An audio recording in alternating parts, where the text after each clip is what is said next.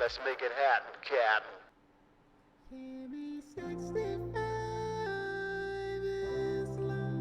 Oh, 7 to you. What we're gonna do, what we are gonna do is salvage.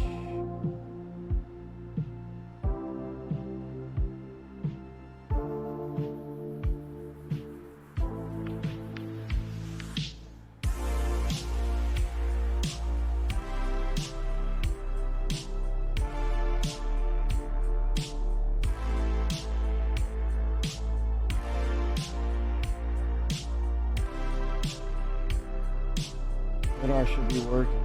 Ping.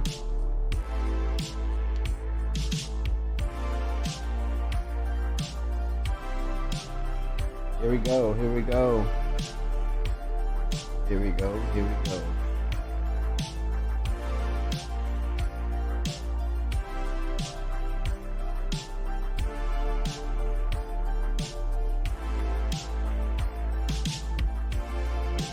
Let's get this process going. Oh, some big ships to salvage. Ships. Funday, Funday. Here we go.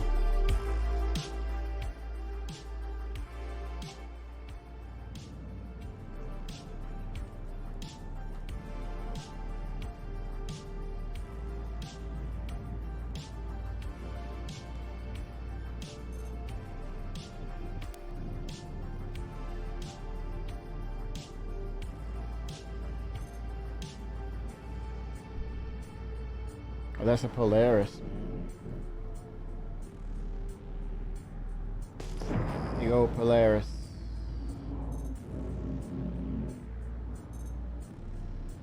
A lot of material there.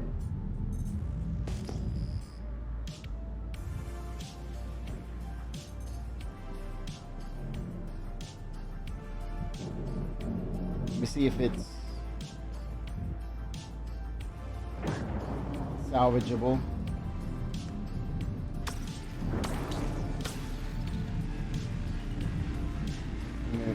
Any material. Yeah, it has material you can salvage. Go ahead and get to work.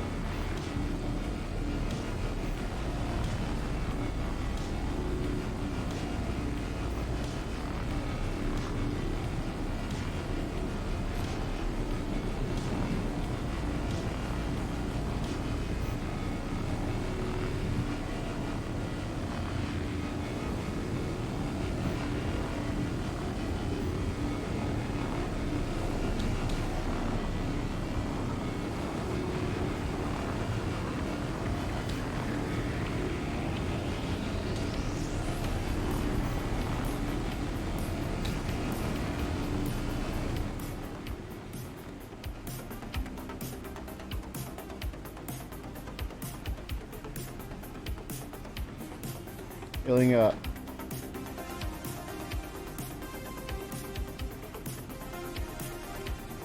Oh 07. Oh yeah, it's good. It's a good money maker. 07 Rizzy.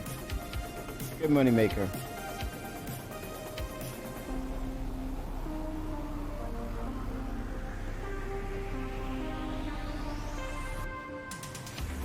Get in there and Polaris is just sitting out here in Pyro, saying, "Hey, salvage me. Give me a purpose. I'm just drifting into space."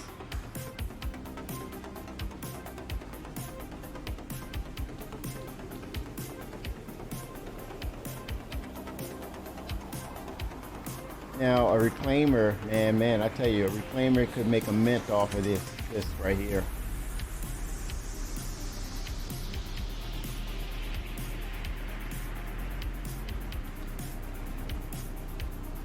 Station is filling up.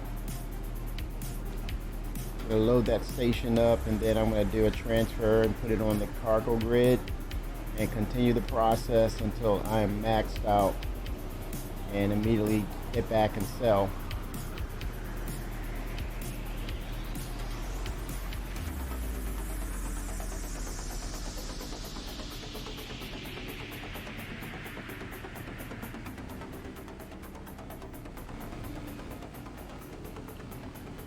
Oh man, yeah, it's filling up pretty steadily. Um, they CIG kind of mentioned that they're gonna, as far as the live transitioning over to live. Uh, I would say towards the end of August, for most part. You know, no exact science. I think it's based on when it's ready, but they want to keep that. Uh, they want to reserve that 2 to 3 week window since we've just passed the first week, and they can get in things like the surprising thing was Vulcan. They're going to proceed with testing Monday, so if you allow the 2 to 3 week window to be a part of them adding in newer features that wasn't previously mentioned, I think that sets it up nicely. So when it is finally released for 4.3 live, we may get extra goodies in there, and I'm hoping that Vulcan will be a part of it. Some of us are saying that Vulcan will be reserved for the end of the year. I don't know. It all depends on how well that test goes tomorrow. Unfortunately, I won't be able to participate due to the timing, but maybe that's part of their plan, is to not have as many people involved in that test to kind of get exact measurements of what's going on, exact data, and if it is ready for prime time. But yeah, that 2 to 3 week window will allow them to, if there's features that are close to being ready, that gives them the opportunity to present it, add it to the PTU. So it's no rush for me. There's no anxiety in regards to, okay, they need to get this in. I think what goes with that is understanding that 4.2.1, it is what it is now. Now they're on the track for 4.3. So any issues or bugs for 4.2, I think it should be at a point where you gather in the information and say, okay, what are the bugs for 4.2.1? As long as I list them and do my part in issue council, they'll take that data and tie it over to 4.3. But at this point, 4.2 is just mainly a patch just for gathering UEC and building up on it. 4.3 more of about issues and tracking bugs. But I would not put a huge stock into 4.2 only just to gather UEC. So in that context, give them the rest of the month to just go ahead and build things out. So I would say end of the month, give them the end of the month to really dial things up and potentially add things that were not scheduled to go in. Again, if they do well with that Vulcan test, I would say yes, CIG, please take the entirety of August. If that allows you to get that into 4.3, take all of August for that testing. And they did state that there's going to be a lot of testing. But along with that, they're going to bring in, FPS AI. So I'm assuming that is your NPCs that's on foot. They have a certain intelligence to them. They can track and traverse more intelligently, potentially. That's my interpretation of it. If that's the case, I mean, what better way to also introduce multi-crew play by bringing in that data, that feature, and then you basically have a red shirt. That's a term from Star Trek. That's a Star Trek term, red shirt. But you can provide or have hire NPCs to be part of your security force on your ship. They can watch, and I would say if you set it up for them to do tasks, patrol the hallways, monitor the doors, open and closing the doors, maybe communicating through mobiGlass to open the door, or you connect with that NPC and say, hey, open the door. And then further down the line, further intelligence, AI intelligence would be if they're attacked, they can take control of the ship and fly away and get to a distance of a certain distance out of the atmosphere away from trouble, and then double back, or communicate that they are leaving to escape from danger. Man, that would be really cool. But yeah, take your time, CIG. Take your time. That was a lot, wasn't it? Man, I kind of went off the rails on that one. Holy smokes. Maybe, I guess you can see my excitement that we're getting core software for the game engine. That's core. And it opens the door. You know, that opens the door for a lot of conversation with this Vulcan test. We're going to potentially see optimizations. It opens the door for Planetary Tech 5. It opens the door for global illumination. So when you're walking around in the dark in those caves where there's alien creatures, you can see them jump out at you. Flying at night would be much better. Even potentially night goggles.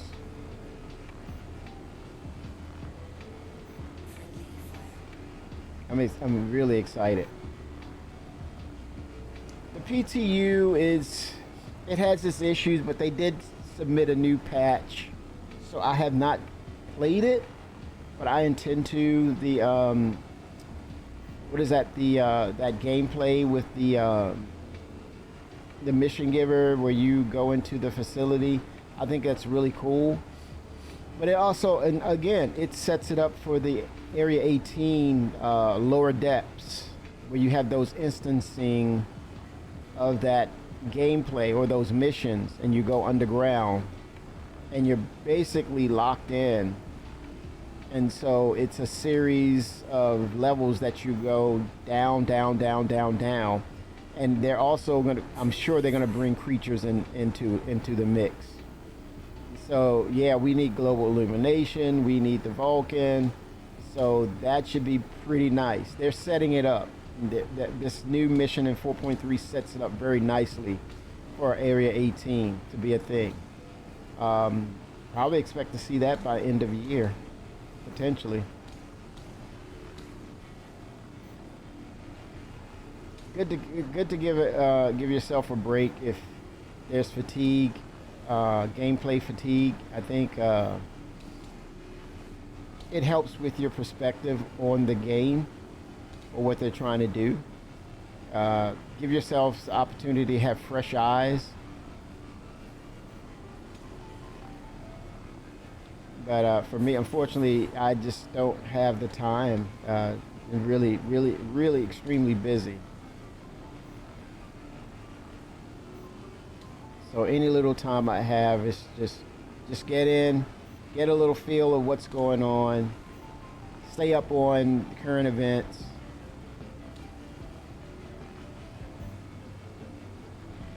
And enjoy it. Take it all, enjoy all of it. The beautiful parts and the parts that have its warts. Enjoy it. Learn from it. But I'm really glad to see the developers at CIG being more aggressive and just saying, hey, this is what it is. This is what we told you what alpha is about. And just proceeding with their work and not really worry too much about the criticism. What's valid is valid, and just keep it moving. Anything that isn't valid is just loud noise. Continue to do your work, CIG. And I think that's the best answer to all those caveats of, well, they should be doing this, you need to do that, why haven't you done this? Just keep producing. That is the total, that is the common denominator that will answer everything. Move forward with what you're supposed to do. And I think from there, that answer, or the work will answer those questions. Putting in the work. And they're putting in the work. And granted, with new features, there's going to be bugs. There's going to be issues, regardless. All right, filler station is full. Look at that. Now, roll up the sleeves.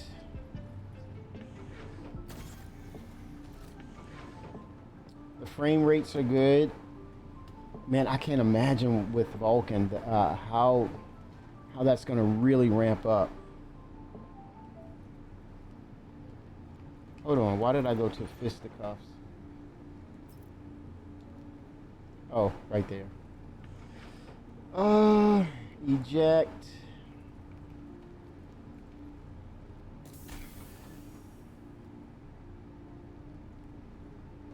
Producing. I might have to say auto eject as well.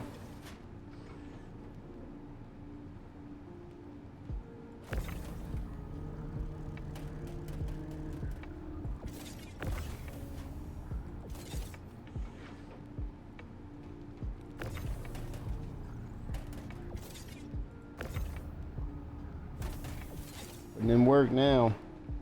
Going blue collar.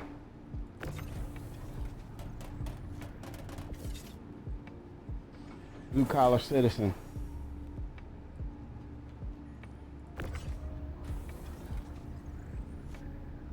The name Bob's is the expression of industrialist. I would call them blue collars, man. Or lunch pails. I would probably vote for lunch pails. Or the hard hats. Yeah, the hard hats. Bob's. It's so weird. I would call them blue hard hats. The hard hats in the game. Or blue collars.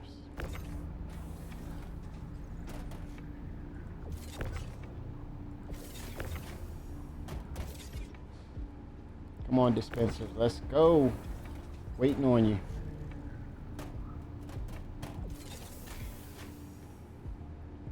Get that efficiency going now. 2, 4, 8, 9, 10.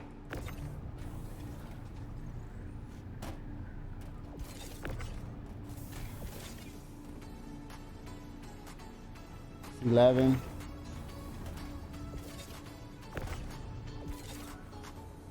Here comes 12. And one more. This is 13. Counting the money, man. Counting the money. Last one.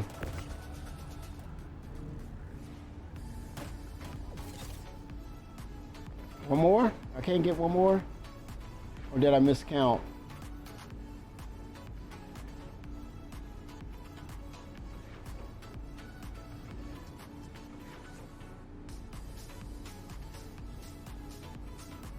One left. Auto eject. Let's see. It says one there.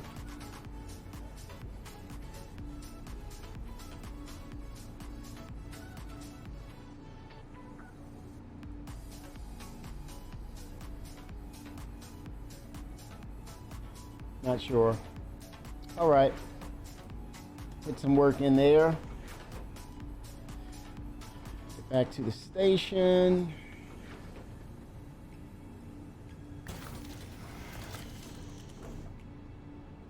Okay, here we go.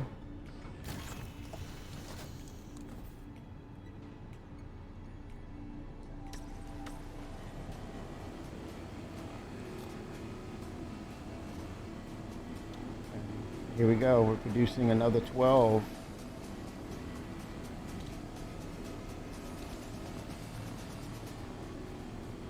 Stack City.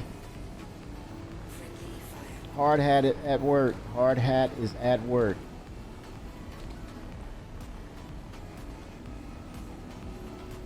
Yeah, I'm excited for scanning too. I think we're gonna get a new rendition of scanning.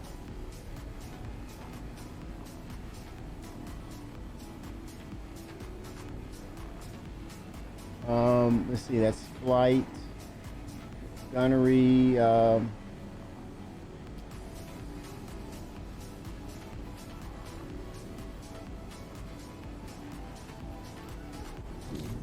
Oh, what did I turn everything off for?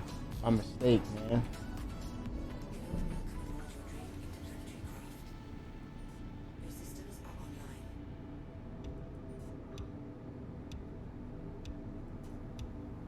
Right. Oh crap. Crash the desktop. Using my toes to count. Yabba dabba do. All right, Fred Flintstone. Um, let's see. Crash the desktop. We're seeing a lot of the crash the desktops, but what we're also seeing is the recovery system is working. Yeah, I need to switch over to it, unique. But it's been pretty efficient though. It makes sure that I get a lot of the material, but I can switch it over. I have one that's a braid, the other is the other process. So it's kind of like the best of both worlds. But I jumped in, I continued off where I was. But it was pretty quick though because I got a lot of material I'm pulling from this Polaris. And I'm pretty much almost done. The cinch. Yep, there you go, Bender. The cinch. Oh, salvage day. It's a UEC day, man. It's about the hard hats. What other industrial logic or process could we use that would be helpful to CIG? That's the question. I mean, we know the medical thing, the crafting aspect of medical and science research is one, but I'm talking about in an industrial aspect of gaming. Because we already have refuel. Maybe the reclaimer can go into maybe drill into like oil reserves, finding oil or fossil fuels. That would be interesting. Bringing in fossil fuels. That would also, I don't know, energy sources that help to fuel ships, help them run more efficiently. I don't know. But we got to come up with another industrial aspect of the game that's going to feed into the economic loop. Actually, that's CIG's job, but yeah, any suggestions I think would be helpful. Or to be under consideration, I think that would work with CIG. Whether they listen or not, just put it out there. You never know. The pasta might stick to the wall. Yeah, they mentioned the elevators, unique. They're gonna, currently it's a fingers crossed approach. Did it work or potential? If they, when you talk about the elevators in general, I think they're kind of listening to this offset solution because now we're starting to see where they're enabling the fact that you can spawn in your hangar, which takes that away. And eventually, at some point when we get base building, I think the hybrid approach will be an effective one until they can actually nail down the debacle with the elevators, draw calls. So I would say for people who are new to the game, and like they said with 1.0, it will be a build up to get your citizenship, and then which will then qualify you to, then you'll be allowed to build bases out in the verse once you gain your citizenship. And I think that's with the new players. So essentially they will spawn in these the usual locations like Stanton and such, etc. Whereas maybe the OGs or we've earned our citizenship, I think we'll have to earn it as well. Then you're spawning in your locations. I think that will alleviate at least the high draw calls for elevators. So I think it's a hybrid approach. It's not just one thing, the silver bullet, the magic bullet that will take care of everything. But also, the thing that Chris alluded to was when they get to 1.0, it's something of, is a term he used, it's going to be a release version. I think then they're going to start, I kind of think that they're not utilizing many servers. They're doing cost-effective server usage until they promote it properly, get Squadron 42 out the door, actually get to 1.0, and then you're going to see them releasing or commissioning more servers. I kind of think that too. Yeah, it's more because it's more cost, but then it justifies it. And I think the money that they make once Squadron 42 releases, then it's perpetual income that's just building on itself, where then they can afford to just have more servers.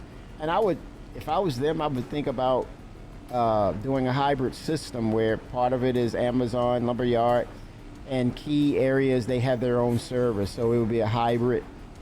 So you have the best of both worlds. Something goes wrong, they can control it on their end. But a lot of interesting stuff, a lot of concepts.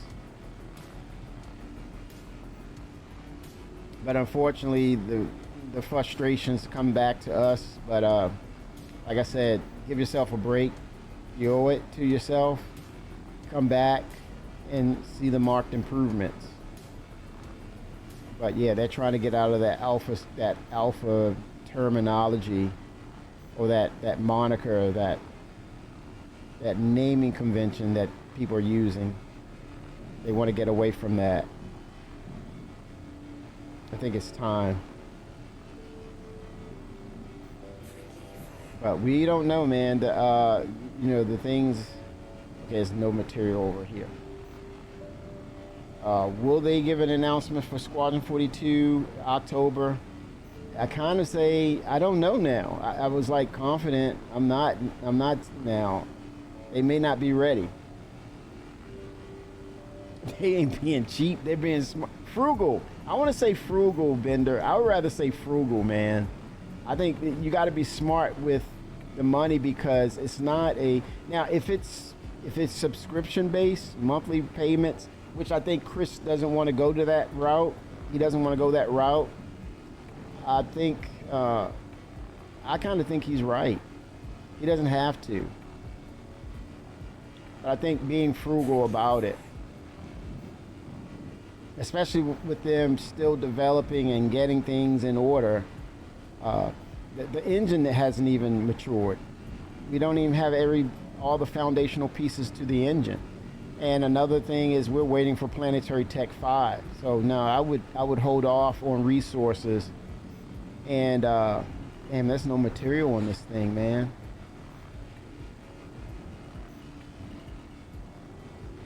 Let's see. That's great.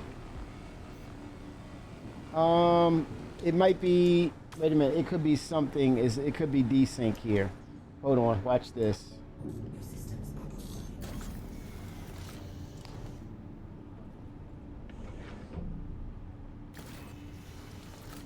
Yeah, and again, on their end, they're going to hold on to as much of the resources as they can until they're confident that they have a true release. So I wouldn't do it. If I was a business owner and I was a Chris Roberts, I'd be super frugal about it until I know that, and I'm confident that everything is where it's supposed to be. Then I'll go in and say, okay, we're good now. I'm not getting any material. This tells me I'm not in sync. Watch this. I'm gonna try this. I'm gonna Alt F out of here and come back in. Yeah, we're seeing the return of CTDs crashing to the desktop now. AI wrote okay, Bender is good with, remember 07, base building will be the culmination of all industries. Look at all this info out here. Lubricant, okay, I saw that. Hold on, let me finish their favorite statement.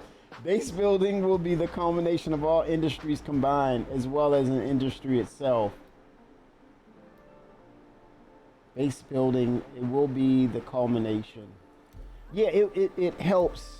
Base building, it feeds into the industrial big engine for sure. Bender said lubricants may be, but fossil fuels require fossils. Most might never had life. Well, yeah, I think it could be when you're talking about the science and collecting data or DNA, you could probably extract that and tell, and say at one point there was these alien creatures that lived on this planet. It was some life there. I mean, you're going in and you're doing these, like the Endeavor. I think that's gameplay you can shift over to the Endeavor. The lore team can come in and then really extract that out. But as far as, like you said, lubricants or things that's used for industry, you can extract or find out what it is. Maybe the Endeavor can identify it first. Look at that material. You see it's coming in now? Yeah, so I had to get myself realigned into the server. Now it's pulling the material.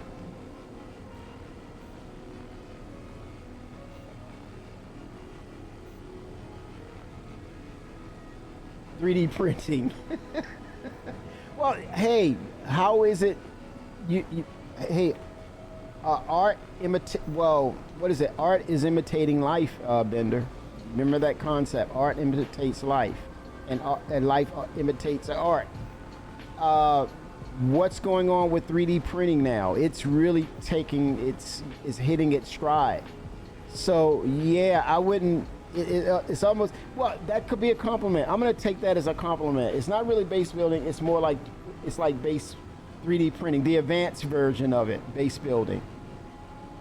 But you have these what are these fabricators that can take material and repurpose them or reconstruct its molecular or whatever material, or form the material and make structures out of them. I want to see inert material become a thing, where you find inert material. People are scrambling to get inert materials. I don't want no damn quantanium. Give me the inert material. I got a base to build. I don't want any quantanium. Yeah, I would love to see inert materials be a part of the narrative in base building. It would be some of the funniest and craziest thing to see people discarding quantanium for inert material. But I would say an industrial ship I would like to see. Well, that's what we will be doing. It's pretty much 3D printing buildings. That's how it's designed to work, and then it will be used for concrete. Exactly, the glue, the material glue for your construct, and then you could add certain materials to mitigate, like let's say acid rain. You want to live in Lorville, you have to mitigate acid rain. So you have to have a compound for that. An icy climate, like maybe the icy part of Microtech and other planets that will have icy, like Hoth-like planets. You don't use as much inert material. There's a percentage that it will require, and maybe some other material that mitigates the extreme cold, right? Or then maybe planets that have extreme heat, things of that nature. You will come up with a concoction or soup or recipe to make sure you're building according to the codes of your environment. Maybe do an analysis, and then it will tell you, it spits out, this is what you need once you do your analysis. And I would say, like, for the Pioneer, your probes will go out, send them away. They take a while, kind of like the refinery. So many hours, it will go away, and basically they're not trackable. So they kind of they do this hand waving of, like, okay, it disperses out, and it basically goes through the climate of where you're building or the planet. It will come back with an analysis hours later, and it says it returned, right? In the database, it says it's returned to your ship, and it gives you an analysis of the environment. And then based on that analysis, then you'll have the data you need to create your template for your base, and then you have to get those said materials. Oh my God, man, that would be amazing. And I would say the time put into it will give you you'll respect of, there's more of a respect of what you're building.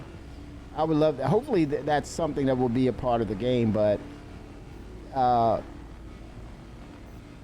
don't know. People just want the bases, and then give me the bases now. But yeah, putting in that little what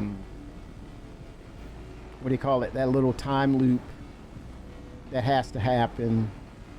Your probes or your building rope drones will get that analysis back to you, and then it says, okay, build your base upon this, and here's the materials you need. But not have them flying around like drones for a-holes to shoot them down. Don't give them that opportunity, CIG. People, snipers sitting around shooting drones and ha ha ha ha ha ha. You thought you were gonna build here. Ha ha ha ha. Don't give them the opportunity. A-holes. Don't give them the opportunity.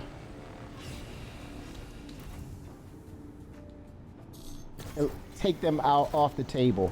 There's no options for them. Take them off the table. Don't even put them in the equation. Don't bring crap in. Keep crap out. And that's me. And that's real. If you don't agree, you're probably that person that wants to sit there and do that. I'm laughing because it's true.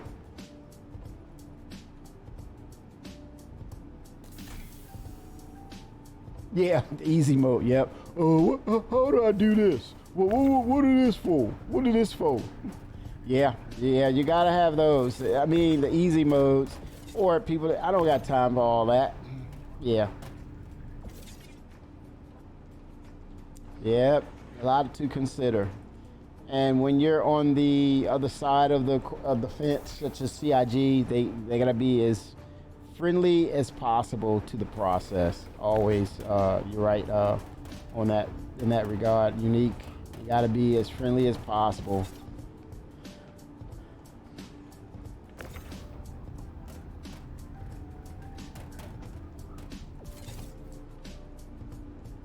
Yep.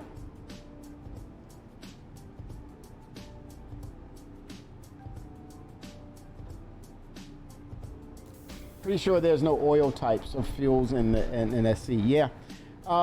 Some other energy, maybe it could be energy, collecting of energy out in space, Spender, as opposed to it's on the ground. But we can come up with something. We're smart enough to come up with some solution to that will gamify it, right?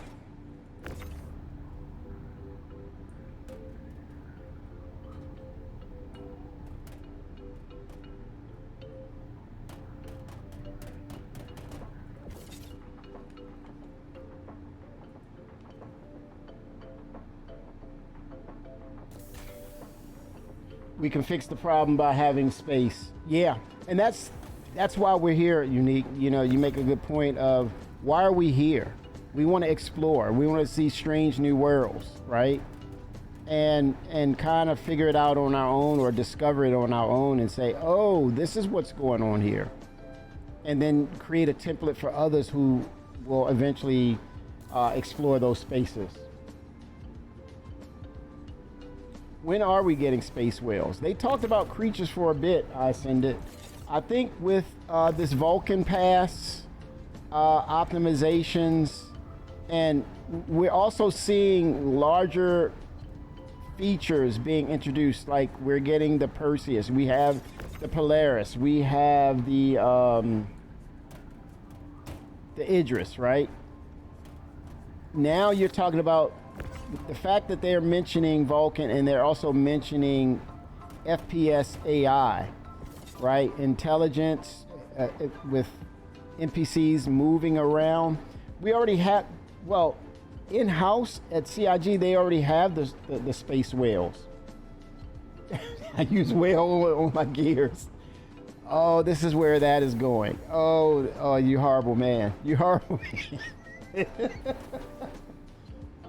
Mizo Shirayuki 07.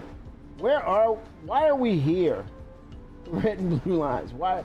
Because space is the final frontier, Mizo. Space is that final frontier.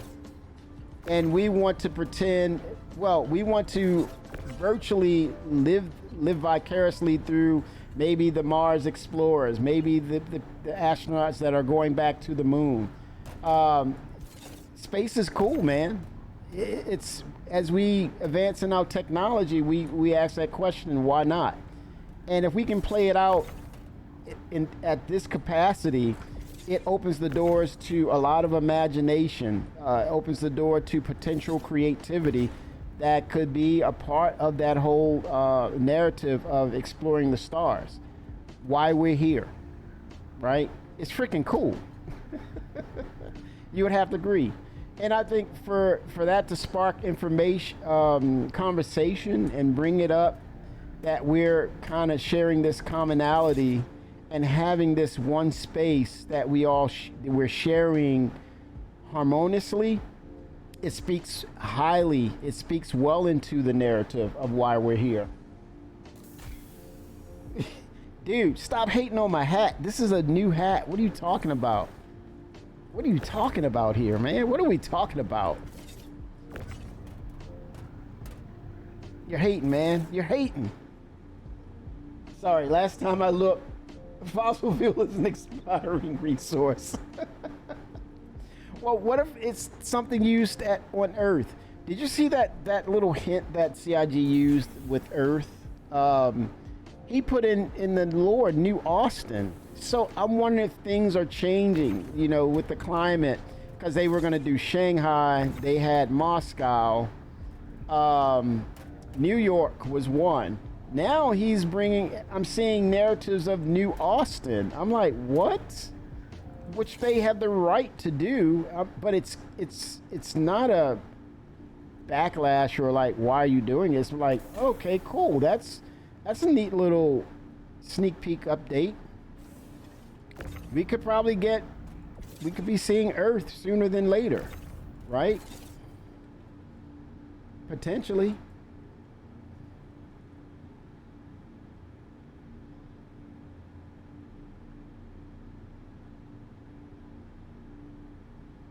What are red versus blue lines? Red versus blue. Expand on that, Mizo. Shirayuki. Missouri Shirayuki. Ohio gozaimasu. Mizo. Ohio gozaimasu. Or is it konbanwa? Konbanwa.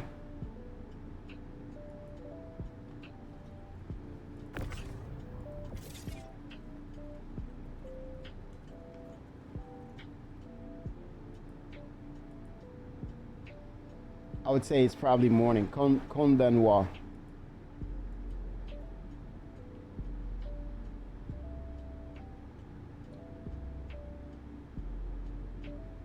Yeah, 5 or more. Well, that's that 1.0 unique. Us having the 1.0, because that will be Stanton, Pyro, Cash. No, I'm sorry. Stanton, Pyro, Nyx, Castra, Terra. And then Magda.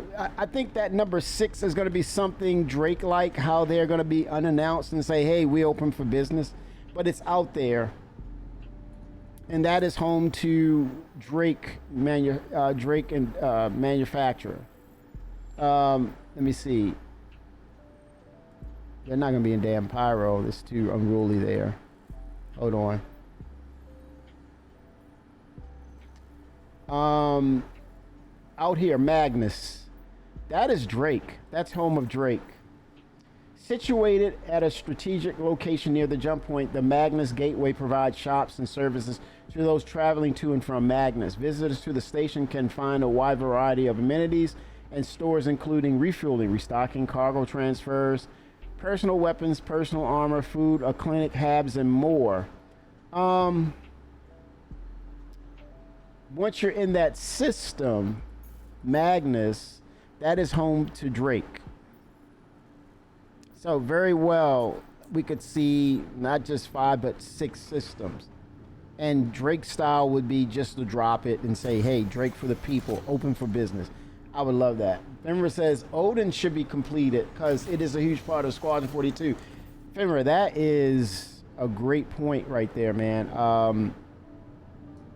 The systems that are a part of Squadron 42, CIG stated that it's not just a, what do you call it? The systems that will be a part of Squadron 42, it's not a thing of eye candy or you see it, it's a backdrop, it's a 2D picture. It is a system.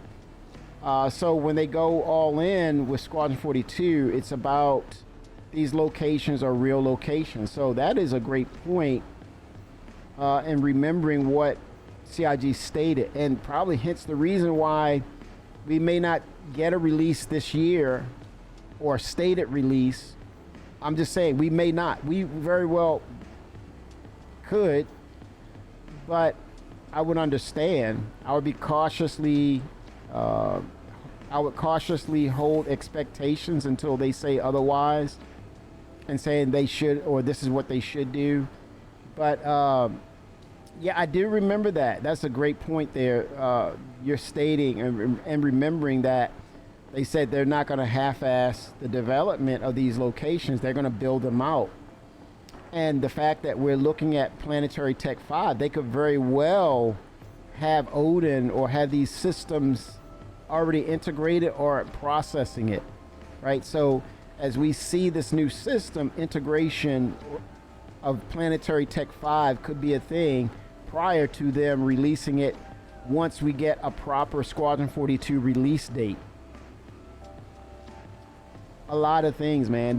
You got to look at the potential, what they're working on, how everything relates to other things, how aggressive they're becoming with the process.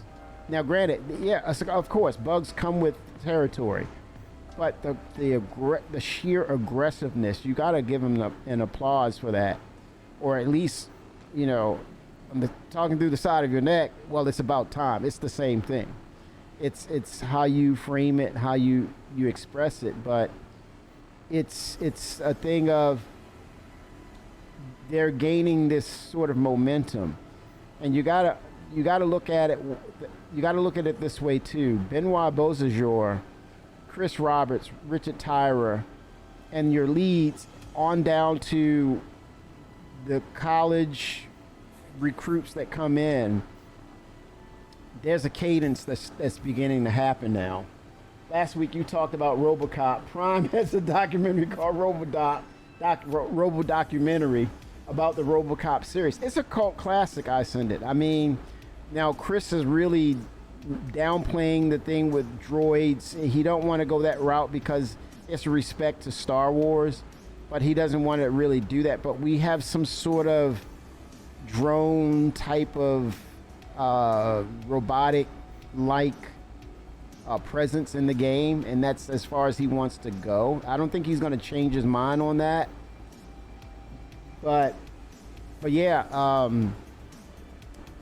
droid like technology, and then also when you look at RoboCop, Chris also spoke on cybernetics, that we don't want to integrate ourselves into cybernetics to kind of like, I'm purposely becoming a RoboCop in Star Citizen to be enhanced.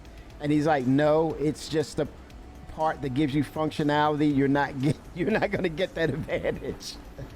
Only people, you would imagine people walking around and they're literally just the brain, and everything is encased in cybernetics, right? Artificial, whatever. You're like, no, we're not gonna go cyberpunk in Star Citizen. Why are there no rumba vacuums cleaning up the open areas? That's yeah, like the bottles, and they're moving around. I would say that's a great idea, because you're looking at, it's a drone mechanic, and not just when you say open areas, Unique, I want to say truly open areas. Like when you see like derelict ships, it would be great if they allowed us to play that out, but we don't have that opportunity right now. We should see NPCs picking up the helm on the outside where there's abandoned ships, right? I would love to see the SRVs come in, pull them, and place them into a location or point of interest called the Derelict's Dive. A location called the Derelict's Dive, taking busted ass ships in Stanton and placing them in and creating a space graveyard. So literally you come there at your own risk. Maybe it's on the edge of UEE space, so you might get some patrols out there, but they're slow to come. But if you come out there with an op that you have security with you, you go and dumpster dive, literally, I think that would work. The game doesn't allow for players to make use of their tow ships, which is the SRV. Yeah, so I would say, like they said, NPCs at some point will be part of the narrative of the economy. So one thing that would feed into it, allow them to come in and haul away those ships, those derelict ships in Stanton, and go to the space graveyard location, maybe. After the ships have been there for a long period of time, the NPCs should be scooping them up. You agree? Yep. Nah, not Rumbas. I think 15 minutes of Klesher visitors of terminal cleanup before getting access to terminals. Damn, totalitarian. Vote for me. Eisenman says, vote for me for the UEE. I'll have this place cleaned up. Klesher duty. Klesher, damn it. You drop that bottle, you going to Klesher. Vote for me. I'll see you in November. Holy shoot. You cannot have unlimited trash in the game. Cleanup has to be done over time. Yeah, for sure. And that's a priority. That should be a priority. Anything that's listed as empty, it hits the ground, res it out. Get it out of there. You need this as optimized as possible. It will tear down the servers. But I think right now you keep it for resiliency to see how much of a strain you can put on the servers. And I think once they get to 1.0, I think all those things will be in heavily consideration. If definitely heavy consideration if they haven't pulled it off. But definitely I can see them actually implementing that come 1.0. All this is good data for them, real good data, and take into account of what's going to keep everything working fresh, because at some point they have to come to a consensus to understand that we're not an MMO. We want to be an MMO, but we're not. Now that day will come. We see Vulcan. Now, at some point, they're going to start having these little Evocati, PTU testing. I think it may even skip Evocati. I think it's going right to PTU, dynamic server meshing. But it's going to be tech previewed on a different channel. But access to all will allow the possibility to say, okay, this is all who we have. And it's got to be not on a Monday freaking morning, but like on a weekend or afternoon where you can get most of your clients, most of your customers, most of your backers into the verse. I mean, it should be heavily promoted too. I would like to see Jarrett talk about it first and set the date for dynamic server meshing. Make that announcement, make it official. Even Chris. Benoit. Well, I would say Benoit. Chris, keep doing what you're doing, man. Have Benoit Beausejour and Jarrett bring that to the table for Inside Star Citizen, and also for Star Citizen Live to kind of answer questions as to why we need to be on these servers and why are you giving full access. And make it happen, Captain. It's about that bottom line, baby. That'll be a great day, man, to see dynamic server meshing being tested, and we see it becoming a thing.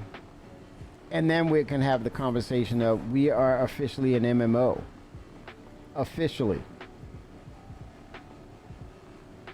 Hell, man, I think people coming out of the woodwork who's been waiting have been waiting to get this thing going.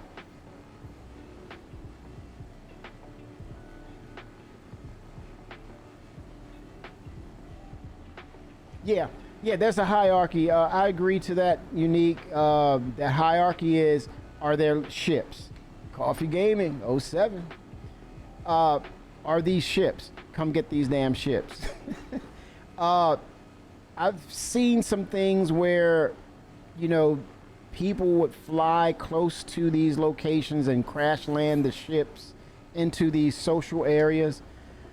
I think there should be a tight radius or a warning system to say, warning, you're flying too close to this restricted area. 2 warnings, and you have these giant turrets that come alive and just literally vaporize the ship with you in it. Yeah, and then you wake up in Klesher. And you're going to be there for a minimum of 50 hours. That crap will stop. You got to train people, man. Unfortunately, you got to train people. I am not apologizing for that. You got to train people, man. Bad behaviors got to be punished. You got to be punished for bad behaviors. And it's intentional. It's not, oh, I didn't know this. Yeah. So, yeah. Vaporize, give the ability. Devs can create these exclusive turrets, planetary turrets. They're called planetary turrets. Huge. And they sit there in one shot. You're vaporized, and you wake up in Klesher, and you automatically will do 50 hours.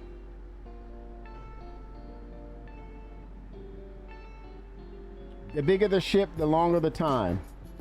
So it starts with the Aurora LN, that's 50 hours. So you get the cadence. 50 hours just for the Aurora. And then everybody can go back to low flying and just enjoying the view. It's as simple as that. 2 warnings though. But if you go into that perimeter further, you give the warning, do not proceed further, you're vaporized.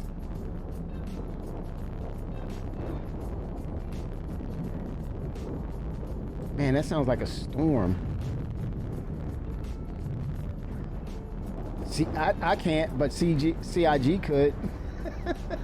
If there's a Polaris and they're intentionally going into the ram a social location, I don't know. AI enforcement, yeah. Hey, at some point, Coffee, we'll see NPCs patrolling, but I think this is the one thing we've been missing for quite a bit and not having a conversation. We're not talking about or bringing up the fact that there's orgs who are based on security alone, and they're going to make it their job to just what do you call it? Patrol. They're literally just going to patrol. And I think there should be something they should be rewarded for that. If they're in a legitimate organization and they're part of a guild system, there should be parameters or gameplay built around that. That as they do their rounds, they're given, what do you call it, nav points as their mission givers to patrol areas. And there's a baseline pay just for doing patrols, right? In other words, they do the nav points, there's no trouble, they still get paid. But as similar to Call to Arms, they run into encounters, they should be paid handsomely for encountering and taking down pirates. Yeah, pirates are like, I hate you, man. I hate you for bringing that up. But risk and reward, and this is people that want the PvP. That will give them what they are asking for. Now, whether or not you can handle it or not, then you got to get good, bro. Just get good. Get good. Welcome to Stanton. You got to get good. Chris is not going to hold your hand. But right now, it's just a period of CIG getting all the metrics that's necessary. I think we want to jump in and do these things and mitigate things, but I think it's just be patient. Be patient. CIG is not ignoring anything. And each day that it happens, it's another day that they're providing a solution and finding out all the ways and means that players are they're utilizing these methods. Let it happen, because it's data for CIG to look at and basically utilize the gameplay loops that will mitigate things or balance things out. Now, granted, let's be honest. I'm being honest here. Damn, I got a fuel bug. Possibly. Things counting too fast. You got to have piracy, but you got to have it right. It can't just be blatant. I'm just going to shoot an industrial ship down. That makes me a pirate. Oh, that makes you stupid and not understanding the game, and it shows that you're frustrated with the game because you're not getting your way, or you're crying and begging for attention. I get it, but at the end of the day, what are we doing here? we're playing a video game, and it's supposed to be fun. It's not about you. It's not about me. It's about Chris Roberts, Cloud Imperium Games, and what is being brought to the table to allow us to play the game and really enjoy it and get the most out of it in regards to fun. With that said, there is a necessary evil, right? Or a necessary, there are things that's essential to this game. Piracy is essential. We need pirates. Other than that, it would be boring. There would be no tension. There would be no adrenaline rush. And until they can blur the line between NPCs and actual players, we need pirates. We need actual pirates. But the thing is, they want to go into the game with the right things, with the right mindset that says, oh, that is a part of the game. That does make sense. I accept that. It's acceptable gameplay. And this is why you're seeing why haven't CIG acted upon a lot of the things that we're taking into account to say, hey, that's grieving, blah blah blah, and why isn't CIG doing anything about it? Again, you don't want to run people off that shares that fills that space of what the narrative of Star Citizen is. But I think on CIG's part of the responsibility, they have to create the tools and create the incentives to say, if you do this and you have those tools and you're doing piracy, you're going to be handsomely rewarded as well, because you're following the gameplay metrics or the prototypes or the template of what piracy is. You're following the template. You're part of the narrative of how we describe piracy, but you're utilizing tools. They don't have the tools yet. They don't.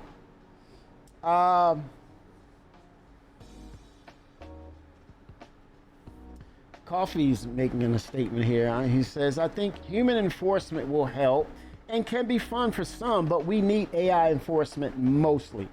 Humans will interpret rules how they see fit. AI, it will play by the rules set by CIG. And I like that, Coffee. The way I would temper that or place that into the game, I would basically say places. It's about points of interest, Coffee, right? And when you understand what the narratives are according to lore of those places, let's say Terra, ain't no way in hell there should be a crime in terror. If there's a crime at terror, there should be heavy repercussions, right?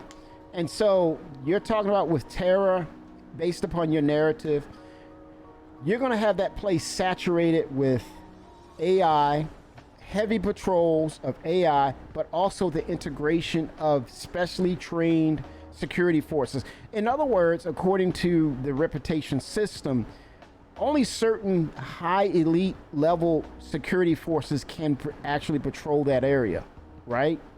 And so you can build up to it with your reputation. If you don't have the reputation, you may as well be an invader of that airspace. If you engage anyone, you could get crime status, or you can drop in your reputation, or you can have your guild commission revoked. But only the elite security forces will be allowed to be in will be allowed to patrol terror, as well as heavy patrols of AI. Now we're talking. Now you're looking at the narrative according to lore, these points of interest that are deemed as very, very important. But as we get out to the outskirts, the outer edges, you're seeing the frayed parts of where there's the vulnerability of the United Earth Empire. They can only but stretch themselves but so far. So then that's where the actual players who come in, who want to be security, they're like your grunts who are trying to earn rep. And that's where you have heavy PvP. They can patrol at their own whim, but they're also commissioned by the UEE, right?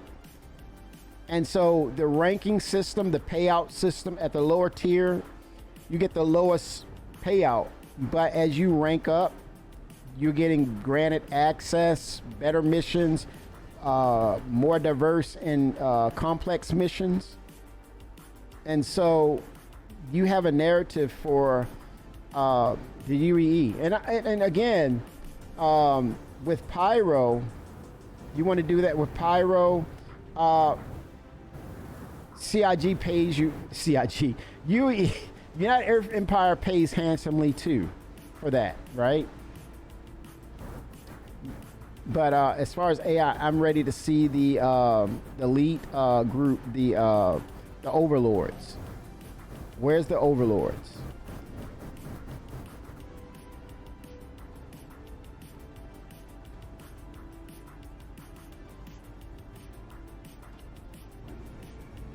But I like that coffee. That makes a lot of sense. Where you have a cross-pollination, you have a hybrid system. As you get into the center of the UEE, it's damn near impossible to create a crime. Unless you're doing some sort of stealth-like, taking down stuff type of deal, right? But outside of that, like a large org that will try to make some noise, I would challenge them. I would say, if you're a large organized pirate organization or syndicate, well, hell, man, be bold. You want to make a statement, then bring it. Bring the heat. Head to terror and go into a collective attack. Do something super piratey, right? If that's a word. And make a mark for yourself. Lay waste. Do it. But that hammer should come down, man. And I think that's great for CIG. It will test their AI. It will also test the PvPers. Man, it's just, woo. Let me tell you, man. Let me tell you. Integration of like Xenothreat, and you have actual pirates integrated into that narrative, and they bring the hammer, man. And then it's like metal sharpens metal, and then CIG can see how robust their system is, leveraged with actual security forces, and then they start to integrate and bring in more enhancements to make sure that that place is secure. Like I said, I called up the concept of planetary turrets. I would love to see that, man. And especially they get to the point where they're an actual MMO. That crap would be epic. I want a Mako news van standing just like here on stream, right? And I'm like, coming to you live at Terra. It's a lot of action out here, and what we're seeing or what we're witnessing now is the pirate org, the syndicate, is actually trying to take it to Terra, and they are responding. Look at the AI response. Look at the planetary turrets taking the helm and assisting the actual security forces that are hired and commissioned by the UEE itself. A lot of mayhem out here, y'all, but what a hell of a day this is. I would the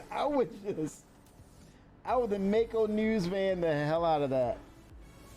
I would Mako News van the hell out of that gameplay. And then the screen goes into static. We lost Kimmy. What happened? What the hell happened? Where's Kimmy? Where's Waldo? Where's Kimmy? Wake up at Area 18. Folks, I'm okay. I am okay through the quantum entanglement. And I'm here to say, I don't know what the hell is going on with Terra, but we need a new leadership. We need to place a new vote. Addison is not getting the damn job done. It's fun, man. Is the buffer, when you say buffer, what do you mean by buffer? Unique. Oh, the Atlas. Yeah, I have it. Yeah, that thing is good, man. The Atlas. It's a lot of potential for that series. I think the Atlas will go the way. I think it will be much better as far as resell of variants. When you talk about the cutter, I think that was one of the most successful. I'm going to use this unique. But for content, I can't. Well, shit, man. I got to pull this ship off and then call it. But I used to have. It was in later patches. Eventually, we won't get these things changing without patches. But I had it docked in the hangar. So I'll probably do that. I'll have it sitting on the side as an option. But yeah, it works.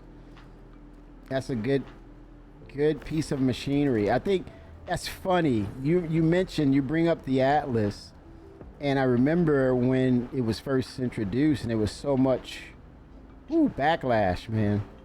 Now it's one of the darlings of CIG, of Star Citizen. 07 Rizzy.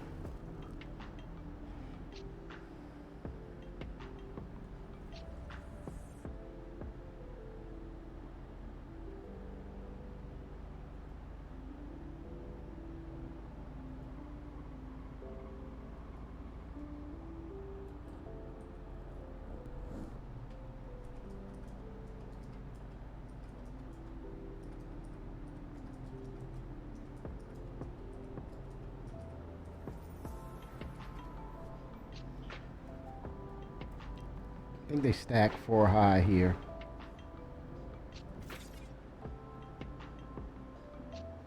Yeah, I did have it there, unique. It was like right in this area right here, and I failed to not add it with the latest patch. But hopefully we'll get to the point where things will be truly persistent. I'll bring it out once. Yeah. It gets it done, man. That thing is like quick. Time is money. 07. Are you doing salvage? What are you doing, man?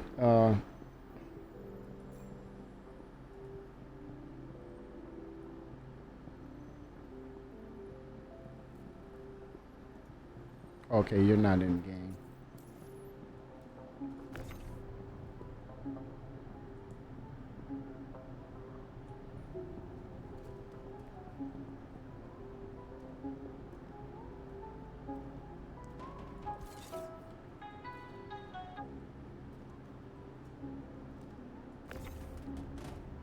Yeah, a lot of UEC to be made right now. I think 4.2 is, as I said earlier, right now it's just use that as a means to stock up on and surplus your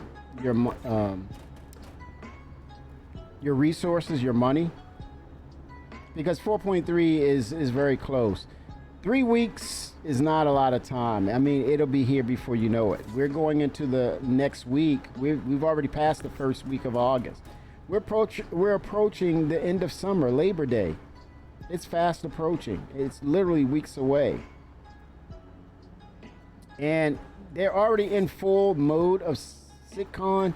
I think now, once August is done, they're basically, they should be finalizing what SitCon is going to be. So that means it's a lot of work on their end. So there may be patches that will, after 4.3, it may rest for a bit because they're prepping. I think they're going to make that announcement that to say, don't expect major features come post 4.3. We have CitizenCon to do. But I think we may see, regarding CitizenCon, I think we may see more of features that's end of year and first quarter done. I think that's where we're going to be. I think we may get some pleasant surprises as far as features that will adhere to 1.0 narrative. I think that is the cadence that they're moving towards. And especially if we don't get an announcement for Squadron 42 this year, maybe more preparation of we're getting closer, that kind of thing with Squadron 42. But hold on, it'll be probably 2026 that they officially say, but not a date, coming 2026. It could very well be that way. How is SitCon not all about Squadron 42? Yeah, I don't think all of it will be unique. I think there will be two halves of it. The first half is definitely going to be about Nix and features that are core to the Star Engine. I think that's a narrative we're going to see. Definitely ships. Ships are going to be in the middle. But I think the latter half of SitCon will be Squadron 42. You know that old saying, the Tale of Two Cities. Star Citizen, the Persistent Universe, and Squadron 42. So yeah, no, I'm just saying as far as release date, don't set yourself up to say, hey, the expectation is the release date. They could very well say, hey, 2026 and leave it alone. But yeah, I would say just on expectations, I wouldn't hold them to say you have to, give us a release date.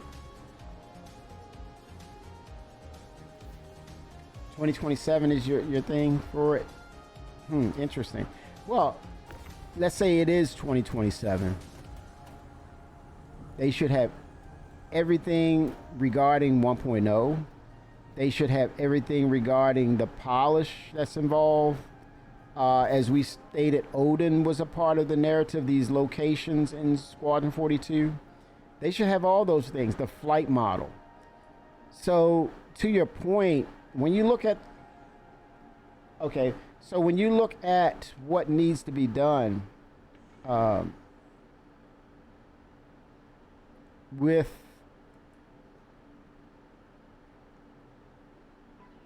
we look at all the things that needs to be done with the engine, knowing what the Star Engine is lacking, the features that are lacking within Star Engine, and they're vague about what is this polish pertaining to, right? But then you see, you're starting to kind of see some of the features come over.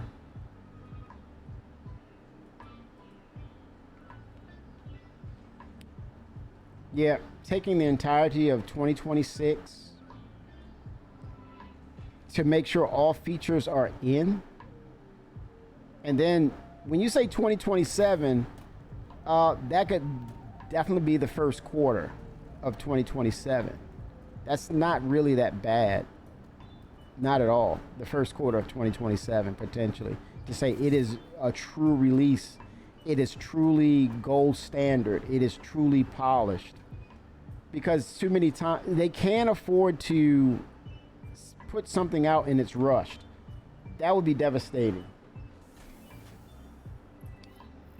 CIG has been constipated by Squadron 42 for too long.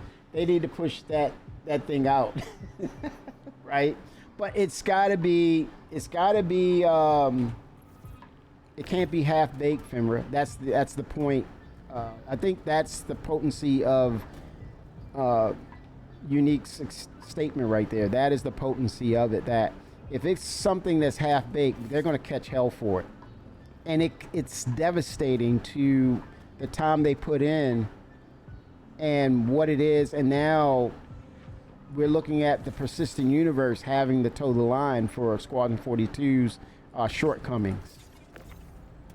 Truly, I think if it does mean 2027, so be it. Let it be 2027.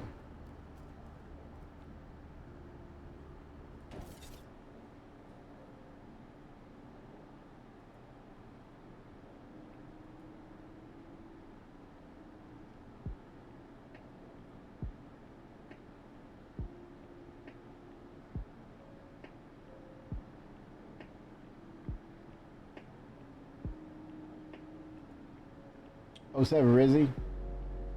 What's up, man? What's going on? Living the dream, man. Right?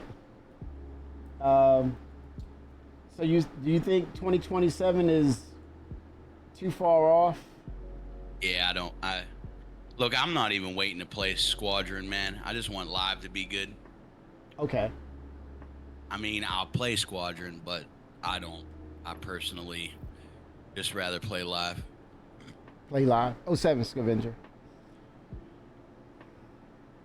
How can it be half baked after? I think when you take 15 years, what does that mean, FINRA? Is it 15 years of true development, or finding where they need to focus, or not having all the individuals that they need? Like, for example, Benoit has been there for quite a bit, but he was actually turbulent, and he wasn't really core. He wasn't the driving force as to what the core of what's the engine should have been.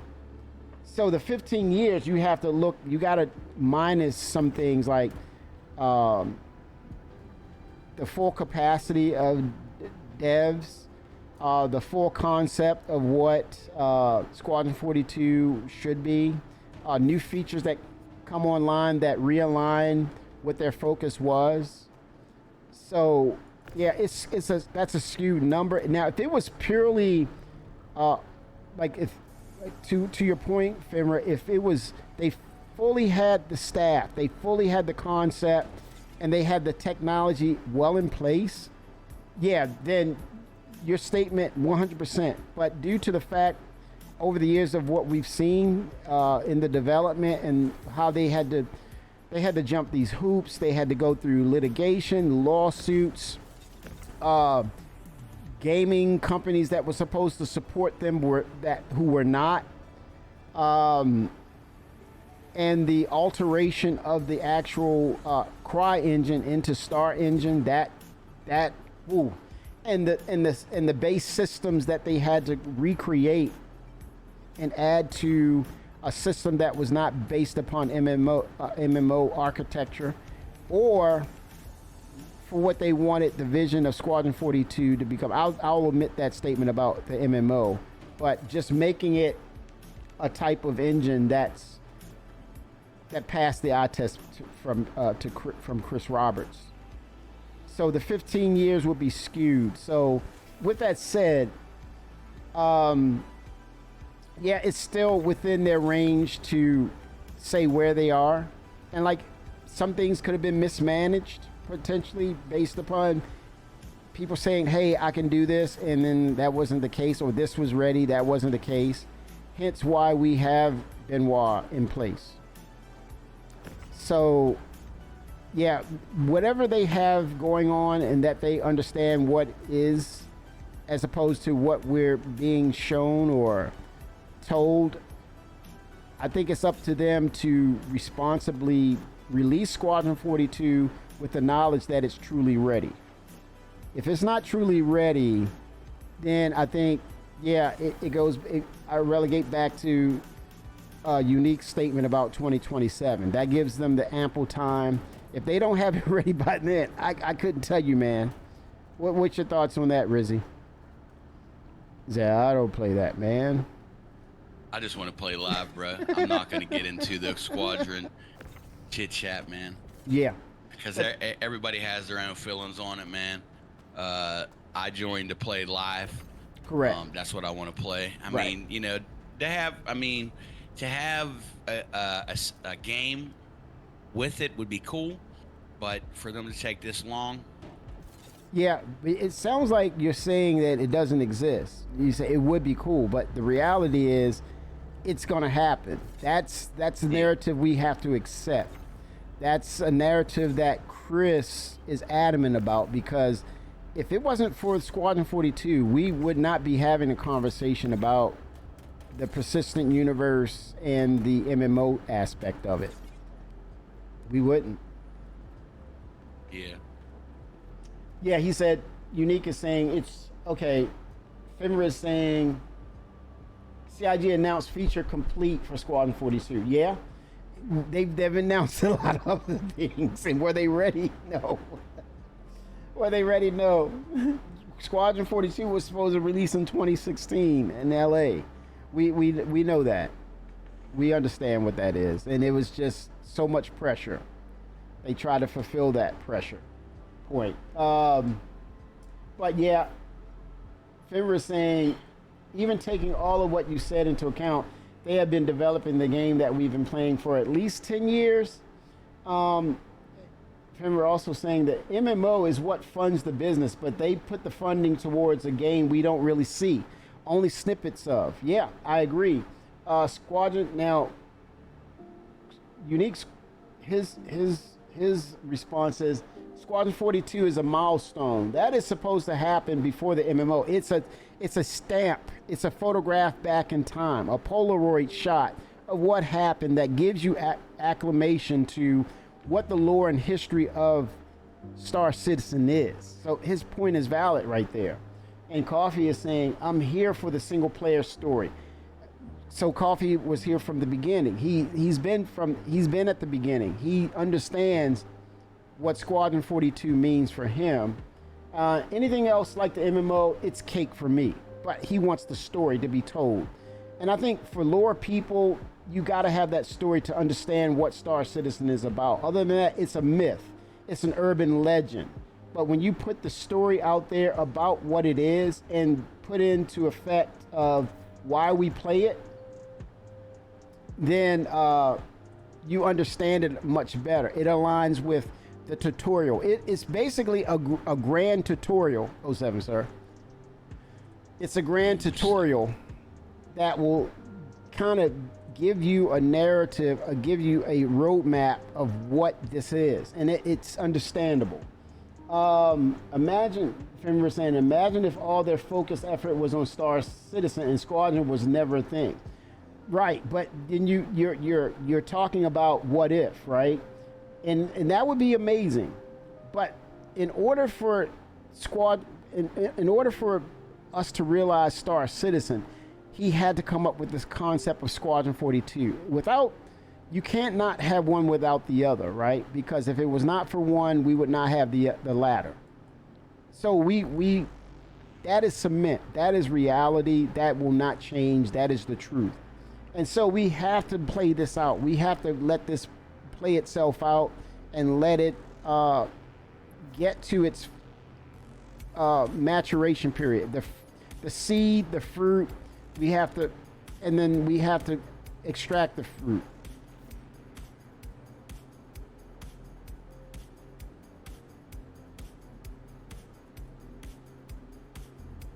I'm gonna craft this and put it on the ship.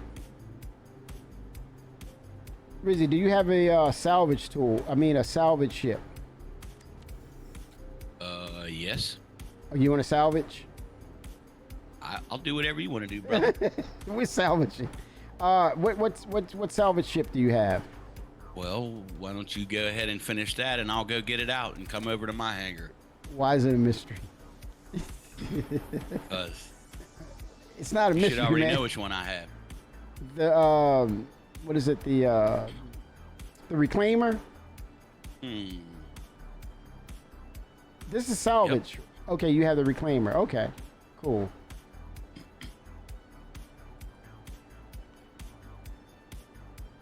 Trying to store this bad boy. Oh, right here, the locker.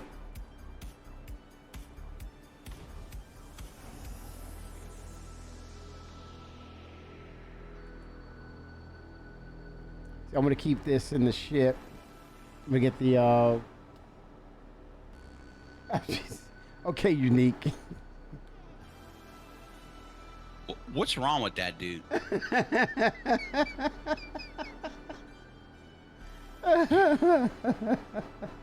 I don't want to say. I already know what's wrong with him. The story could have just been content with the MMO via instance content. Star Wars: The Old Republic did it well. Yeah, I think at the time, we're talking about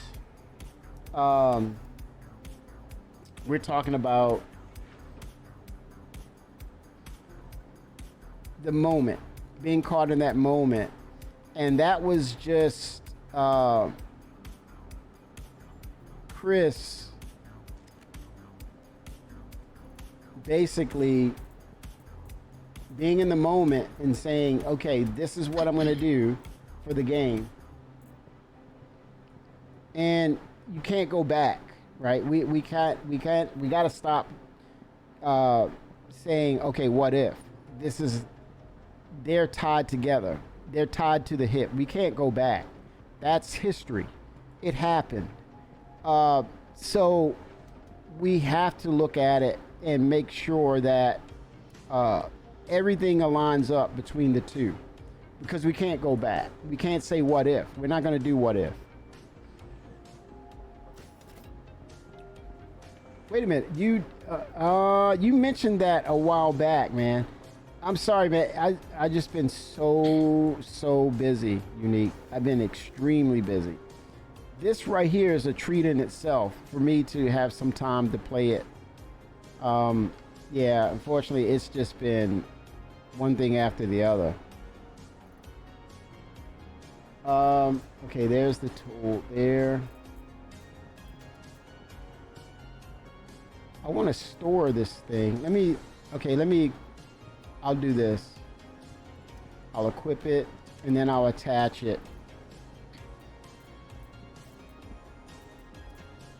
Let me holster it. I want to, oh damn. Oh, no. Woo, that scared the hell out of me. I sank into the floor. I'll equip it here. Now it's equipped. Now I gotta place it. Now I have a multi-tool there in the ship, be a part of the ship.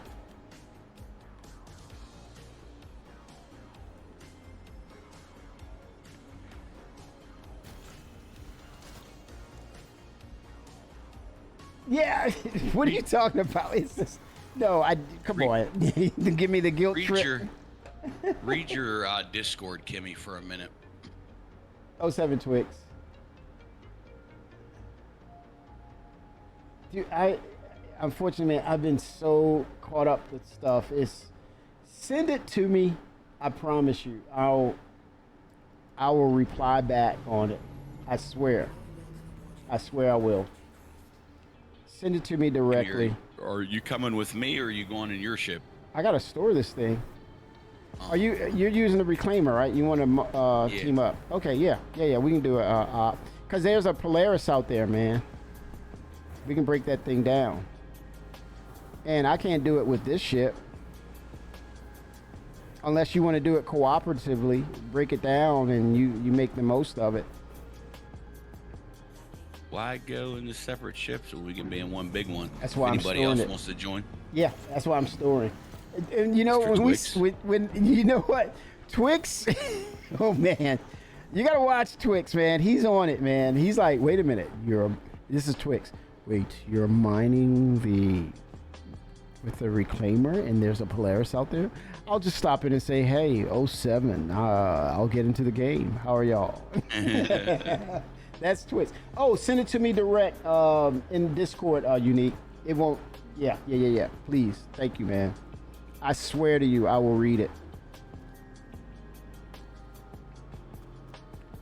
Wow, dude, did you lower my my stuff down? No. Damn It's on the other side, bro. Damn it! What are you doing, man? You're supposed to be helping me, man. Don't you dare! Oh well, Twix, there's money to be made. He said, "I'm locked on the resource drive. Don't you dare tempt me." Oh my gosh. You know what, these kiosks right here, how efficient would they be if you have the UI where you can also extract and bring up your ships from that same kiosk? Efficiency. You can bring the Atlas up. I know, right? That's pretty cool. Yeah, I might have to do that. Should I? Dude, you have more than one book you wrote? Holy smokes.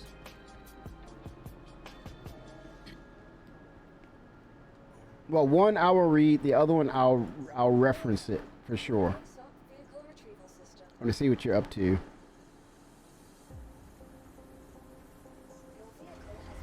I have the towing ship as well. I wish that they would allow us to pull ships out of Armistice that's been sitting there for a week on end and let us salvage them and keep the stuff cleaned up. Yeah, there's reasons. Like I said, it could very well be resilience to how much the servers can take or handle once we get into the MMO stage of things. And if that's, let's say that is the case, Rizzy, then I wouldn't, if I was CIG, I would continue doing that to get the metrics of how far you can push these servers. Yeah. Honestly, I would not change anything because I'm back behind the scenes and making sure where is the threshold, where's the threshold that will say the servers are going to give out at this point, and we can't go any further. Oh shit, man! I know. Oh damn! Just Look at a few this. days ago, Go I ahead. played for about 8 hours, dude, and did not have not one speck of issue. Right. Yep. So that's same server. resiliency. Yeah, that's resiliency. Dude, when did you get this livery? Why do they I call had it this one livery? for years. Really? Well, I don't know exactly when we got it, but I feel like I had it for a while. Why I do don't know why they're. Yeah. Go ahead, brother. No, you don't know why what? I don't know why there's still green in it though. It should be white and purple. I picked purple because that's my dad's favorite color. This is white and purple. Why do you say green? What's going on? Back here. You don't see the green right here, brother? Where are you Look at the pointing legs to? and all that. They look gray on my end. On my end, they look green. Okay. Yeah, you're looking at the stream. Yeah, it's a tinge of olive to it. Yeah. But man, why with this ship am I getting a sense of, oh, this is the best in show? Why am I getting a sense of scale? I always get this with this ship. It's like, holy Yeah, smoke. Kimmy's about to get lost. You know why I just went into first person, right? And you were saying that. I'm like, nope, not today. Oh gosh. I haven't been in this thing in a long time, my friend. Holy smokes. Aegis. Yeah, we're gonna take this bad boy to Pyro. This is Big Booty Judy right here, buddy. I'm not paying you any mind, Unique. You're getting on up there, brother? I have to, man. I'm going the Yeah, other right. way. Wait a minute. Wait. Whoa, what? Don't leave me, man. Oh, damn. I thought about to die, man. Well, No, I yeah, said go something- ahead up and then send it back No, down. go ahead. for Get me, on. brother. Get on. Two men on one small elevator? I don't think so. I like women. Go Hey, up. man, you listen Send it to back down. Unique. Tell Unique to shut the hell up. Get on the damn elevator. We got armor on, man. Come on, man. Stop I playing around. Don't listen to him. See, he wants oh, that. man. Don't listen to his ass. Oh, damn. See that? Go ahead, brother. Go up and then send it back down. Don't listen to the unique. I'm not. Yep, this right here, big booty Judy right here, buddy. Holy smokes. I'm just wondering if they fixed anything with it. Just remember the last time we all played, man, it was horrible being on this thing. Miserable. 07 School, I think with all that's going on and the new ships that are coming, no. I would say no.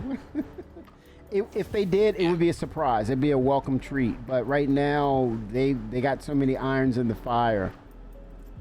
Oh, look at you. You got this thing decked out. I'm looking down there. You got your Ursa. Did you send it back down to me, brother? Oh, damn. Jeez. I got caught up, man. My motherfucking man just left me hanging here. Hey, man, I got caught up, man. I hear my engines fire up. You start Oh, taking no. off. Oh, damn. What the dude? Okay, it's coming down. Oh, man. This game will get you, man. It'll pull you in. So you said we're going to Pyro with this thing? Yes. We're going to get that Polaris. No pressure. All right, man. No pressure. You're flying. All right. Don't get mad. I ain't getting that. Kaboom! You crash this thing up all you want. Kaboom! Get them. This thing's been in the game for so long, and it finally got its job when? About 2 years ago? Well, that was, at least it feels like. Yeah, that was with the Vulture. They realized we can't have ships just flying around, and it has a function. But I think things just lined up, and it was appropriate for them to make that statement. It carried a lot of weight because they had the gameplay centered around the Vulture, so it was appropriate for them to make the statement. But yeah, like you said, it's been a minute. Can I sit in a passenger seat and call for? Oh, you have to. Let me get up. They gotta fix that. Yeah, right.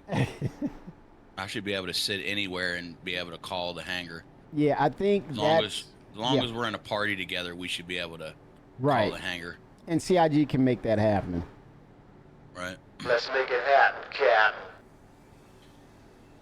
I think that's part of the revamp that they need to include with party or squad. When you incorporate and bring us into that bubble, then all access should be allowable between ships that's in the op.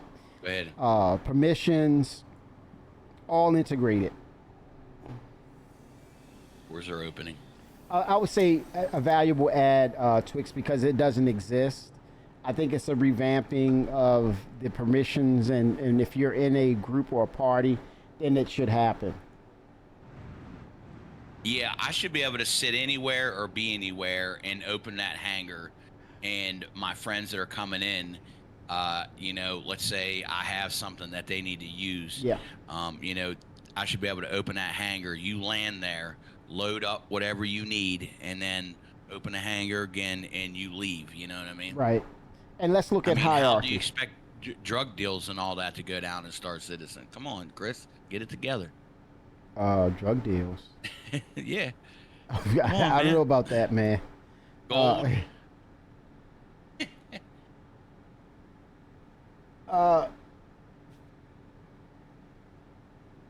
Yeah, well, let's look at hierarchy. Let's look at features that they have built into the game, right? So you're saying it should be a part of the party, but I think there's another mechanic they have to include. I think, what was it? Was it ships? You have to include it into ships as well. So if you're in the party, that all that umbrella falls into access of ships, the sharing of, oh, I'm sorry. This is the thought. When you get into multi-crewed ships and you're part of the party, that integration has to come from org's party, and then it slides over to oh no, multi-crew ships. What happened? Do you know a person by the name of Hobo? I think so. Coffee banned him. He's trying to get a unban. Well, You he's should read what he wrote. yeah. I don't want to bring No, somebody's no, no, yeah. no. I'm just saying. And that's on Coffee to whatever he wants to do. You guys are mods, so No. But that's not what I'm saying, Kimmy. What I'm saying is, Coffee banned him, yeah. and you should read his unban request. Okay, I will. Money. Definitely, I will. He said, "I gotta see it." Oh, I'm not really saying that you got to see it. I mean, I gotta see it. Okay, I'll I look just it think up. it's funny. Oh gosh. Okay. Rizzy words are Rizzy's and do not reflect the opinions of Kimmy's Incorporated. Oh gosh. Yes, offline. All right, here we go. We're gonna start the venture. All right, gentlemen, we are about to I don't start even this know what op. that means. What the ops? Oh, that's what. Rizzy's words are Rizzy's. Oh yeah. If you watch I Inside don't. Star Citizen, you'll know. Yeah. Jarrett uses it all the time. Okay, here we go. Woo!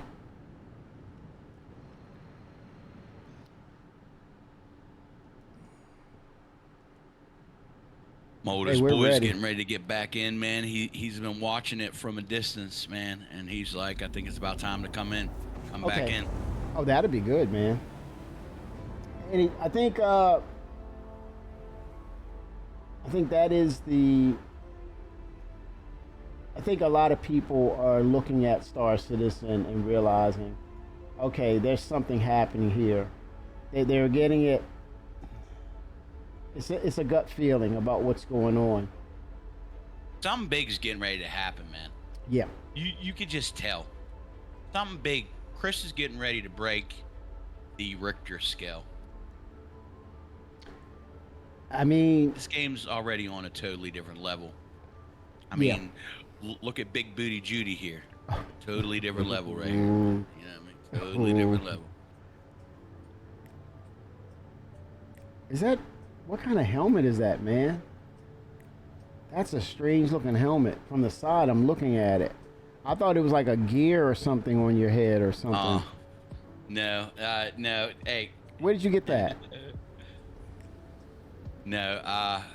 This is a part of that mission out. The overdrive? DIG had. Yeah. Or what is it? Race for Stanton or whatever? Yes.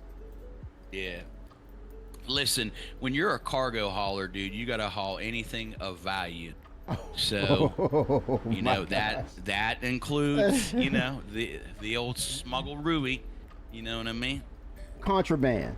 That's the way we put it in sci-fi terms. It's contraband. I call it smuggerooey. You know, because crime pays sometimes. Kimmy, look, man, whenever the alpha UEC is low, crime pays, buddy. You know what I mean? That opens up something I've just recently seen from CIG, and I talked about this for a while. About I can't believe you're gonna take this thing to Pyro. I hope it makes it. Oh, it's gonna make it. Remember we talked about it's not body gonna fit parts? through the wormhole. Say again? I said I don't think it's gonna fit through the wormhole. Oh, all ships will fit. I know that. I'm just Oh, you got so me big, thinking. man. I'm like, okay. I had to stop you there because you talk about the booty and all this, and it's like I don't know. wiggling through. I don't know if she's gonna fit, brother. It's like, oh my goodness, man. No, my character's the Big Booty Judy.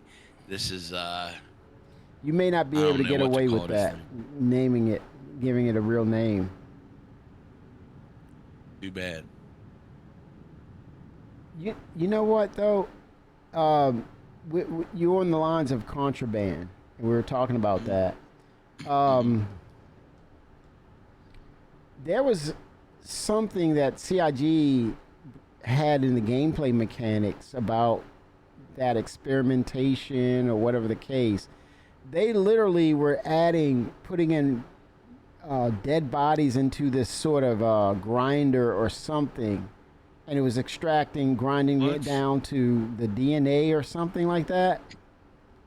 Okay. And it sounded morbid, but it was more in lines of what we were talking about contraband and hauling body parts or like, you know, bodies like livers, lungs, hearts, things of that nature. And there's an illegal piracy cargo running aspect to it. And when I heard that, I said, here it comes. Medical is about to turn things upside down. I mean, we're about to get turned out with medical aspect, the good and the bad of it. When I saw that, I said, uh-oh, here we go. CIG is really bringing it now. So, I mean, what do you think they're going to have a black market for organs? Yes. That are stolen from, transporters that are transporting arms, hearts, I don't know, Yes. whatever they decide to transport. Yes. You know what I mean? So, I mean, there's going to be two sides of the coin, right? So, well, you had your clues in the cargo types. Remember they mentioned, the cargo types that was, it was pertaining to temperature. You had to keep your cargo at a certain temperature. Imagine organs in real life, you have to keep them at an optimum temperature, at a low temperature, for them to be viable candidates for transplants. So I see that about to happen at some point when they introduce medical. And they could very well start talking to us about it come CitizenCon, because we're going to be introduced with the Apollo soon. And, it goes back to what you were saying. With the Reclaimer, we did not see the actual gameplay until the Vulture was introduced. And so if they stick to the narrative, now with the Apollo, now they need to bring in more gameplay features regarding the medical aspect, whether it's good-natured or it's bad-natured, harvesting of body parts.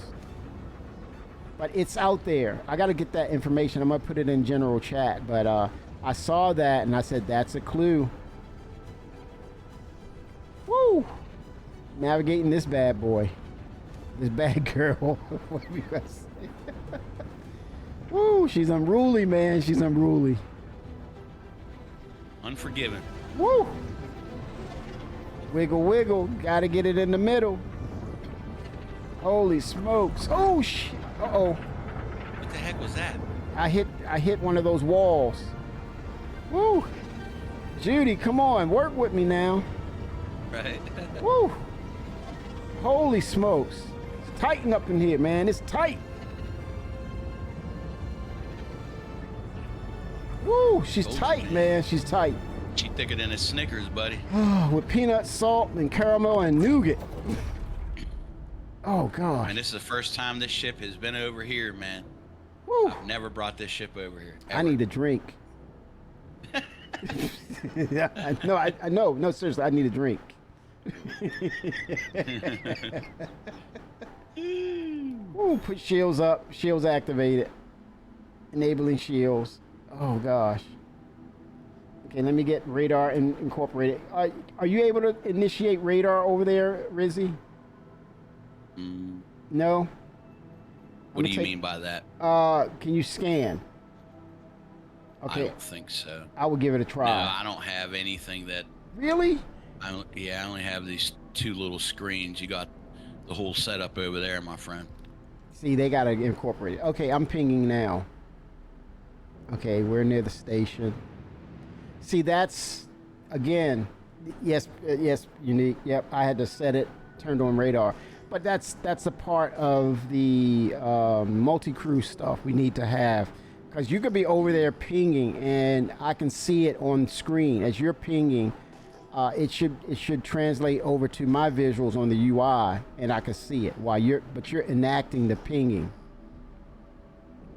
and it should come up on radar. You know how it works. Yeah, they got to get there. Have everything else in before they get the good stuff in. Yeah. I can't wait for the new Moby glass and all that. Yeah. The Squadron 42 versions. Mm. Yeah, that would be cool.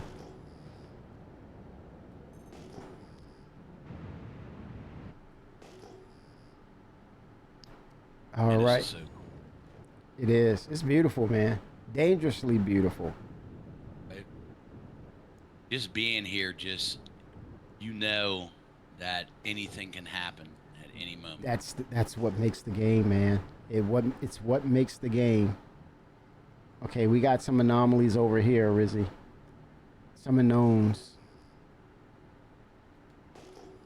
If I can get some energy back from it, then that tells me that's an actual ship and it's operational. Could very well be turrets, but I'm getting closer. Okay, I gotta register on the ship's ID, but there's no energy coming from it, so it's a derelict. It's 14, Yeah. just under 15 clicks out.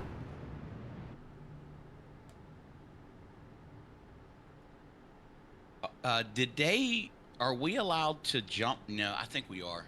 I haven't used my towing ship in a while. I'm pretty sure you Yeah. can jump. I've jumped with hammerheads. Yeah. So I'm wondering if it can jump with like Polarises and all that. What do you mean? Oh, whoa. Yeah, yeah. You know what? I think they really need to reassess. Let me put it to you this way. Break it down. Those newer ships, it sounds like you make a great point, because I'm thinking it's coming out at the same time. You make a great point, and here's why. SRV was already out. Hmm. Then comes the Polaris. Then after that, the Idris, right? Is that the right order? First the Polaris, then the Idris, and now, come November, the Perseus. Well, guess what? That architecture or that logic or that game mechanic with the SRV, it was never brought into concept with those bigger ships. Now, what does that mean? Will it stick to the narrative of what the concept was from the beginning? Is now you got to get 2 more SRVs to move a capital ship? That was the early concept for it. Or do they rewrite and revamp the SRV so that it can tug and pull a capital ship based on efficiency and need? Because it'll be really hard. It would be really hard to say, I need to coordinate 3 SRVs, pull them all, and they all pull together. That's the question. And you make a great point. This is probably why we don't see the SRV doing these functions, or why they're not pulling ships out of these zones, which they should. Mm-hmm. They may announce that there's been a revamp of what the capabilities of the SRV will be. Well, I like the capabilities. I don't know how Yes. much you've messed with it, but It's essential. on certain planets, like I've tried to pull one of these ships out of planet side, and I could probably get it maybe 1,000 feet off the ground, and then the ship would just pull me right back down to the ground. Right. So to me, it's realistic, because I don't feel like the SRV even struggles getting like Andromeda's out. Correct. But to me, it's a great feeling, because at that point you really got to get more people in to if you want to get a ship like this out in the atmosphere that's broke down or whatever, to get it repaired, you're going to have to use multiple. What is this in front of us? It's a We Mustang. ain't wasting our time on a Mustang. Damn. Hey man, just bust that thing up and just suck it up. Let's just get it out of here. We're cleaning up. We're helping the server. How do we? I can't remember how to turn this thing on. You want to watch me? I think it's you. Oh, we got to get your sticks back integrated into the game, man. That's so key. Yeah. All right, let me. I'm gonna get out. Damn, I'm at 22%. This was weird before the last time we was doing this. It was. Okay. Yeah. If you watch me on stream, and that'll give you an idea. I'll make a template. I'm at 22% of health. I wonder what's going on here. Or maybe I just drank one bottle. Let me hydrate.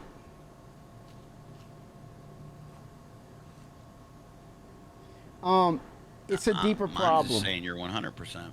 Yeah, I'm looking at it. I was at 22% and I was in the red zone. It's weird. Again, what you brought up about the SRV, I think it's deeper because we're talking about. Are you familiar with the Maelstrom system? A little bit. Okay, so essentially, it allows damage, but there's another part of it that we haven't seen, or we're maybe not aware of. The other part of it is true weight distribution in the game now, and that will incorporate or tie into the what is that system? The repair damage and the crafting system. Okay, I'm gonna sit down here. So crafting, they said, it. I thought we was going to just use the hand to crush that thing. The hand. Yeah. Oh, you okay? You have it. This doesn't Yeah, have but it. I can't remember how to turn the claw on. Let me go ahead and let me go over there then. It's in the right seat, correct? Yeah, cause Yeah, I gotta remember. that. There's no need to scrape that, man. We might as No. well just chew on that thing like it's a T-bone steak. Well, we're on the same page. That's what I meant. Just to crunch it, munch it, and it's done. Okay, so here I am. I think there's a on-screen or a power on button.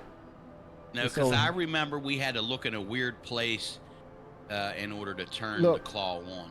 I'm holding down F, the equivalent of F. I have it. Yeah, you power it on, and then we say. Let me see. I have key bindings on. Okay, it says deploy. Again, we gotta get your. You see it on screen. We got to get your key bindings integrated.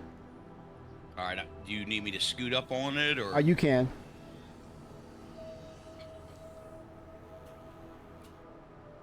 We're going to. Power is on. Can you shoot it? You have guns where you can shoot it. I do. Why is the shields up? Yeah, it says power is on, so we got to damage it. Well, wait a minute. It looked like it's doing something. Move to your port side, your left a little bit. Turn it to the left, your other left. A little more, so it's on center. Keep going, so I can see the effects of what's going on. Okay. I probably could bust it up. Is the shields up on it? Yeah, the shields are up. Running. Yeah, we gotta shoot it. Let me go. Yeah, let me go get a turret real quick. Okay. All right. Turn him into lunch meat. There you go. Shaved. How do you say it? Shaved meat. Enter scanner. Enter remote turret. I can't remember what turret this is. I haven't played on this damn ship. Okay. Excuse the language. Oh, it's okay. This is muscle memory being enacted. We're going into multi-role phase. This is what you do. Just turn it on. Right now you're locked into learning it on having to do it on keyboard. All right, I need you to drop the ship down some, Kimmy. Okay, I'm getting up now. Where you're in range of it. Is this the back of the ship? Can you aim? Do you see that? Do you see the ship itself? Then you're pointed in the right direction. Well, tell me when. Go third person. Why isn't it shooting? You're in the top turret. Weapons are definitely on. Yeah. Okay, I see it. I see why you told me to go to. I don't know if I'm the back. Yeah, I think I'm in the back. All okay, right, rotate the turret. Upstairs. Rotate the turret to see where it is. Yeah, it's the back one. Just give me 1 second. I'm gonna go up this no worries. ladder real quick.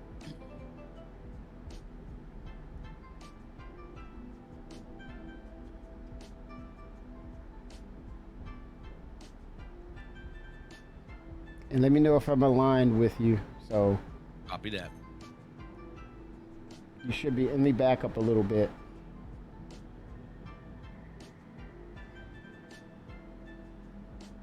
Yeah, the Maelstrom system, I think it's a big deal right now with the engine itself and how they can recycle what that means for gameplay. Because they said that with the Maelstrom system now, they will get actual 100% accuracy on weight of ships. That means when you go into craft and you're using materials that are heavy, light, this ship will respond accordingly to that. That's deep. That's really heavy. Okay, I'm going to get out of this seat and then get over to the claw while you're blowing that up. I'm being efficient here. Oh man, I split it in half, man. That's good. No, you didn't do anything wrong. That's fine. You'll see. Okay. Tell me if the shields are down. Yep. Okay, now you got to get back and might be floating away a little bit. It is. Coming down now. Fracture field. Once I get close enough. Stay where you are. Don't elevate. Just pivot to the right a little bit. Slightly to the right. And I'll be spot on to the target. Oh, let me turn. Okay, claw wasn't. I had it activated. I hit the button. Okay, here we go. Deploying.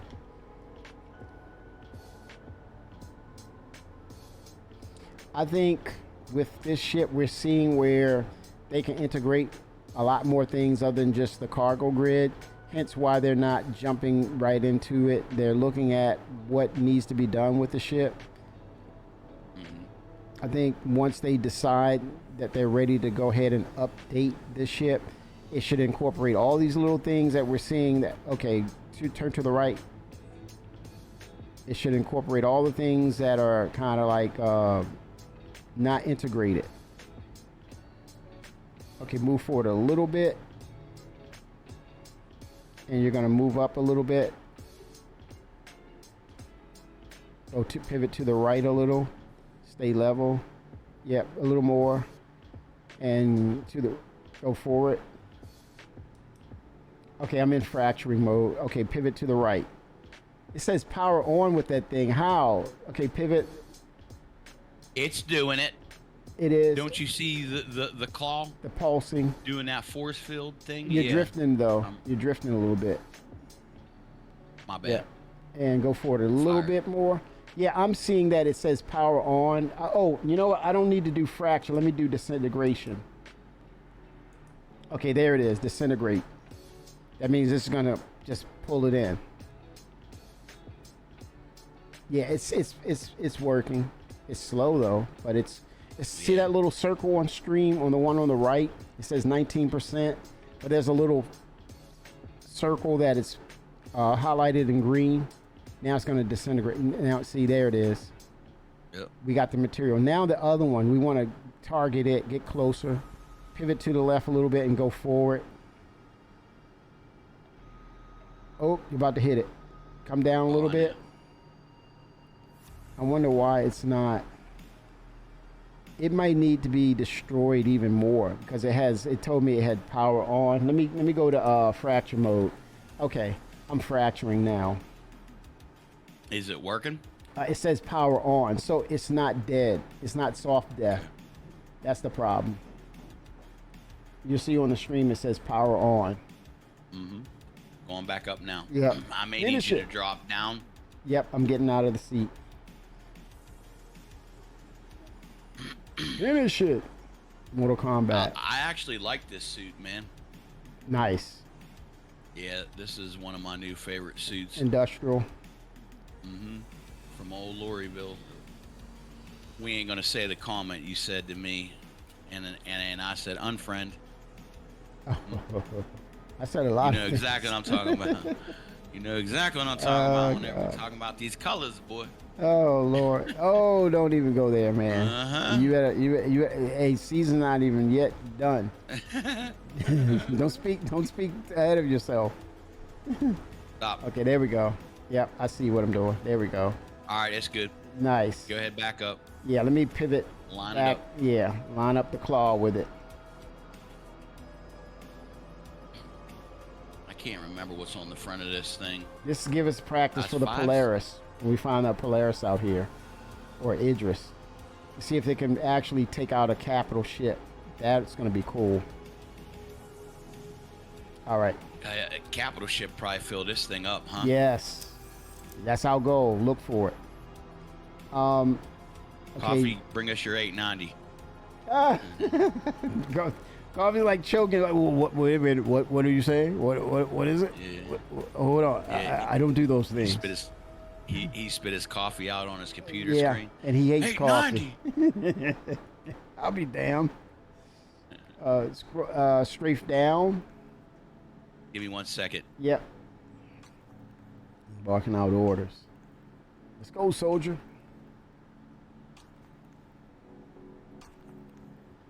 Ooh.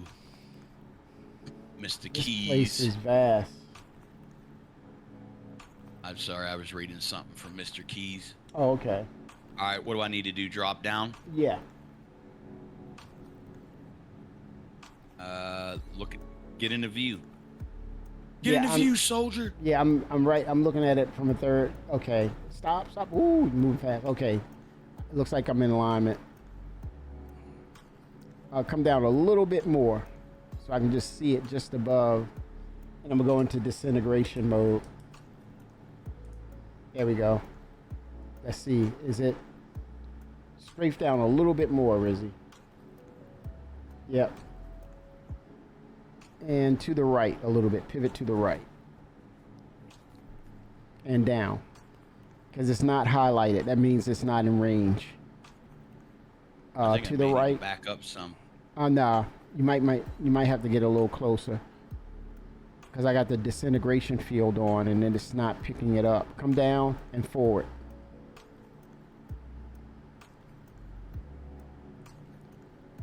Okay, go forward again. I want to get close to it. It's not registering. Keep going. I'll say stop. Keep going. Okay, stop. Pivot to the left a little bit. It might be bugged. Hold on. Let me... Try the other mode. Yeah. Reset it maybe. Mm-hmm. Arm deploying.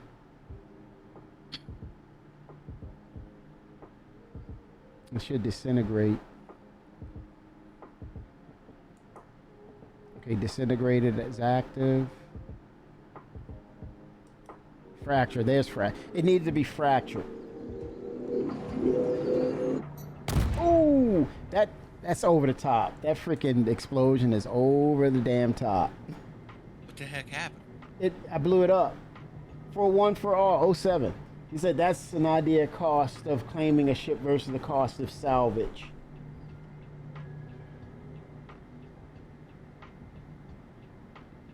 Damn, it ate it up like that?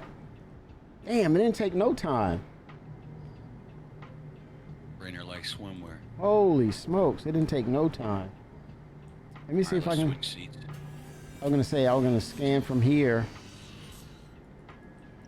I don't want to drive this thing. All right, let's search for the Popo or Idris. It's one out here. It's got to be. That is a payday. And then probably what we could do is take it back to the hangar and start moving stuff, sorting it out. Right. Not do it in pyro. It's too dangerous. Unless you had a security detail. Okay, I got some unknowns out here, so it's quite a few ships out here.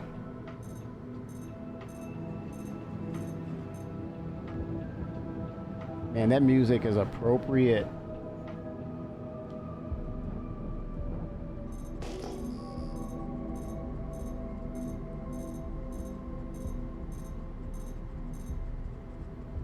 We'll find one.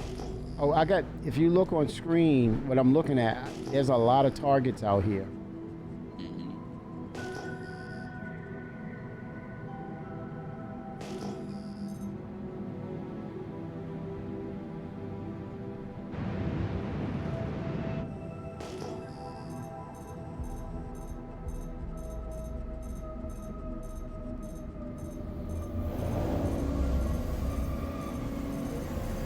those are turrets. Actually. Oh, damn.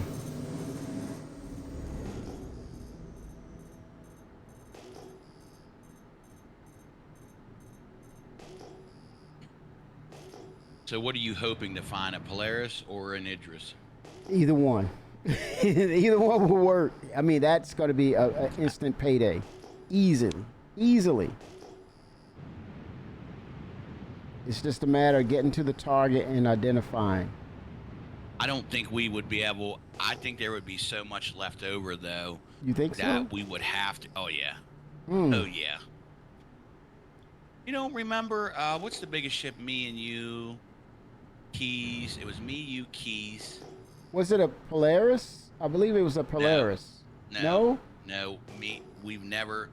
We haven't been in this ship for a good long while, man. The Crusader ship? No, it was me, you, Ta. Mm-hmm. It could have been a Crusader ship. I know the whole ship was, the whole ship was full. We had people stacking in the back. In the back. Guys scraping. You know, every task was being handled. Yeah. And I want to say, was it an A1, the Crusader ship? Maybe. And we couldn't even eat the whole dang thing up. Couldn't eat. Okay, it looks like I got something here. It's not coming in as to what it is. Okay, I'm scanning. Yeah, they got to fix scanning. That's going to be huge too. Let me. You got to change your thrusters because you got the landing gear down. Okay. Probably hit it inadvertently. Sorry. Hey, it's all good. Landing gear rejected. Okay, it's a little tiny ship, man. I don't know what the hell this thing is. Yeah, I want to go after a bigger one. Yeah. Oh gosh, let's see. How tiny is it? I want to at least identify it. I'm willing to let us chew up my Polaris to see if it can do it. You see on screen all these okay, I'm at the station. Let me get away from the station. Yeah, why don't we jump to a planet kind of or something like that? Oh, well, you don't want to get planet side stuff. No. Yeah, but Your get away location? from the Station? like the entry point. Okay. Let's see if we can find anything else. I don't know. It's up to you, man. It's your stream. Uh, I'm just here for the ride, man. Let's see. All right, let's look at these other targets real quick, and then if that's the case, we can. A lot of times they're out here by the station and they just quit. Yeah.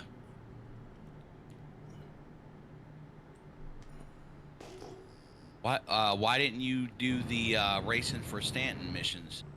I don't have time. It's that simple. I just don't. Like I said, anytime I'm able to get in, it's like rare. It's a rare treat. I don't have the time, bandwidth right now. Hopefully that'll change soon, but I don't know. I really don't have I don't know. At some point I'll find out, but I don't know right now. And unfortunately, my time is choked, man. Oh, I dig it. And then with, when they release, like I said, they're very aggressive with what's coming out, but then there's the process of killing out the bugs, and I don't have time to work around it and figure it out. It's not giving me that. I don't have the bandwidth. Yeah. I could dig it, man. I could dig it. Really, all you got to do is just get enough material mined, and you could pretty much have it. I don't know what faction you would go with. Oh, you want. Yeah, but the crazy thing is, I'm in line with other people. Oh, I heard that. I was in line with other people about how cool does the suit look, and do you want that particular suit, as opposed to, I'm all in on Area 18. That's where I spawned from. You have those variations. Then people make sense to say, hey, let's all group together and do them all. So then, what it is, the reward is about the armor pieces and the colors and. So it's fun. Yeah, it's fun. Mine's was just about the black and gold, my friend. Right, right. And Yeah, well, I am a cargo hauler, so yeah. I don't reside in Lorryville, but I used to. See, My so son got me over to Area 18. He oh, spawned there nice. one day, and he was like, "Dad, what? They got guns and all kinds of stuff over here." I was like, This is the spot. "Man, dude, I'm kind of tired of going to Lorryville, man, and they don't have certain ammos and stuff like that." I'm like, "Man, this is some bull crap." Yeah, I wonder if that will change with supply and demand with the economy, and you got to kind of keep up with I what's hope there. not. Yeah. I hope not. And the reason why I say that is because Lorryville is an industry area. Mm-hmm. And so I feel like the stuff you can buy there fits it. You know what I mean? Handguns, certain type of ammos. You know, you go to Area 18. To me, Area 18 is like, Yeah. it's like everything's there. You know what I mean? It's like a strip mall or a mall, you know? Right. And then you go to Crusader. You know, Crusader should have literally rocket launchers, the whole 9 yards, because that's where the criminals hang out at. And then you got Microtech. Microtech to me is like another strip mall, you know what I mean? So Lorryville, I feel like what they sell fits Lorryville. But I mean, when you need certain ammo, man, you know, and you're leaving out and you need it now, I don't travel to Area 18 to get it. Right. So I just started Area 18. I want to add this to the conversation just to spark up thought and to kind of like give another perspective of what you said. You're spot on with saying, and this is not to say that, you know, one of us or both of us are wrong or right. It's just conversation, and it's just interesting to bring up. It makes sense what you're talking about, right? But as we start to change, as the game starts to evolve, what does that mean, or what will that look like when we start to have, let's say we're now at a point where we have space stations that are ours, that's being built by the, what is that ship that builds everything? The Pioneer. Yeah. And you have bases, and now you have homesteads.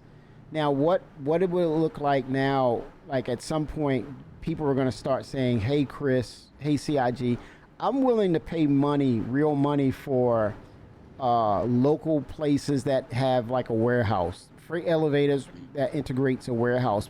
Granted, we may have to build them. We may have to pay real money. People will be willing to do that. Let's say you get 5 or 10 at the max, because now we're 20, 25 systems in. Now, let's revisit my statement about things predicated on supply and demand. What's going to happen, what potentially could happen, is that people will now have these lockers, what do you call it, safe lockers, around different areas of stuff loaded up with their favorite goodies. And now the game becomes checking your mobi-glass, seeing what's available, going, procuring it, making a mission, a cargo mission, or hiring someone to go pick it up for you, and you pay them to pick it up for you. Deposit it to your local, or one of your local storage lockers, deliver it. You get confirmation that it was delivered, whether you commission someone or an org member doing it for you. And then you have it, as opposed to it's always going to be there. I think there should be some gameplay involving, you got to hustle for it. You got to go and get it. Because then, let's say me, I don't keep up on it, or I don't have time. Well, guess what? I'll pay a Rizzy to come deliver it for me because he has it in his stockhold. That then becomes a thing of his reputation is good because now he's a cargo delivery person that has goods, or a Banu merchant that has those items.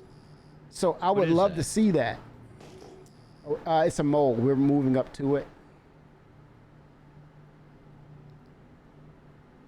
Is he flying? No. He doesn't register. There's no energy register. You know, you see the electric bolt? There's no energy coming from it. You see it? And it's giving me the scanning. You see it on my scan, Argo Mole? I wasn't decoupled. I was in decoupled mode. That's why I was like going in circles, but I'm getting closer to it now. But can you see that as a possibility, Rizzy? That now you have locker rooms, you have people who have goods, and they can start selling that.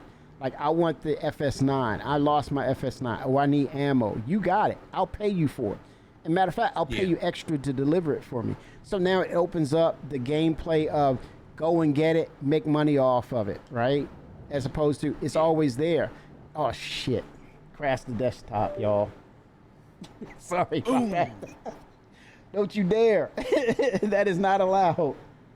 Okay, it looks like I'm still in the game. Okay, I'm back. Input signal. Yeah.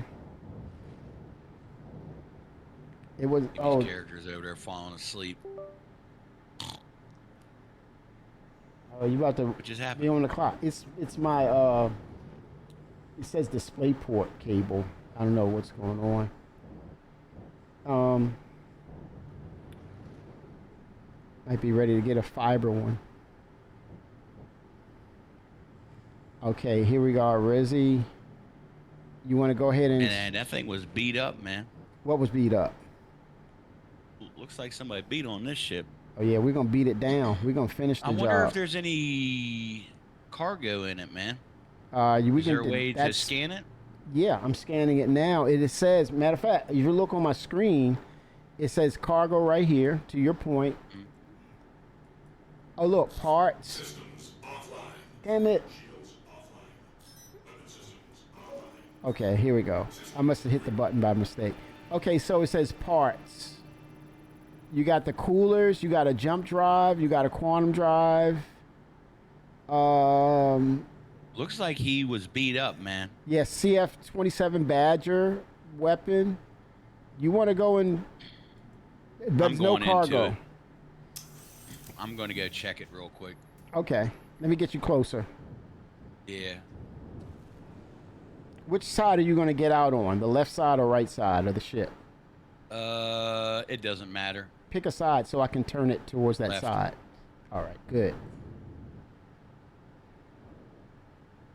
Yeah, you're at the hatch, right? I see the little purple circle of the door that's lit up. You're going out there, right? Yep. Yes, sir. Right out the top. Oh, the top. Okay. Yeah, just spin just like that. Keep spinning. This way. Yep. Move closer to it. Perfect. Okay. Stop. Okay. Yeah, I'm gonna go check it real quick. Make sure that there ain't no quarters or pennies sitting around. Yep. Yeah, Unique. Did you get your sticks all coordinated, or you still? Is it a work in progress? What are you doing with that?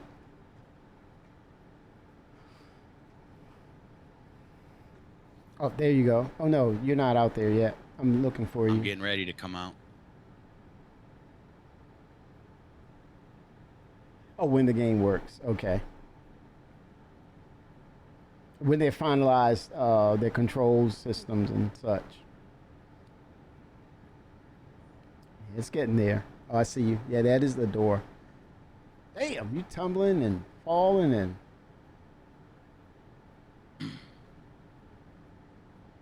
We see you in chat, Rizzy, heading to the ship. Dude. Huh? Man. Somebody beat the snot out of this thing. Yeah. Welcome to Pyro. It's completely destroyed. Yeah. Okay, let me get you closer. Let me get the ship closer so you can come on back. Oh, what are you doing? I see you shooting the beam. Yeah, I'm just looking at these pod bags. Oh, Do we yeah. need these? Yeah, get them, pod man. bags? Yeah, you do. Pull them. That's inventory. So that proves my point right there. You're at some point you'll be able to save them at your base or maybe your warehouse that you pay These for. bags are in pretty bad shape, dude. Okay. They got a health bar on them, dude. They're Crafting. you see? They take one shot, man, and they're gone. So guess what? Doesn't that open the door for crafting and repairing? Mm-hmm. Yep. Mm-hmm. All right, let's go ahead and.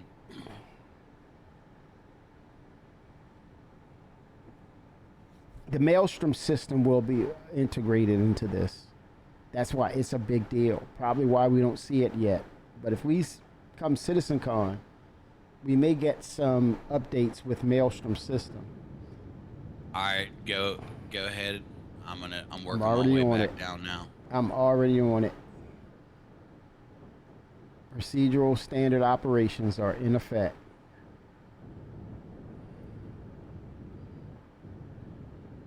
Operation Payday. Hard Hat. Operation Hard Hat is in effect. All right. Ooh, we're super close. But that's where the claw is. Kind of. Let me line up the claw to it. Get some distance. I don't think it needs to be destroyed. It's already gone. Yeah, it's a Hulk. It's dead. All you got to do is just claw it, bro. I'm gonna let you Go do ahead it. and claw it. I I'm don't know how to Oh, do it. your keyboard. Well, hit the. Okay, yeah, your bindings aren't set. Okay, we got to get your. Yeah, give it a try, man.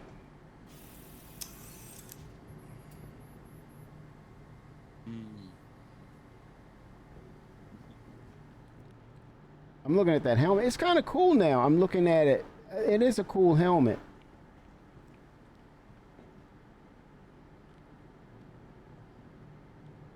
And you hold the F key and you'll find that power on button somewhere to the left of the panel. Shield.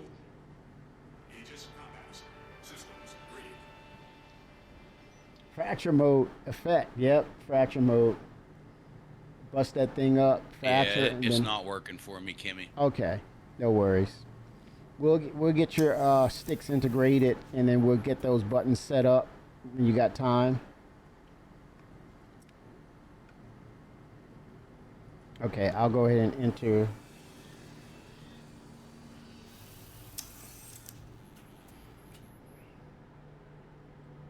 Arm deploying. Here we go.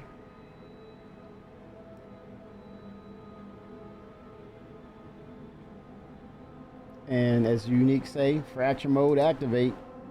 There it is. It's fracturing. She's going right to work. Those explosions be over the top, bro. I mean, I think they gotta dial it back. Look at that. It's too over the top. Yeesh. Yeah, I went into external view so I didn't hear the explosion in my ear. Now let's disintegrate. Man, the filler station has 240 SCU alone.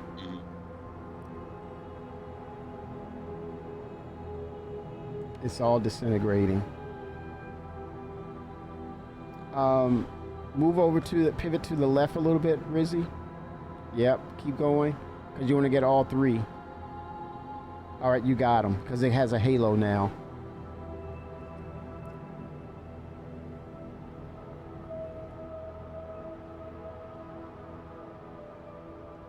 Do you know we only had 33 SCU, 34 and a half out of 240?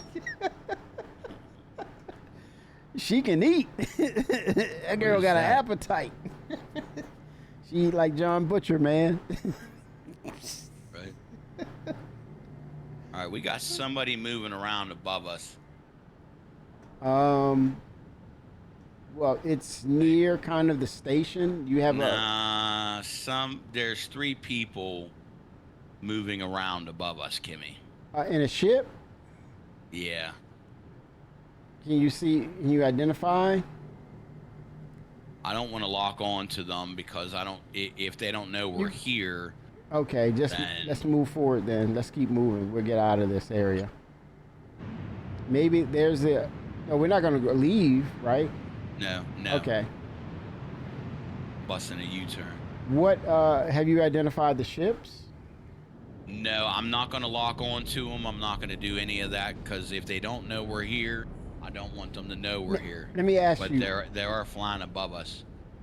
There's like 1, 2, Right. 3, 4, 5, 6, 7, 8, and they're actual players because I can see their arrows moving. Okay, do they have a lightning bolt on the register? I'm not scanning them. I'm Right. not going to do anything with them. They are Okay. actually moving. When I was in third person, I looked up and I could see them moving. Yeah, I didn't see him, unfortunately. Maybe they were moving towards the jump gate. I 'Cause don't know. we are near the jump gate, though. We're close by it. Yeah, Yeah, we're almost we're like in the pyro path though, of it. so I don't want to lock on to anybody. I'm not going to do any of that Okay. because we are not in the phase to be able to fight anybody off in this thing. You're waiting for the 200 SU before they blow you up. Okay. So we can get back to looking for, Coming up on. you see a target? Mm-hmm. Nice.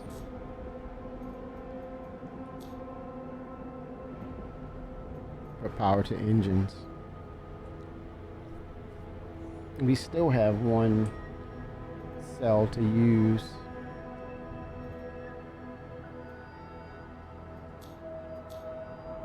Oh, it won't let me use that one. I wonder why.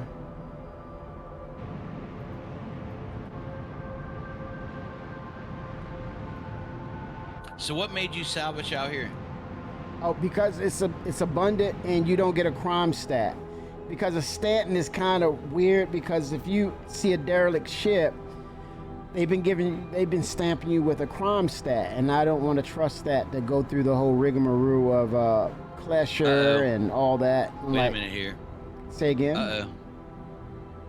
What is it? Oh, boys. You see I something? think we found us a payday, boys. There it is. That's what I'm talking about. Hey, what is that? I'm gonna take a bio Can't break. tell what that is. You got to keep going then. For one for all. Let's see. Serious question. I'm upgrading. What are y'all's thoughts? Cutlass Black or C1 Spirit? I'm so on the fence. You said you're in hauling, correct? You did say you're doing hauling for one for all. So if you're talking about increasing your your profit margins to as high as extent, then it's going to be the C1, obviously. It's big enough that you can manage it yourself.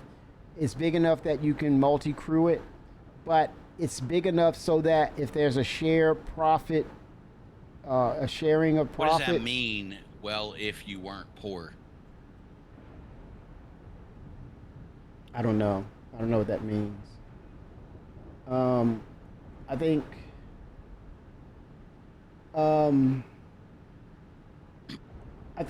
I think it's the difference in the differences in the ship, because one has a smaller profile. It gives you that versatility to kind of fight and do cargo. To be honest with you, yeah, Kimmy. yes, he has more guns. Yeah, the Cutlass has more guns, and it has more ways to get cargo on and off the ship. But to me, the Cutlass has more weaknesses. Wings can be, the engines can be blown off pretty easily.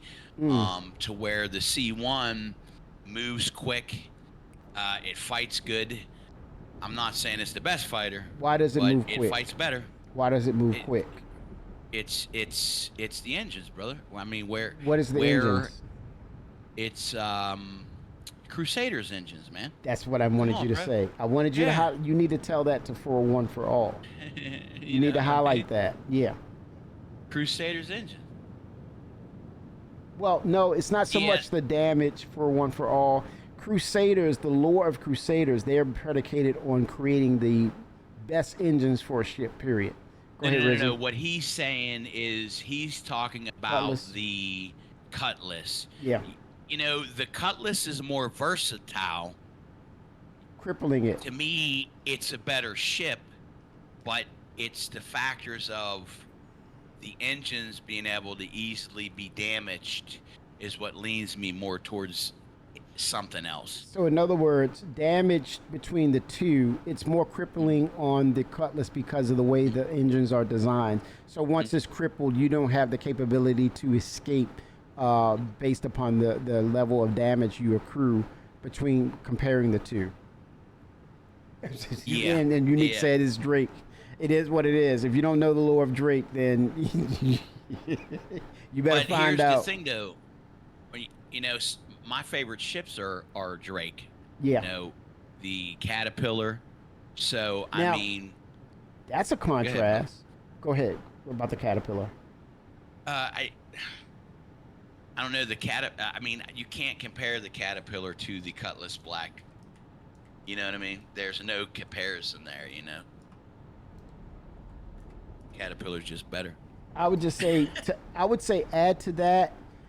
I did not know this about the Caterpillar until I actually flew one, and it contradicts the whole concept of like Drake is cheaper, Drake is under standards. That Caterpillar can come in and take some serious damage. People are afraid of the ship because it's near. I wouldn't say it's invulnerable, but damn near it takes a ton to take it out because it is a heavily dense piece of Kimmy, equipment. Why are you moving? Is that we me? ain't eating them up. Yeah, we ain't eating that up. Why? I want to find something bigger. Okay. She's hungry. Let me She, let me take this bio break. Go ahead. And But keep anyways, the Caterpillar, I've been in some really big battles, Yeah. with the Caterpillar, and I don't have anything bad to say about it. When the Caterpillar should have failed, it reigns supreme. So I stand 100% behind the Caterpillar. The Caterpillar is my absolute favorite cargo hauler. I can't say that because I mean they got ships like the Cutlass Black. I think Crusader does it better though. I think Crusader does it more efficient. You know what I mean? Drake's like the tractor trailers from the 70s, and Crusader's more of the newer tractor trailers. More efficient and all the fancy bells and whistles. When you take out a Drake ship, you're definitely going to pay to haul that cargo. I mean, I remember doing runs from Aberdeen to Hurston. I'd do 3 runs in the Caterpillar, and I'd have to put fuel in it. And then if you get something like the C2, I'd done 15, 20 before I had to get fuel. So.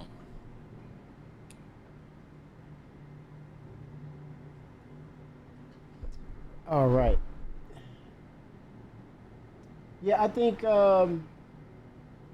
unique. I think a lot of ships I realized I have in my inventory. Best price per SCU for hauling is Drake is there. I would disagree with that too. I'm sorry.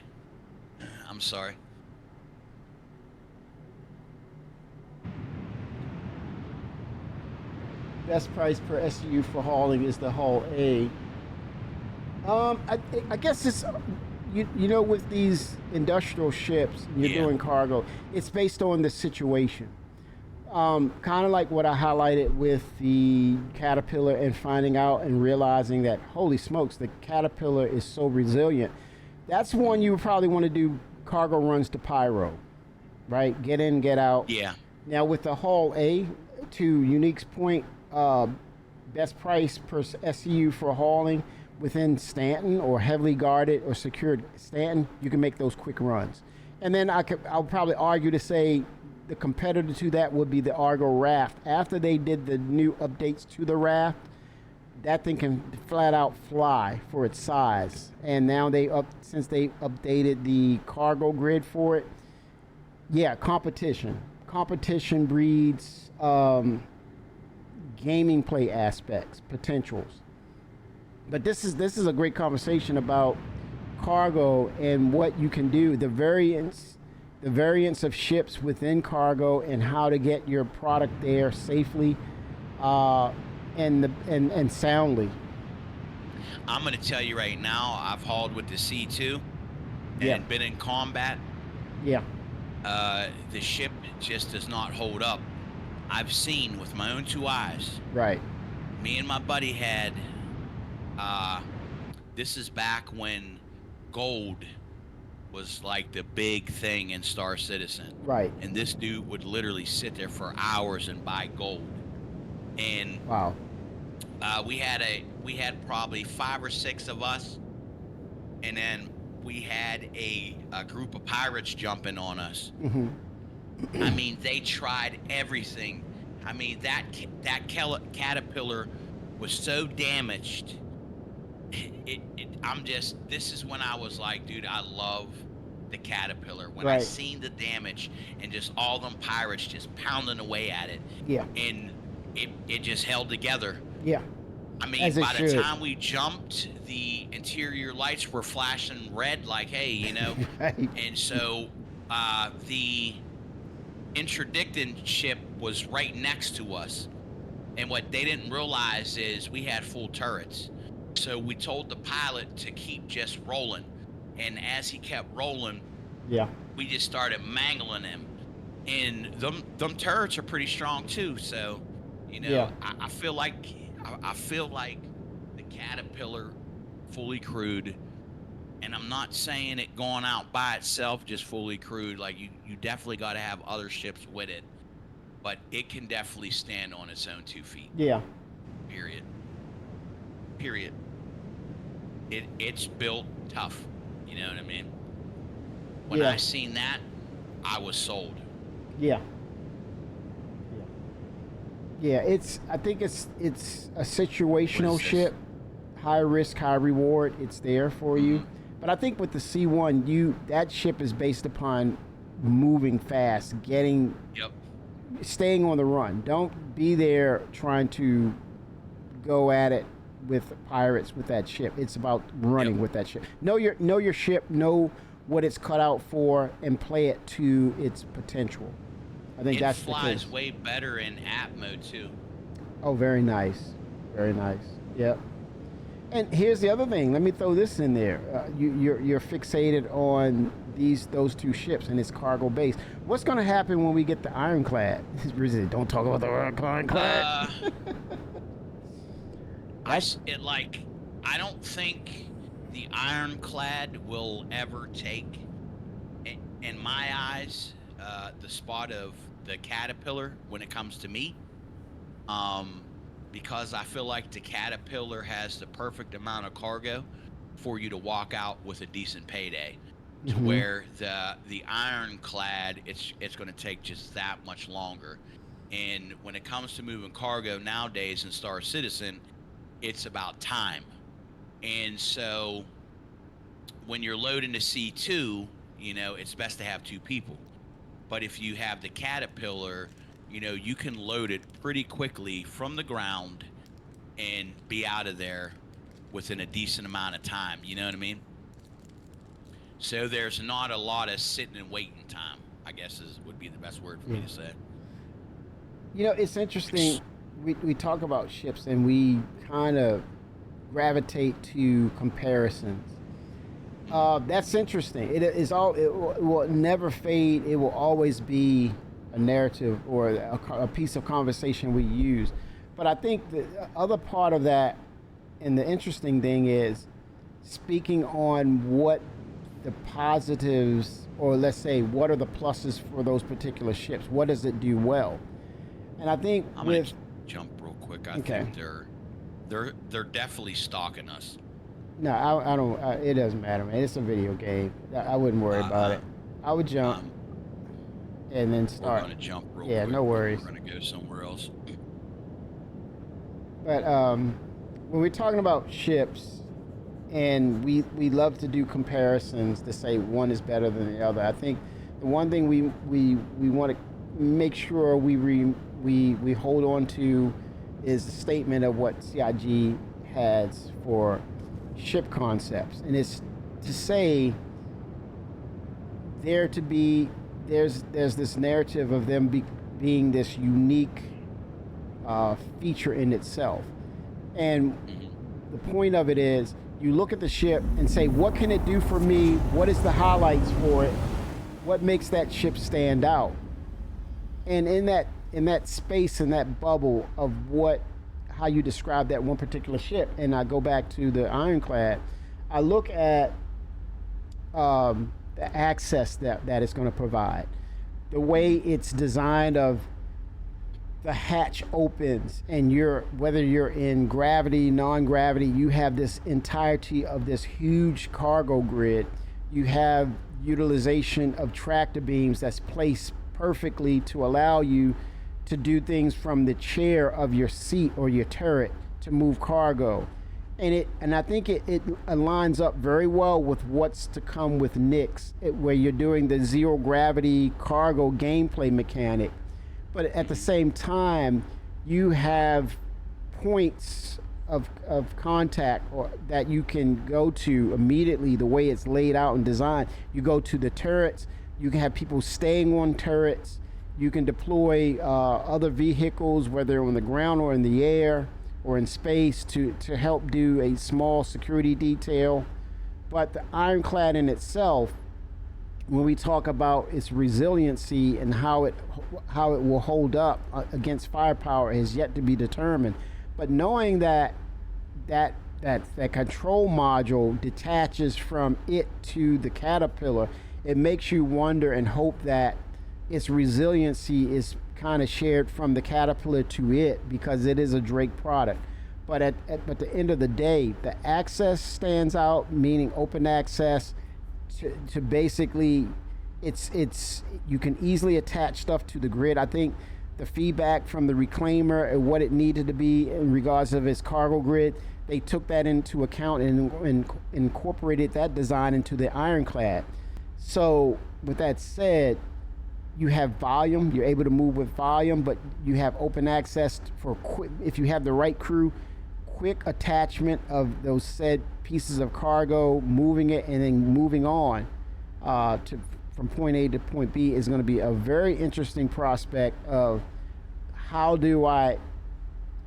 will I move cargo, to what extent, and how it will look when we're talking about loading on and offloading of cargo with the Ironclad. I think it's gonna marry up very well with the whole gameplay mechanic for cargo. It's gonna bring into the fold something totally new, and I think you're gonna see quite a number of people jumping ship to acquire it. If they, if it comes down to the melting game, they may jump ship from whatever ship that they were doing cargo with and upgrade to the Ironclad. But others will just say, I'm just going to buy it. I'm going to add to my cargo inventory of different ships in different situations. So I cannot wait to see it come November. The thing about the Iron, to me, the Ironclad screams risk. And just because of everything that you said, how long is it going to take to close them doors? How long are you going to have to fight a group of people that's trying to storm that ship? And so that's why I personally think that the Caterpillar, to a lot of people will not walk away from that Caterpillar. It's just right. It's right in just the right avenue of just everything. You know what I mean? And the Ironclad's going to be used, but I think it's going to it's going to be more of, when is it going to be used? How is it going to be used? I don't see a lot of people just flying around with that Ironclad, dude. I just can't see it, dude. Well, there's not even enough cargo. Like, you would literally have to sit there, depending on what you're hauling, for hours to fill it up. Yeah, I think it's if we look at it from a dynamic point of view, meaning the game as it stands today, that has some credence to it. But when you look at it from a dynamics point of view, you're seeing that systems are starting to come online. The dynamics and the footprint of the actual game is scaling and enlarging to a point that in some place in time, we're going to be well into 10, 15 systems, and based upon the new opportunities that when they start producing systems, and they're going to use procedural generation and such, that it's very feasible. It's very possible that we'll be looking at in the next few years, 10, well, beyond 10, maybe 25 to 30 systems, and all of a sudden, the conversation of what we're having with all ships will dynamically change based upon you having the size and the volume and the fuel content and capacity to be able to go several systems over and basically go to these remote locations and then gather up enough high volumes of cargo. It changes the whole dynamic of how you operate with cargo, how you operate with goods and resources when you have now multiple systems that you're able to traverse with these bigger ships and get over there. And you're looking at the dynamics of, well, it won't be enough. Why are you not jumping, Kimmy? I'm not piloting. You're the pilot. Yeah, but you should be quantum, man. Right? I'm not. Well, I am. That's desync. I think when it stops, I'll rubber band there.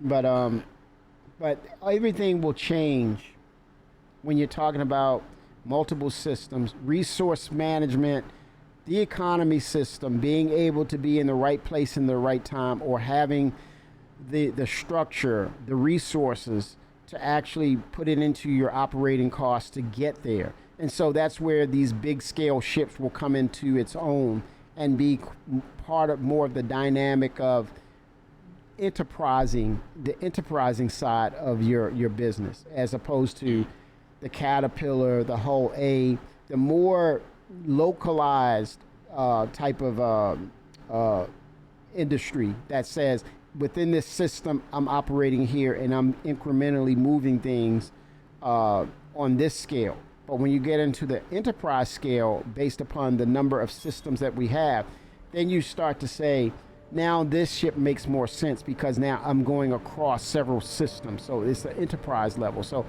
it's great to have the conversation of where it is now, but it's also good to look out for where it's going into the near future.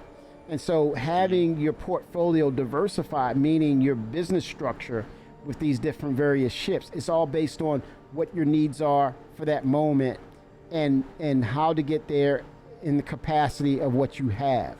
And so that way it makes you versatile. It makes your reputation more valid with others, because you're able to get there based upon the tools and the equipment that you have. So again, it's just to say, have the right ship for the right situation. And that's how CIG is designing things, so that it fits the narrative of how you're going to do your own business and how it can scale up. And if you don't have the scalability or the tools, then you need to link up with someone or organize with an org that will have that process in place, and the structure and the portfolio diversity.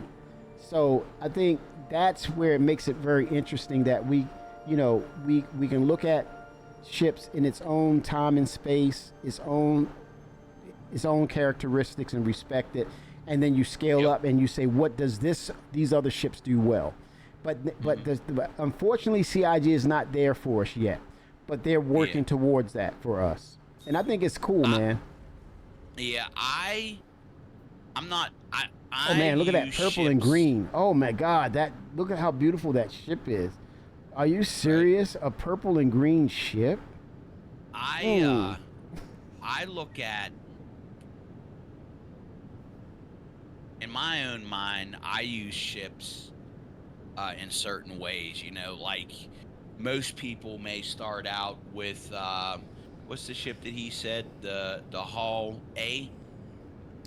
Yeah. C1. I start out whenever there's a wipe and I'm hauling cargo and I lose all my money. What do I start out with, Kimmy? Man, can you put me on the spot? The cutter. Come on, man. No, I do not start out with the cutter. The Drake Caterpillar. Come on, man. No, I do not start out with that one. For hard cargo hauling?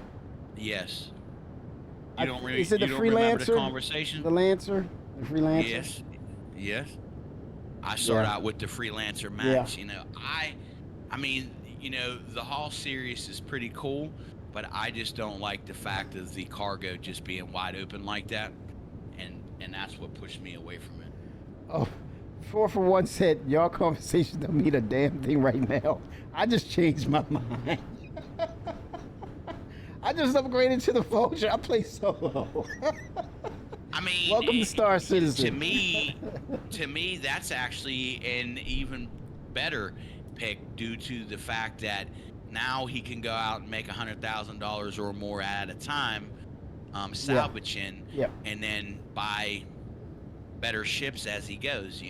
Yeah. So I mean, Yeah. normally when we're salvaging with Kimmy, we'll have multiple vultures out there, and then we'll have like caterpillars pull up, and we just load the boxes onto the caterpillars or whatever cargo ship we have, and we haul it back. Yes. I'm not finding anything out here, Okay. boss man. Let's go back to the station potentially, because that's where the ships are, the derelict ships are kind of gravitating to. All right.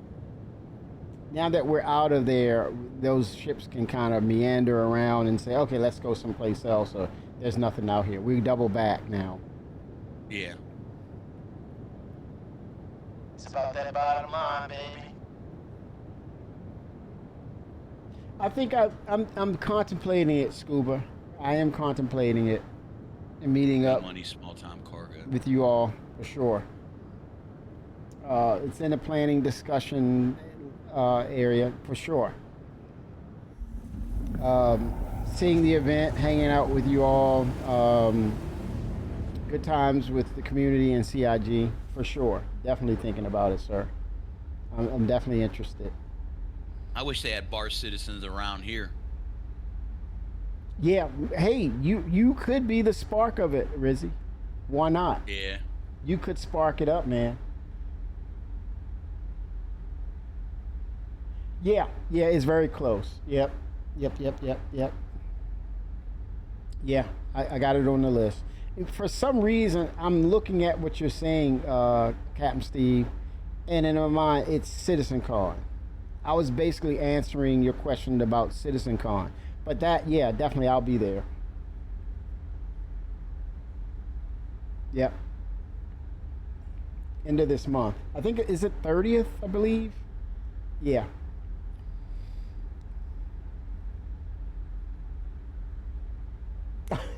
Marine One.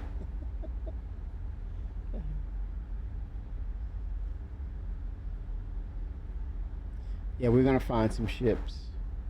I know they need to definitely get bigger ships in so this ship can fill up quicker. Mm-hmm. Yeah, I think now, to see Polaris's, Perseus's, Idris's, and now you've scaled up salvage to the point that, yeah, the Reclaimer is really getting into or getting itself involved in a salvage op. And once we get, like you said, Rizzy, we're talking about materials, having raw materials to do whatever, whether it's base build, repair your ship, repair components. You need to store these raw materials so that then maybe the Pioneer will need it for building. Maybe the blueprint that you have of the template for a construct or like I say, solar panels or generator, that material to basically build that, you have it. Yeah. And then now all of a sudden it makes you work. Now. You want to bring out your Polaris? Yeah, just so we could see if the Polaris will fill this thing up or not. I'm curious now. 240 SCU is probably a lot more than that. But I hate that you would take your actual thing and then you do a reclaim and it's counterproductive. But it's testing. Okay. It's testing, yeah. But it's out there. That's what we need to be doing, testing. Yeah. Twix just replied to that. Look at that purple and green, man. Holy smokes, that's a beautiful ship. It's more than what you can carry, he said. He knows. Yeah, but just imagine the bankrolls we could bring in. Right. Cha-ching. Pulling that lever in Vegas and seeing all grapes. So how new is all to this game? Because he said no money, small time cargo. Oh, what's this again? No money, small time cargo. No, that is he. Oh, you talking about four for one for all? Yeah. He's talking about the no money, small time cargo. What's no money? I'm saying he has no alpha UEC. Oh. Yeah. So he needs money makers. He needs to make money, and he needs to do it like boom, boom, boom, and not having to do the risk of cargo hauling and kind of like gambling. He wants to get a ship. But he could be cargo hauling from station to station with the missions. They pay pretty good. Yeah, I mean it's it's a courier type. 100% wrong, dude. How much does a C1 haul? I've made millions of dollars with that ship.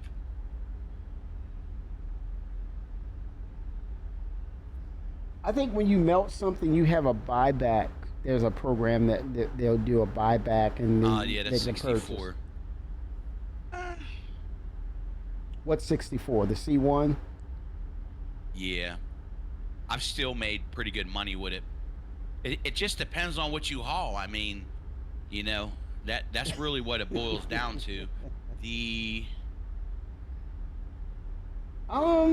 Vulture would be easier money, but it just depends. Yeah, you can get 200K with the Vulture, I believe. If you stack everything and stack it off to the left outside the grid and stack it up and then fill up that hopper with more, you can, I think it's potentially 200K a run, I think. Yeah, but I think he's talking about melting, so he doesn't want to melt his ships to get it, so he's trying to buy it in game.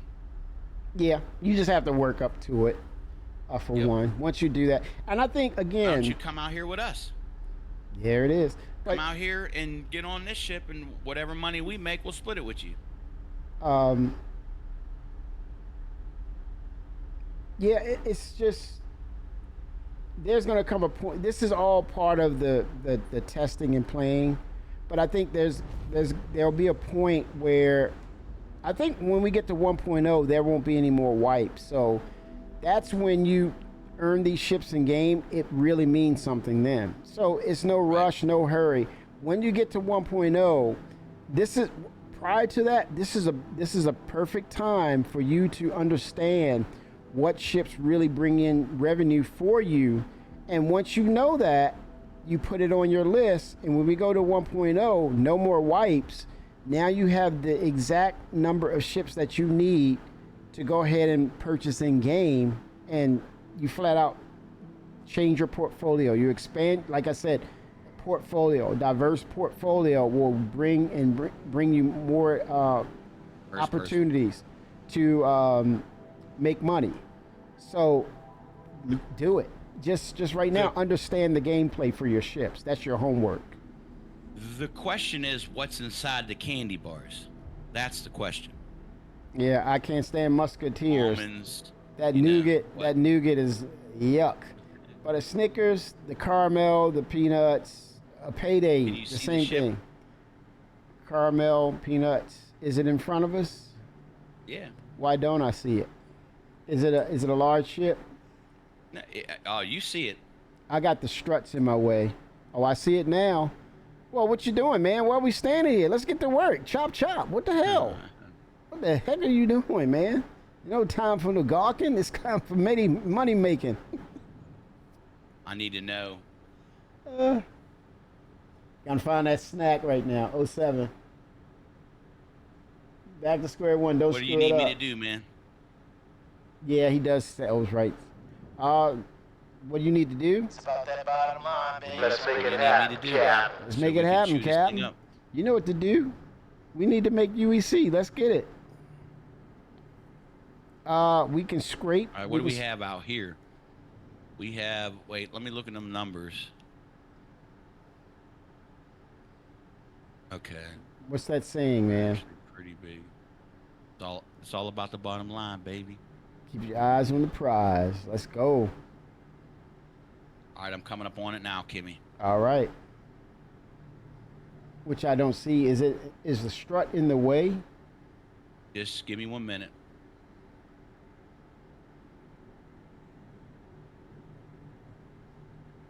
Zoom out.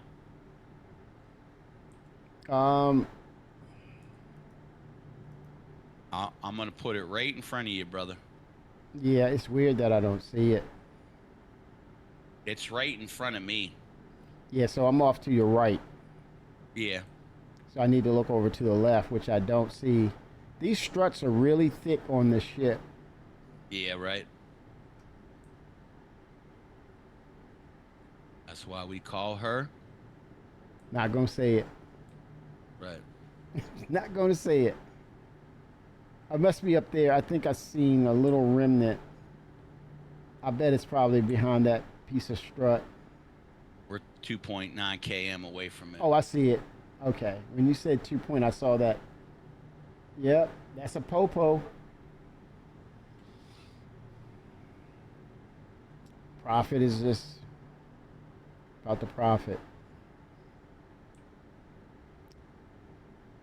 Make a profit. Get that arm out. Does it show that it's any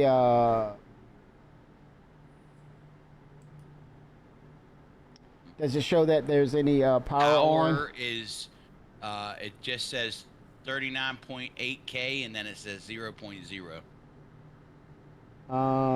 Okay. Let's see fracture. Let's go to fracture. I don't think you're close enough because I need to see a halo around the outside, the out. Yeah, line. I'm moving up on it. Okay, no worries.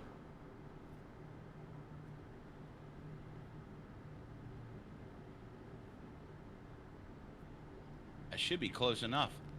Well, until I see a halo around it or it's telling me the power is on, it's not close enough. Okay, ooh, don't run into it. Go pan to your right a little bit. What is what? This is a Polaris. Yeah, it's a popo. You heard me say popo. Ooh. Okay, power is on. So back up, come down. You're gonna have to bust it up. Back away. We don't want any backwash of the explosion. Well, I'm gonna see. I'm fly us over to the other side of it.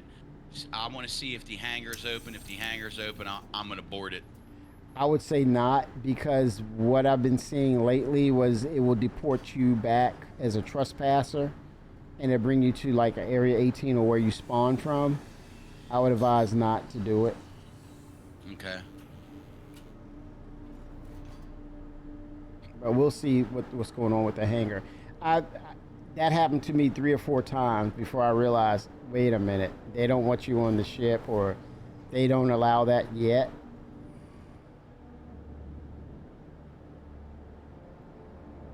But that should be fixed. It could very well be fixed. Well, Jay I don't want to Brew. risk the biscuit. Armistice Zone. It was everywhere, Scuba Steve. Well, when I was out in space and I went to get on somebody's ship, it just booted me outside of it again.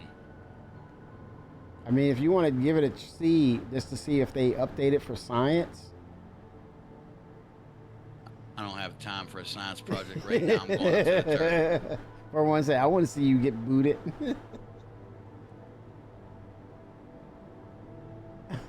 For science. What's the F word for science?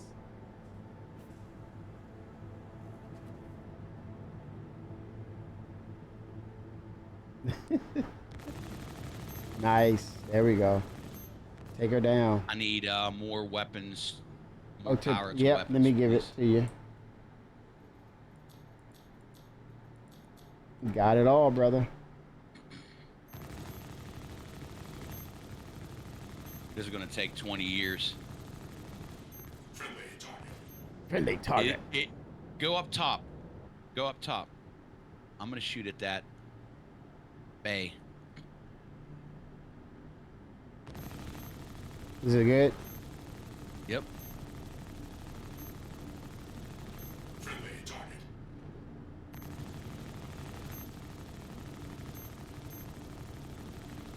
That Polaris has seen better days.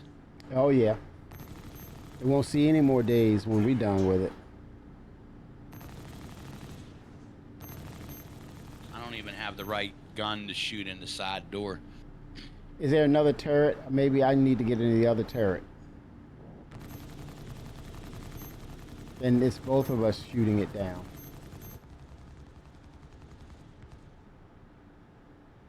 Target onto it. Tell me what The the status. armor's at. Okay, it's red, man. It's all red. There's no shields. I would just keep hammering. Yes, she's all red. Okay, there's parts flying off of it. Yeah, keep at it. No cargo in it. I gotta let this ammo build up. Yep. Let me see if I can give you max power. Hold on. Shields off. Okay, Oh, something come on. happened. That's me. Hold on. I don't know what. It's something. I think I hit the R key by accident. Okay, you're fired. No, I'm just playing. Yeah. You're fired. Ah! Damn it. Wait a minute. It's something with the UI. That wasn't me. It's something weird going on with the UI. Weapon systems offline. I'm kind of wondering if I could get in through one of the side doors just to see. Because we're going to be pounding on this thing for a minute. But it's worth it. I could just go get my Polaris and hit it with a Polaris missile and chew on it. Mm-hmm. No, that's too much time. Too much fun. Uh.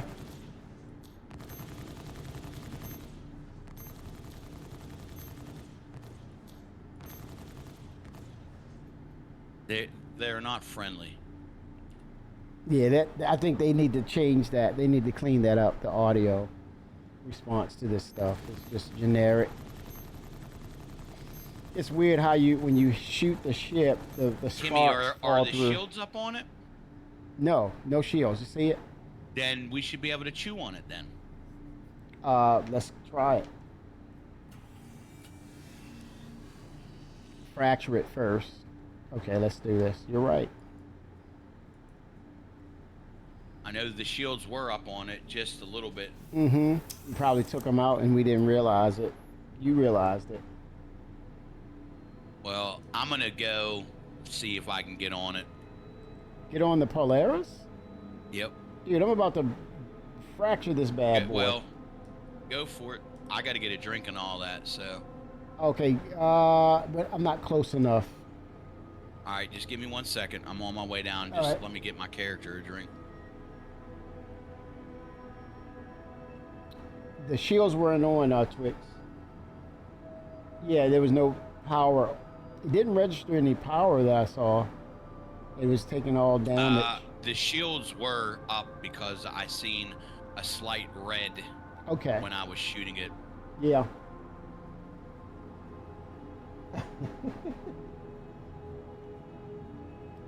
Is that another ship out there? Yep. Or someone in a mole? Was that a mole? The mole's checking it out. Yeah, you gotta go get some. Go kick rocks, mole. Go kick rocks. You're in the wrong department. Call human resources on you.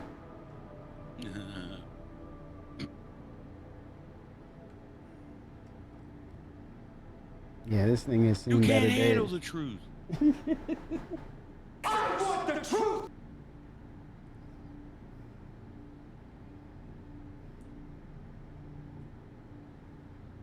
You can't handle the truth!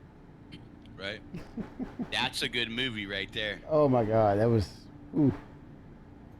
The Cruise has done a lot of movies, man. A lot of good movies. All right, coming into the pilot seat now, Captain Kimmy.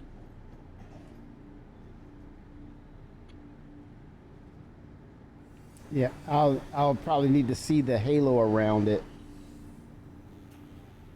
Nothing. Okay, it's Let me try disintegration.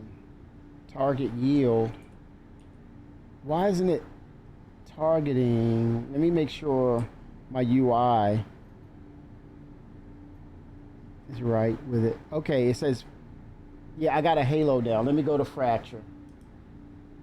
Okay, there we go. But it's no halo. It's weird. You can't tell me that this thing can't break Polaris. Then they... Let me see what happens.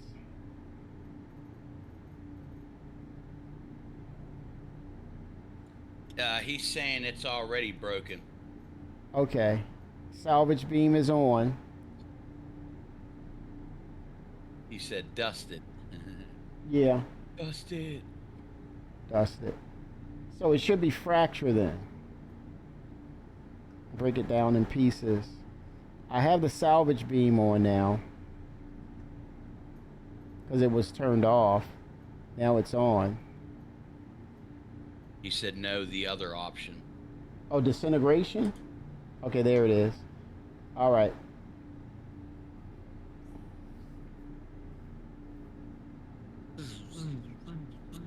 Yeah, it's like it's really not working or something's broken. It chewed the smaller piece up. It did? Oh yeah, the Yeah. 1.2, it's, let's see it. Unless it's desync on my end and it hasn't happened yet on my end. It's... Okay, it's starting to, yeah, I'm starting to see that when Captain Kirk gets on the transporter beam and he says energize, it's kind of getting that effect. Oh, there's a fight. I thought it was something embedded in that thing. Yeah, it's like it crash rammed into it. It's gone. Now it's gone. Now maybe the Polaris might be a part of it. Let's try. Oh, no, we got a 600i behind us. Just flew past us. Okay. Combat awareness. Messing with us, and we're going to be chewing on him next. Target yield. What is target yield? Do you want me to go check this Polaris out or what?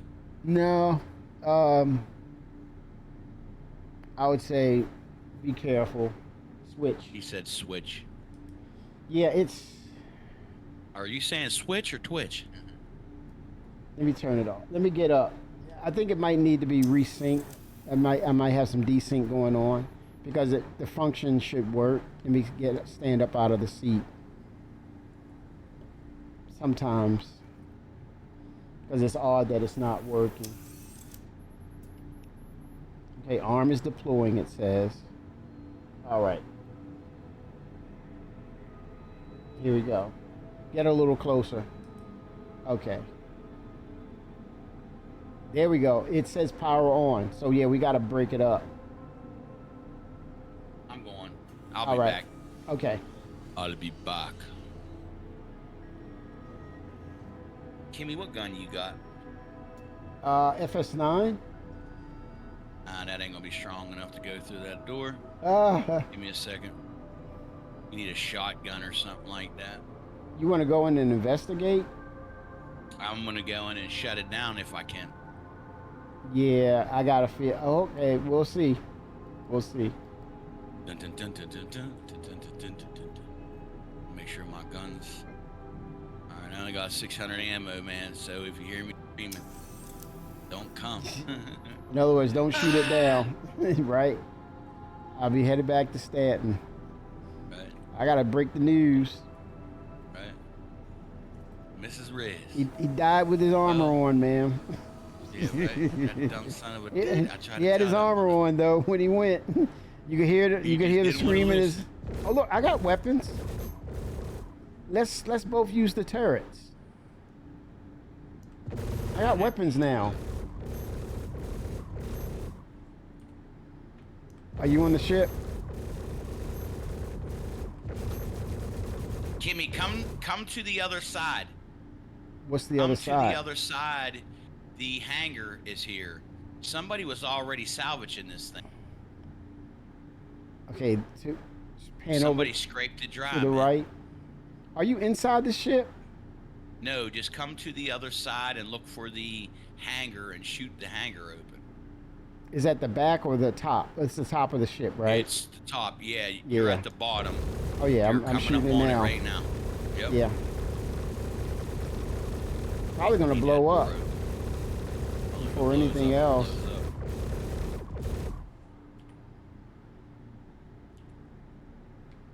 Here we go.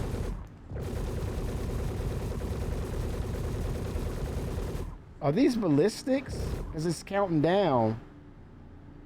No. Oh no, they're not. Well, yeah. No, they're The energy ship's weapons. locked. I think that did it open? No, not yet. Just keep shooting it. Oh yeah, You're not shooting the door. The door's right where you was just shooting at. Yep, right there. yeah. Keep hitting it.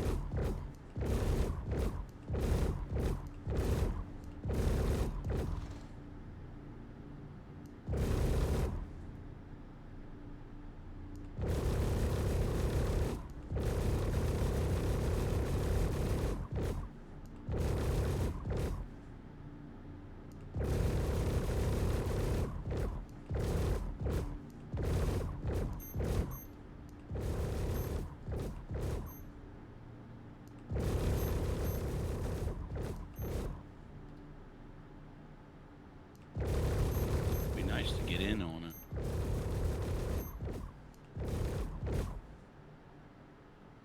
Let the power replenish.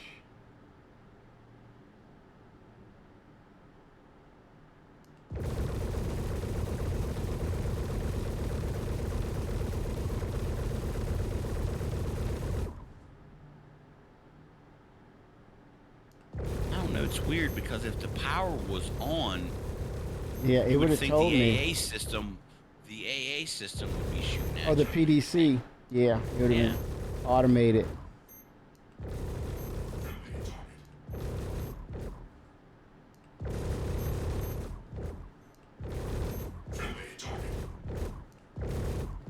Is this broken or?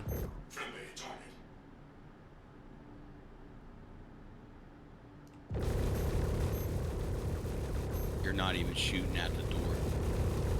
That's the door right there. Will it make a difference? Yeah, you gotta hit the actual door or hit one of these side doors right here because they're a little weaker. Yeah, I don't think this thing is opening, man. It will. We just gotta beat it enough. Okay.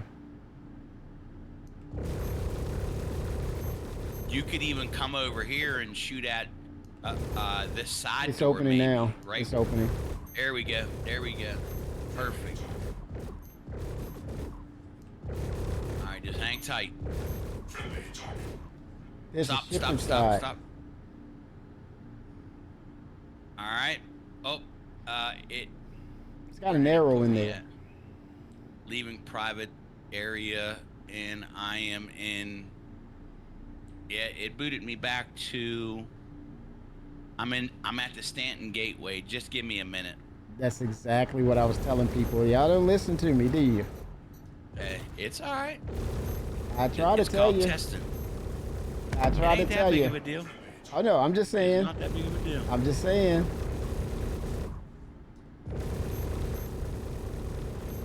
There you go. Check the situation. There was a ship in there. I blew it up.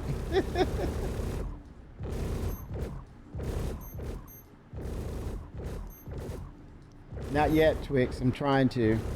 She's just taking a beating. Beat it like a drum. Rumpa pum pum, rumpa pum pum, rumpa pum pum. Blow it up, they told me, pa-rumpa pum pum.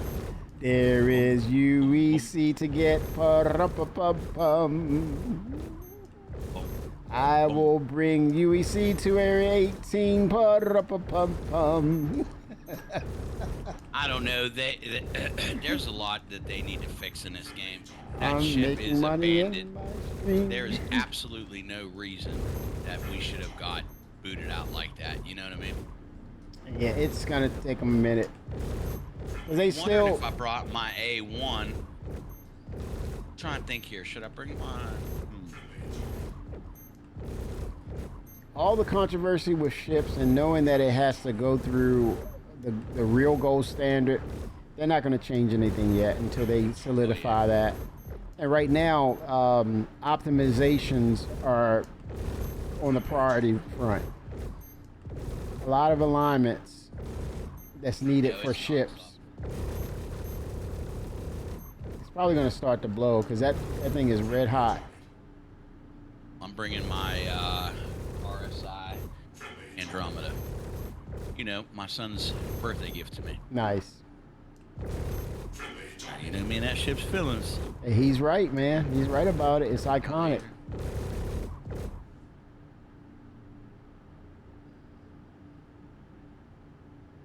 Alligator.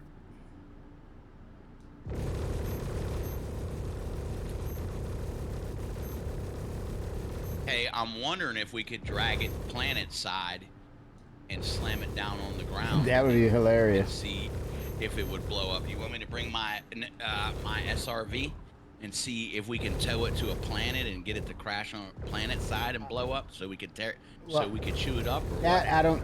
I don't have a lot of time left, man. That would take some time. Yeah, it's almost time for me. Honestly, I don't know how I was able to squeeze this out, but I know.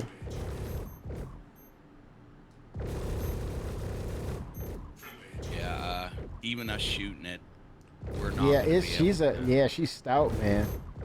Yeah.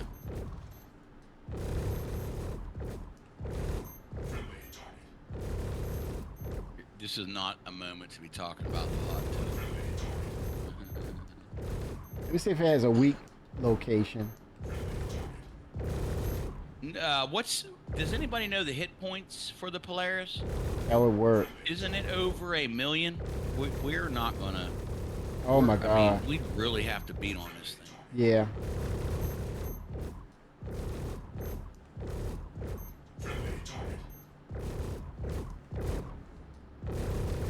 Come on. All right, I got 1 minute.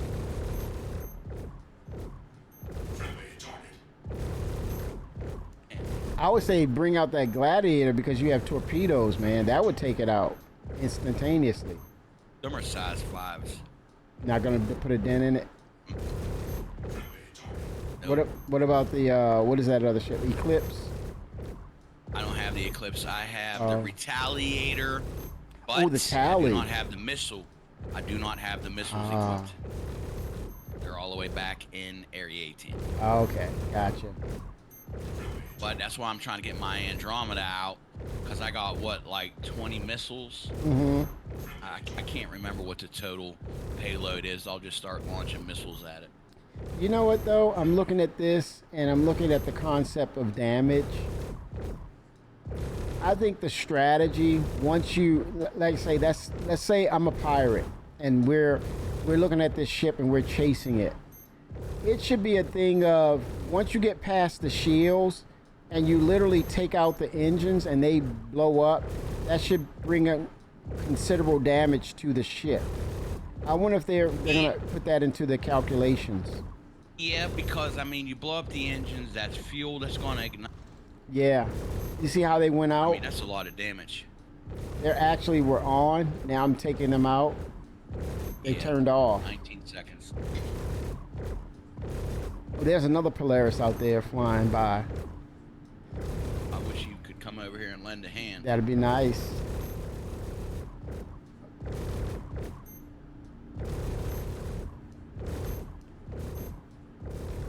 Okay, 3 more engines to go.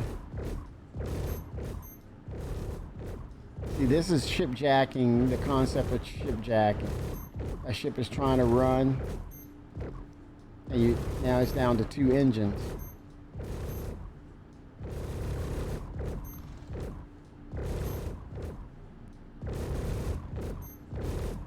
All engines are out. I just keep shooting on the inside of the actual hangar. Is that the weak spot, you think? That would make it... I mean, It's on the inside of the ship, so I don't see why not. You know My what I mean? yeah, my thoughts of that is they don't have that in the gaming mechanic, so it doesn't probably register. That's my thoughts on that. But then again, I did see it like decay in there. It looked like showed like the just no, it's still there.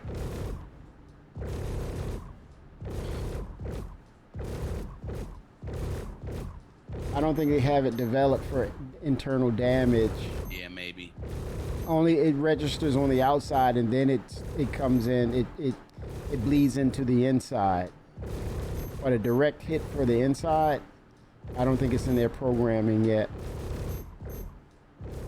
It would be brilliant though.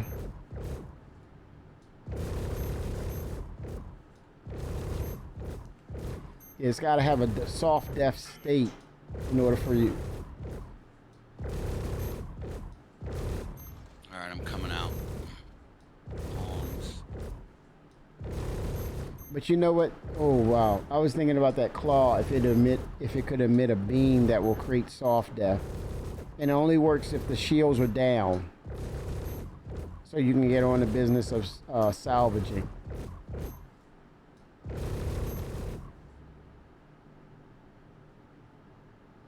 Then it build up.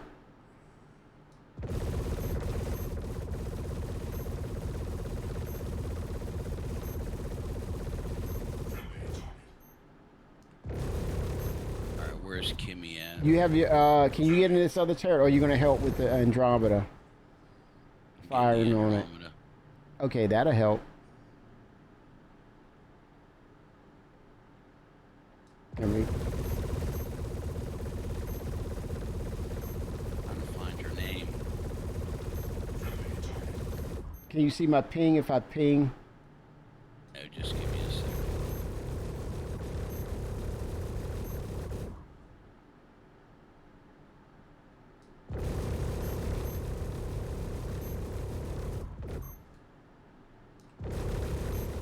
I got you. This ship is no joke to take down, man.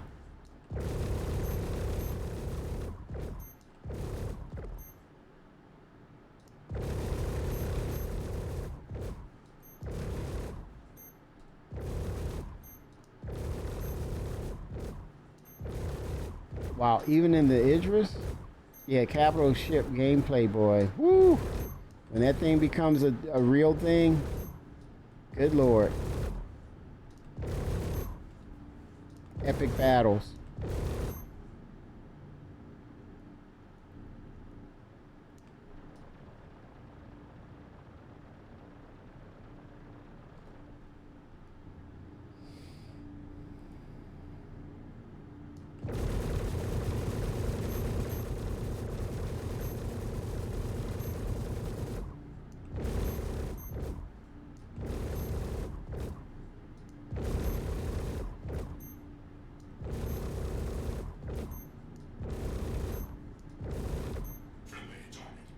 I gotta max these weapons.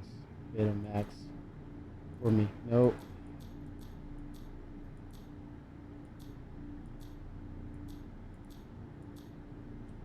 That's a max.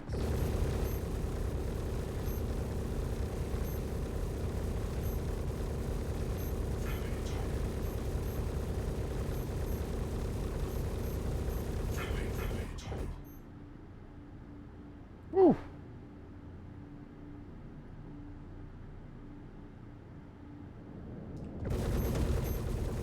Nice. Oh, you have missiles, right? Yeah.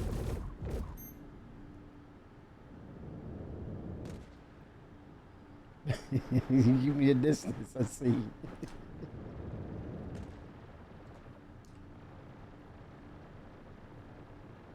How do you up the amount of missiles that come out? I can't remember. I think you hold it down longer, and it's like it shoots multiples.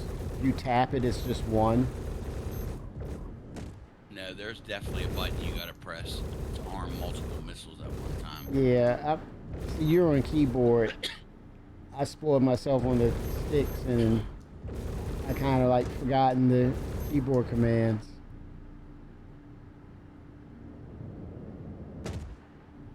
Wow. It just like, oh, what was that? That tickled. Did someone try to pinch me? Holy smokes, man.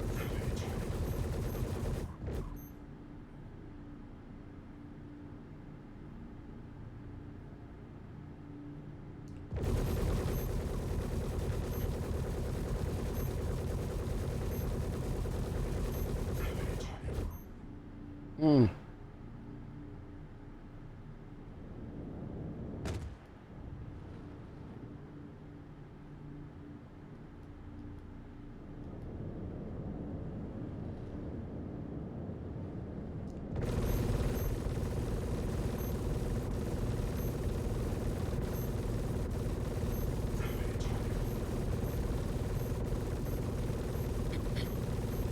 Good Lord, man.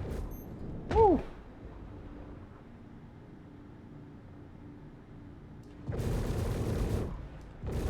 Oh, something blew up in there. Oh, wow. You're right. It looks like it's getting some damage. Oh, is that? Oh, that's your missile. That was your missile doing that.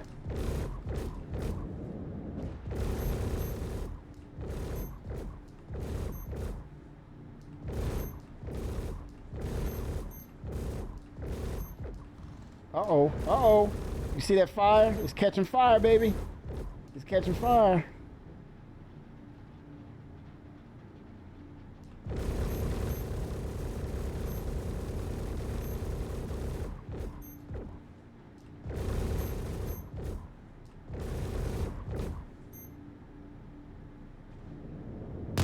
Ooh, nice hit. Nice freaking hit. Probably go back to the station and rearm. Oh, wait a minute. What happened? There we go. There we go. There we go, what? I got more missiles arming at one time. Very nice. Watch. How'd you do it? Ooh. I'm concentrating fire on that position where it's hitting too. I gotta fuel up. Capitalize on that damage. Right. Come on. Let me know when you fire. Alright.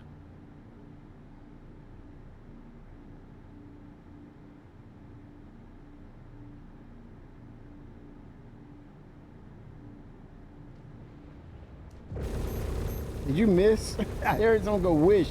I saw the light go past it.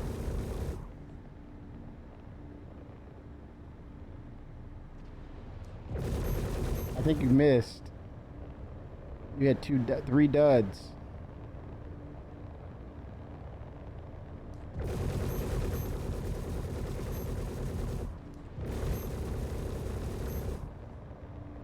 Where are they shooting from? Say what? What's this you're talking about?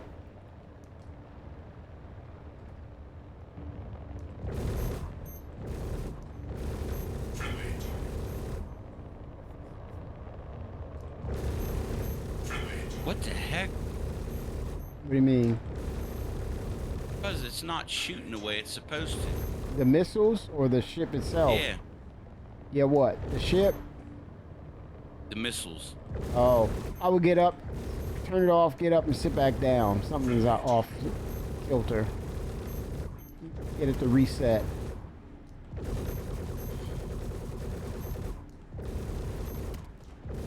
Uh-oh, got a little fizzle and pop.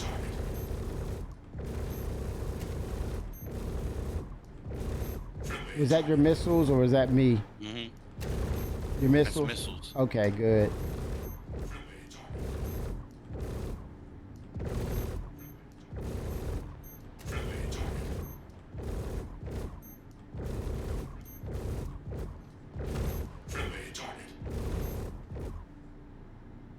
Woo. Jeez.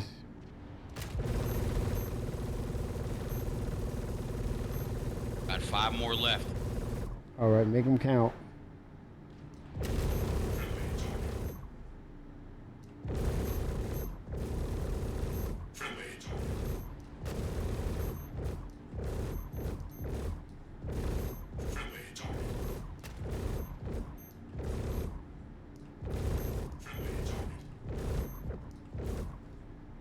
Refuel, reload, rearm. Where's the Vulcan, CIG? Let's get that Vulcan out here. Rearm. Look at me chewing away at it. Nice. I'm right there with you, man.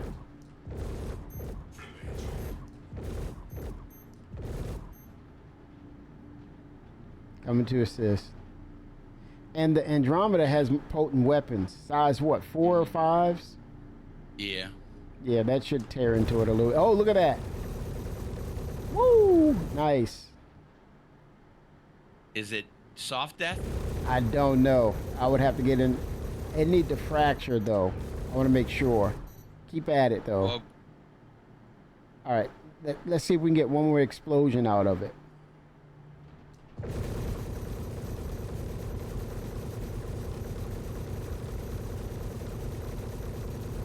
I'm going to move in closer on it. Okay. Be careful.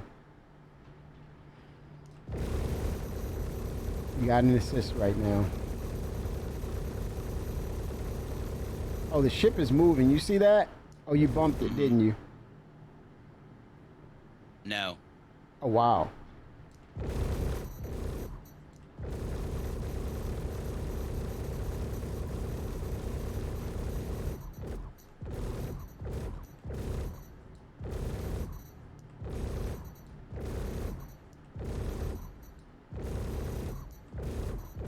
I'm looking at scan mode right now. Power 0 out of 0, Kimmy. Let's go.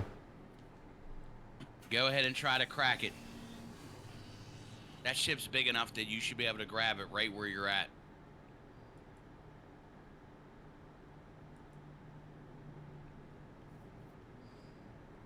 I have to move a little closer, possibly. Let's see. Mm-hmm.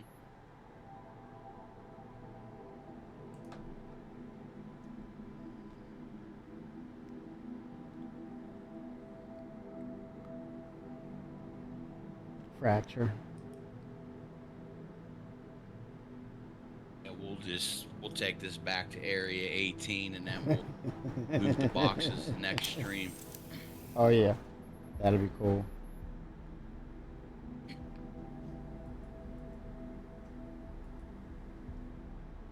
Okay, let me move a little closer.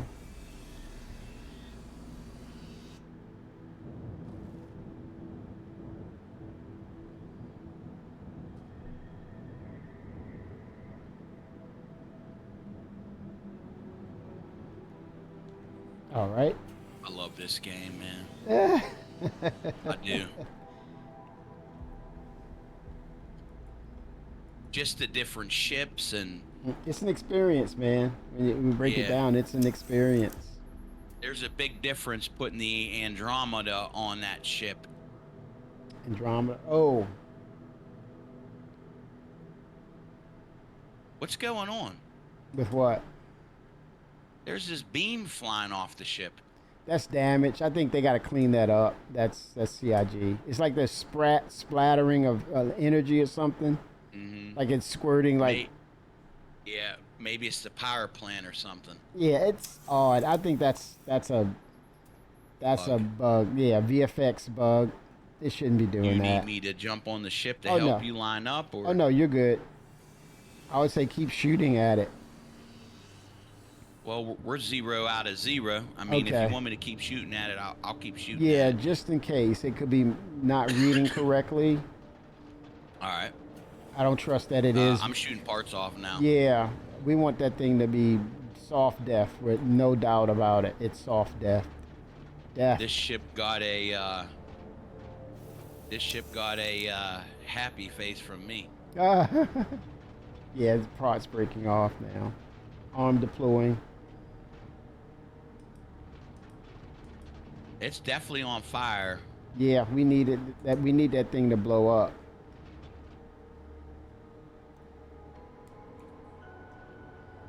Because it doesn't seem like it wants to do anything. See, even with fracture. I mean, do you think the ship's too big? That should not be a factor. Then that's on CIG. That's a flaw. Seriously. Yeah, because I mean I don't know. I think it should be able to do it. Yes. Or I got something's fire not flying off this thing, man. good. Let it fly. It should blow up. I think it needs to blow up. All right, well, I got to keep letting it. Yeah. I don't think it's there yet. Because it would have gave me a halo. I'm close to it too. Let me move over. I'm gonna keep punching at it. I don't think it's really soft death.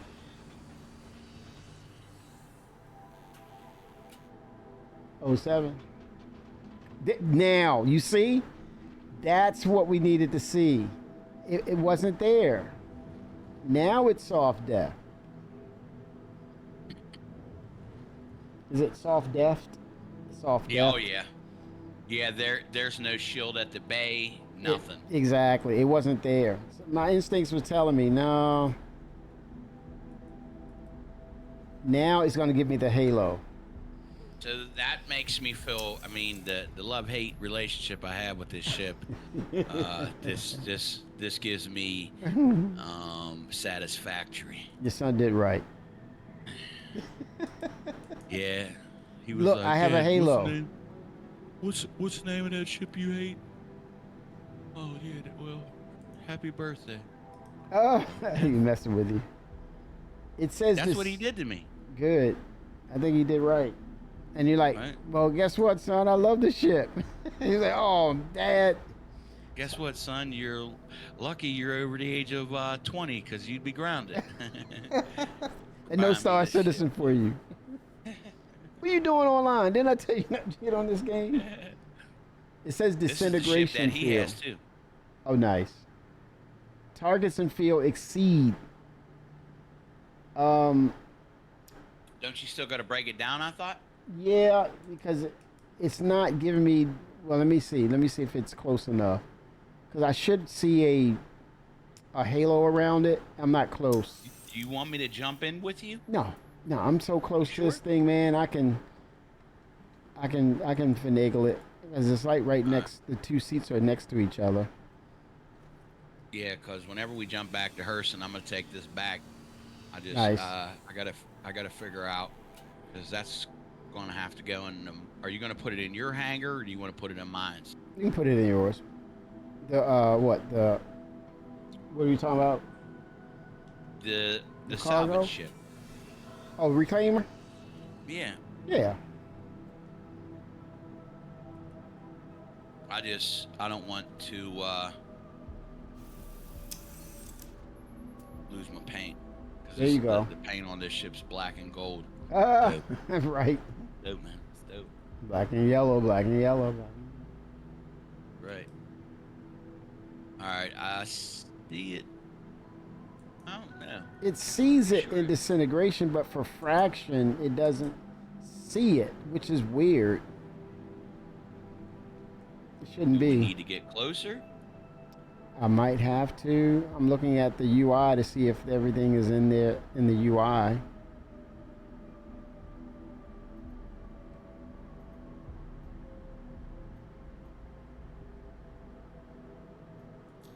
Yeah, we should definitely be able to chew on that ship, dude, with this.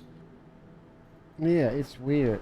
Let me move a little closer. It says fracture mode. Let me see where I'm in relation. Okay, I'm just Twix, at the bottom. have you fractured a Polaris? He would know. Yeah. Because he does salvaging all the time. Mm-hmm. I think he went from hand mining to salvage as his go-to. Let me do You this. have fractured it? Something's Yeah, I'd probably get wrong. closer, Kimmy. Yeah, I'm on it, where I can't miss it now. You need me to back up? I think you're good. I want to line up that claw.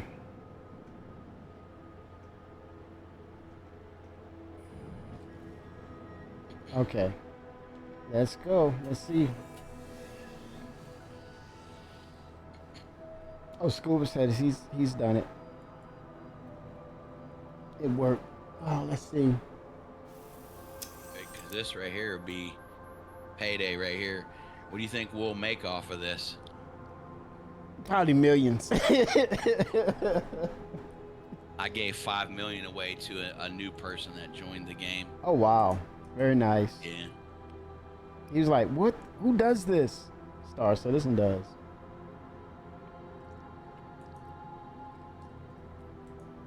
Why is the fracture?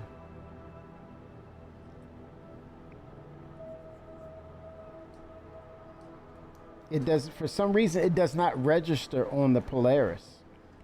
Do you want me to see if maybe You need to do it. maybe you're bugged or something? Okay. Let me turn off the where's ship. Sue at? Okay, let me get up. I'm gonna get over to the pilot's seat, turn it off, and sit back down. Yeah, That's because I kind of it's I bugged. don't want to lose. No, don't do that. It's bugged. Let me see. Let me turn it off and stand up. It's a shame that desync is just the culprit to a lot of ails in this game.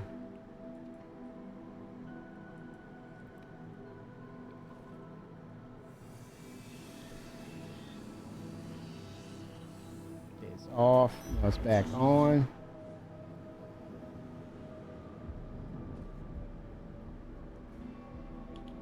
Let me get up.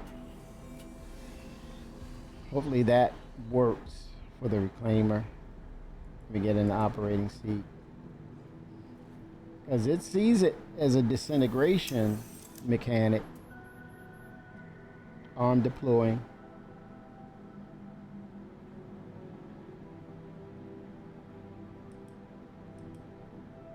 Fracture field. 799 SCU, and this only holds 240. Why isn't it? I'm coming down now, Kimmy. It don't make any sense, man. I don't get it.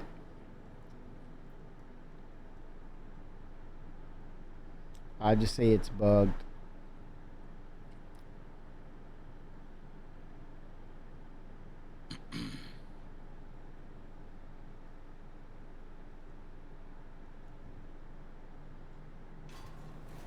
I'm like, what is it I'm doing wrong? You can't handle the truth. You can't handle it.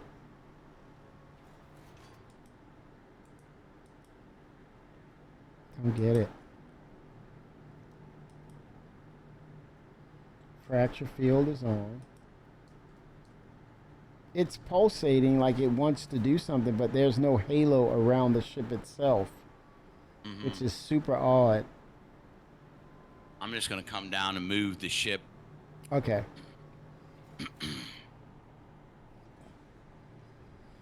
If it's that sensitive to my location where it should be, that's odd. That's very odd.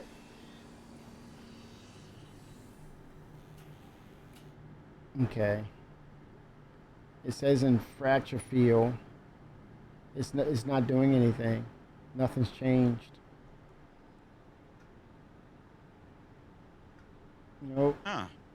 Isn't that odd? You want to give it a go? Yeah. So strange. Get it figured out.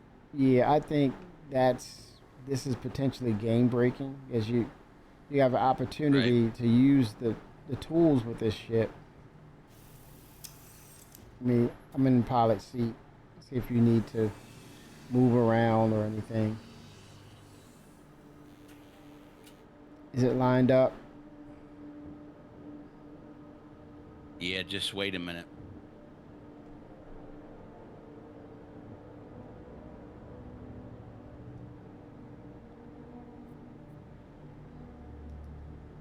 Okay, there we go.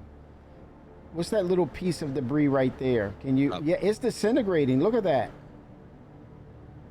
That little delinquent piece. Now it's going to leave fire in the air. Isn't that weird? That it's not. Here, chill. We have to. I think we still have to break it up. It has to break in more pieces.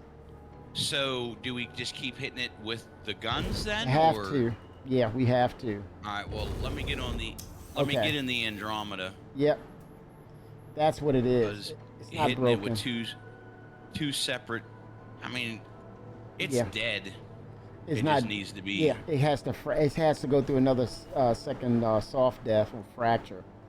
It's not going to Maybe. fracture. Mm-hmm. Maybe we can concentrate in one point, hitting it in one point with double the firepower, as opposed to two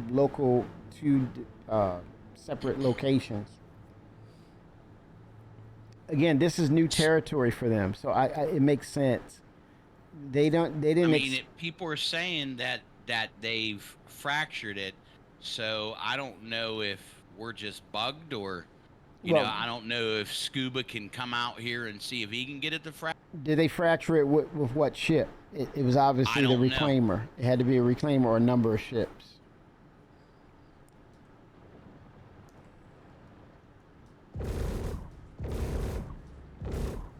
Are you still on the ship? No, I just got off. Okay. Back up a little bit. Headed towards the Andromeda right now. Okay. I see you. You go get in the gold standard here.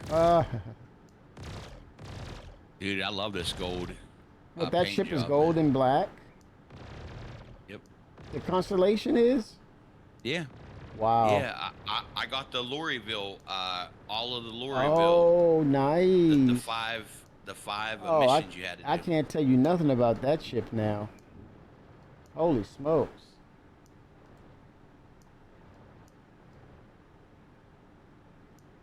Yes, it was a reclaimer. Yeah, we can focus firepower on one location. Beat that thing down. It has to fracture. Yeah, we're gonna have to probably break it in half. Yeah.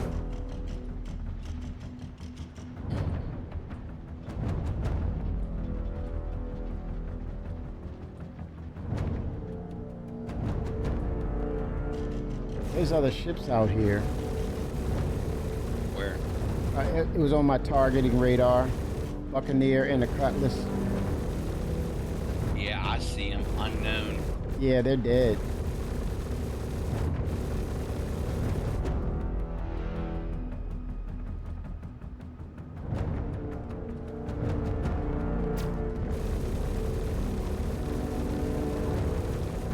Alright, I gotta recharge.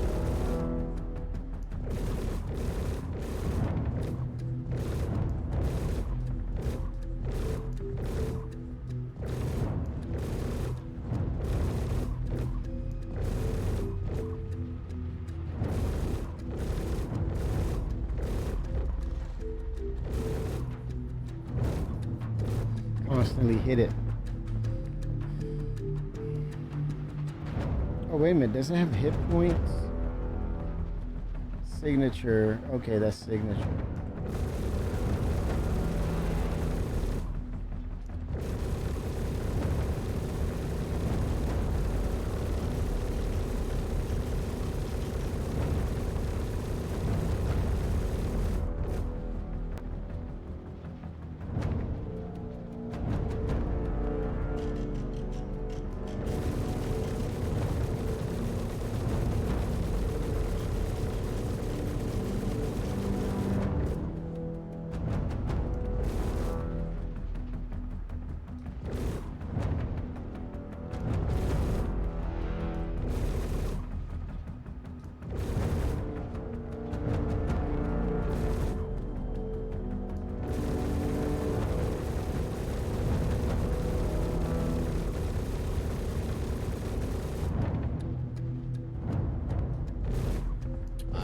This is a waste. Yeah, this is bugged, man. Something's not right with it. Yeah, I don't know. Because if everybody else is able to break it, Yeah, why what's can't going we? on? What's the deal here? We should have been able to fracture that thing Right? and been done with it. Yeah, this is bugged. Again, they didn't have the structure in. They just They just brought the ship out. You don't have all the supporting infrastructure to say, okay, this is truly salvage. Let's look at that. Let's make sure there's no bugs in this.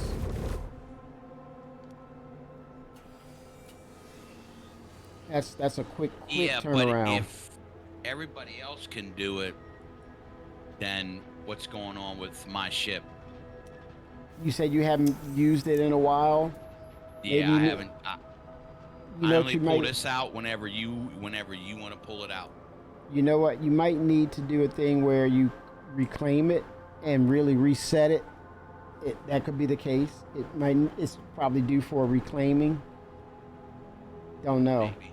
Yeah, I'm trying to put in all the variables, and I don't have a real answer as to, because right there it says disintegration field, and it tells you, oh, you can't do it because it exceeds. It doesn't matter. Okay, I get it. But with fracture, I should be able to fracture this thing. Yeah.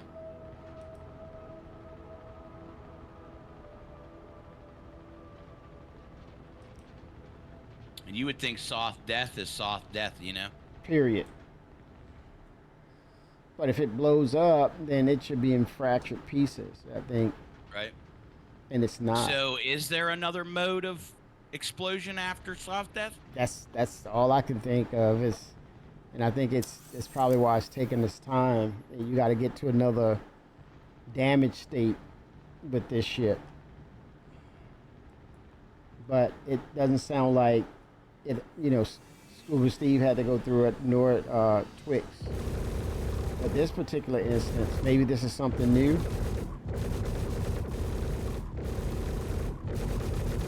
What's it? Oh, shit. Oh, 07 Scuba. See you at Spar Citizen.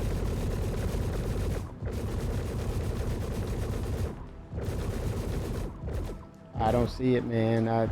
You want to get those other ships out there that we looked at or located? If you got to get ready to get off, man, I Yeah. say we just start heading back to Stanton. Okay. Because we Yeah, can I'll grab them real quick, Rizzy. We can grab them real I don't- quick. They're Yeah, 11 I don't clicks want to leave out. this out here. Oh, no. I would say, yeah, don't leave Go it for out. Oh, that's a raft out here. Yeah, let me grab them real quick. I'll just bust ahead. them up. Yep.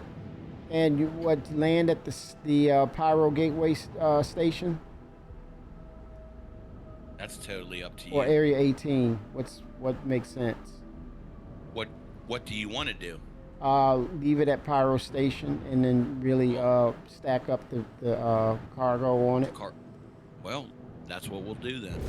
Yep. It's 4 clicks out. I'll just soft death this Buccaneer. It's almost in range. I don't know. That's crazy, man. We can't get this. Yeah, that thing is bugged, man.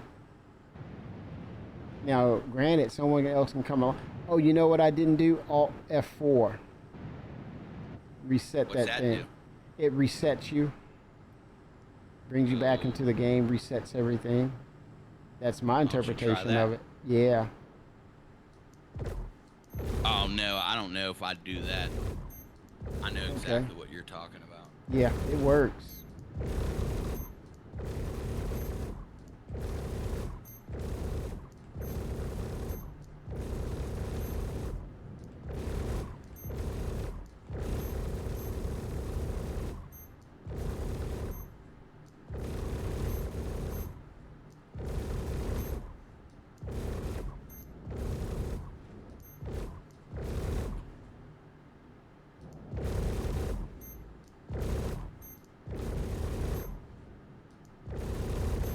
Sucks. Yeah, should have been working. But I'm about to get us some more material right here. Mm-hmm.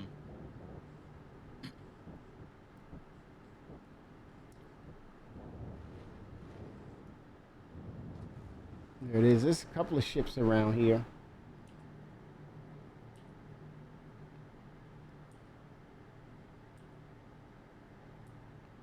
Oh, what is that? That's a mole. That's an even bigger ship.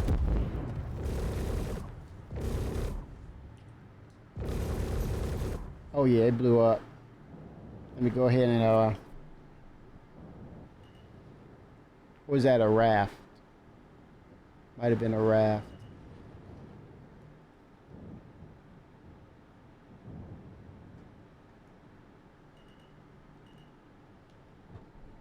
All right. There's now, somebody in that one. which one? Are they This shooting one. at me? No, they're shooting at me though. Okay, take them out. You need help? No. You got them? Yeah. Down. Killed him. Okay. Hey, you make your own salvage around here. It's called Welcome to Pyro. We make our own salvage. I got a crime stat 3. For what? You're in Pyro, dude. It's broken, man. Right. You got a 3 for real? Yeah. Oh my God. You can't take the ship back. They're going to destroy it anyway. What, yours? Your ship. Well, I'll go through a jump hole and see what it does. Oh boy. That's weird. Go ahead and. That's broken. Yeah. Yeah, I got a crime stat 3. Wait a minute. Does that mean that this ship is under? I don't know because I'm not in it. You may still be able to land it. Let me look. No, it says 0 on crime stat. Yeah, you may be able to land it. Oh, Let me see if this crime stat follows me back to Hurston. Oh boy. Yeah, that's crazy, man.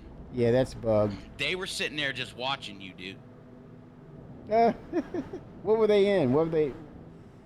Cutlass Black. Yeah, I did see it. I shot at it. Or was it a dead Cutlass Black out there? No, he was stalking you. Okay. He was stalking you.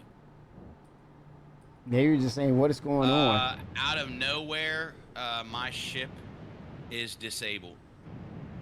It's disabled now? Yeah, I think somebody's attacking me. Oh, crap. Let me get to...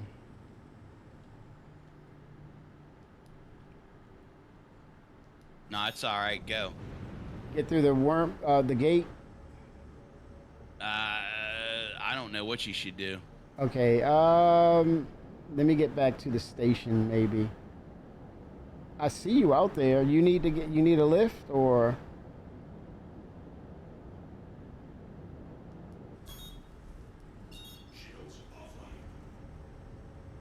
Would be nice. Okay, I'm on my way. Yeah, I don't know what happened with my ship. It just blew up out of nowhere. Are you alive? Yeah. Okay, I'm coming there. I'm coming there. I'm gonna stop us at the Stanton station.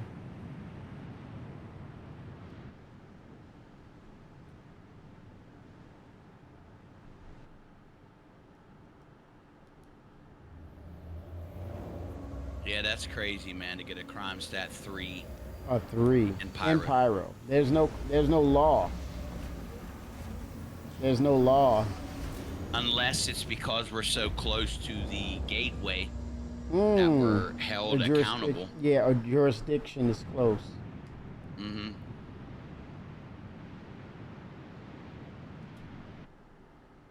Oh, my engines, that's what it is. Oh, engines are good. Okay, now it's working.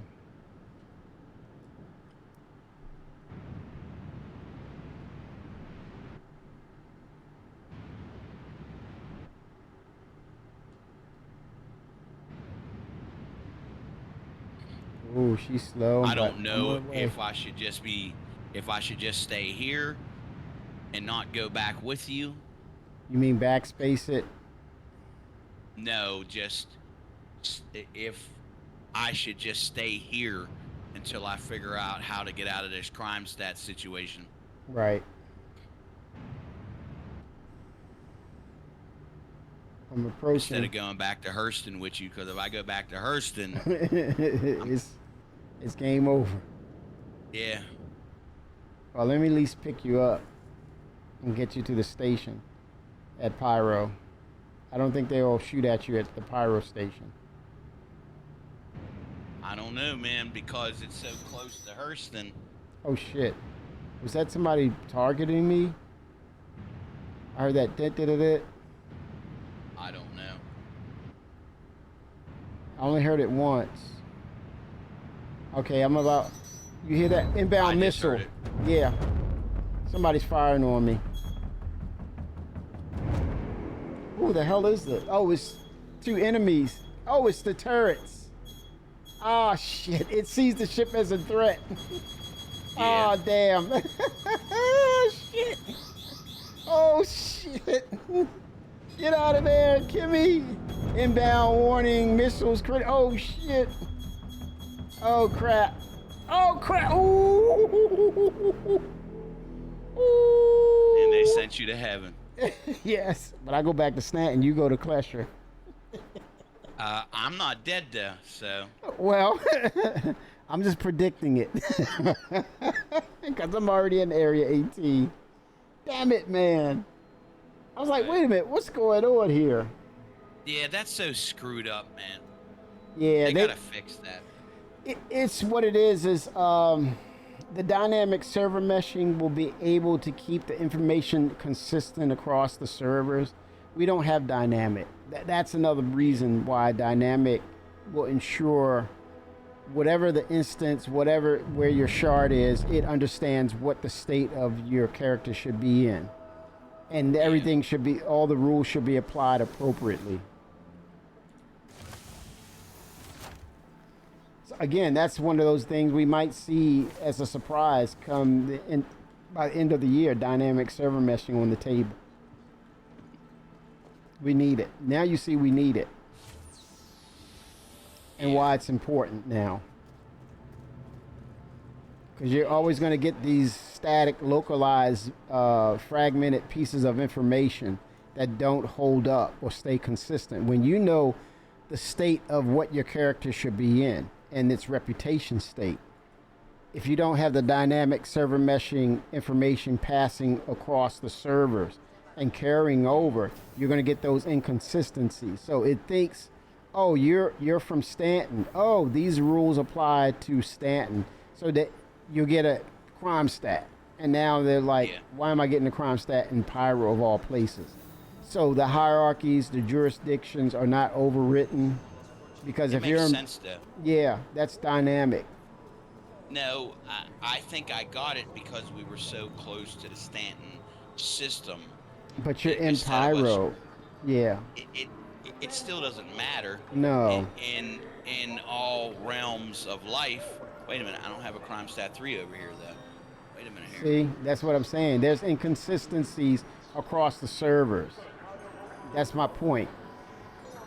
Dynamic server will ensure that the inconsistencies. My crime stat is 0 here. You see, it should have been 0 in Pyro. Yeah. You see, there's my point. Maybe it just picked it up and was like, "Whoa, wait a minute here." No, it was in Pyro when that happened. If we had dynamic server meshing, this shouldn't be a conversation. Yeah. See if guards shoot me.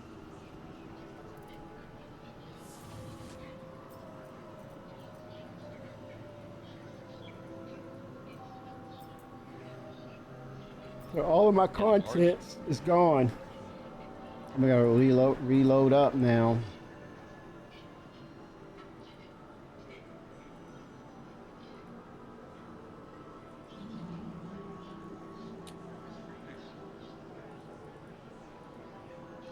Where am I at though?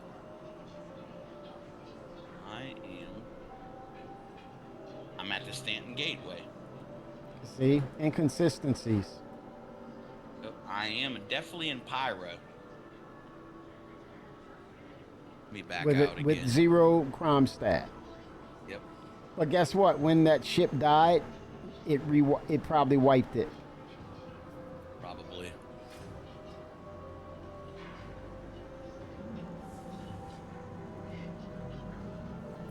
I should have jumped out of the ship. That would have been all right.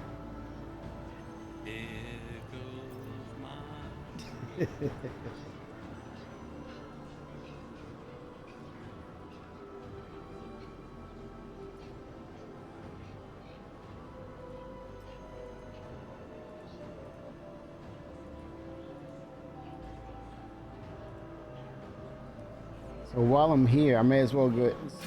Oh, that's in the. I did drop that at the elevator. So I can go and make some money while I'm here. That kind of helped me. Now I can go sell my commodities while I'm here for salvage. Trade Development Division. Let me go into get my green goo, my health slime. That's what I call it.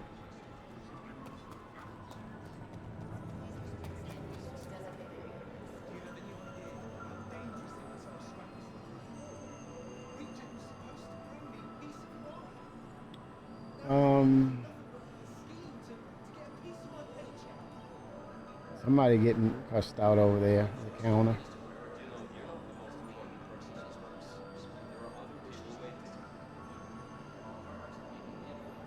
Oh, this is slow.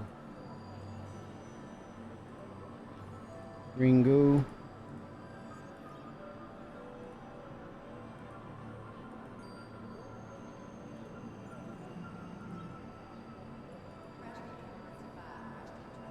It's still saying that my security alert stat privileges has been revoked. Oh. But when I look at my crime stat, it says 0. Yeah, your information's fragmented. What can you trust? Yeah. Well, when I walk past security guards, I don't see them attacking me, so I guess you're okay. I mean, hey, bullets aren't flying. I would take it as a W. Take that W. yeah, I'm gonna jump back to. I would say if you have any pending, if you can kind of check to see if you have any outstanding Or anything. thing, yeah, clear it.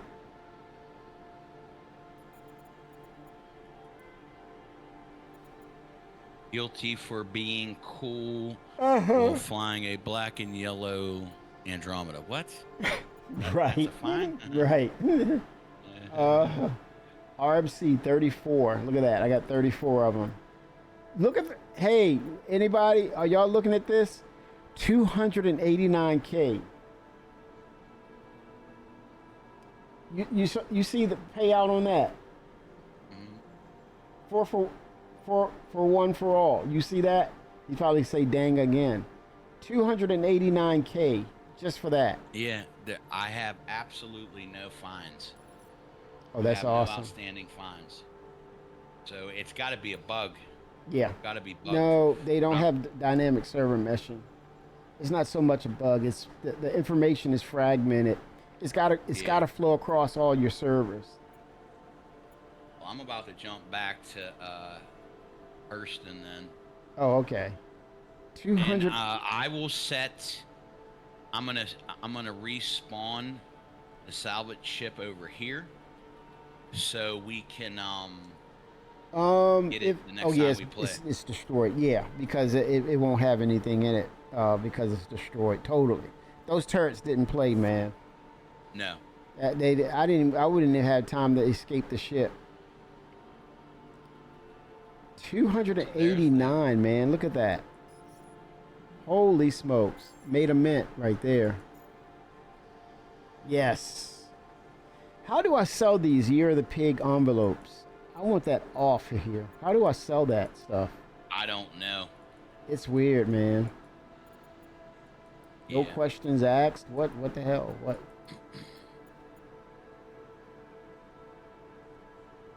I'm trying to weird think if stuff. I should just, because we're going to be coming back over here, right? The next time we play, Oh, maybe? for sure. Yeah, we gotta, and then try that again with the Polaris because they have them out there all the time.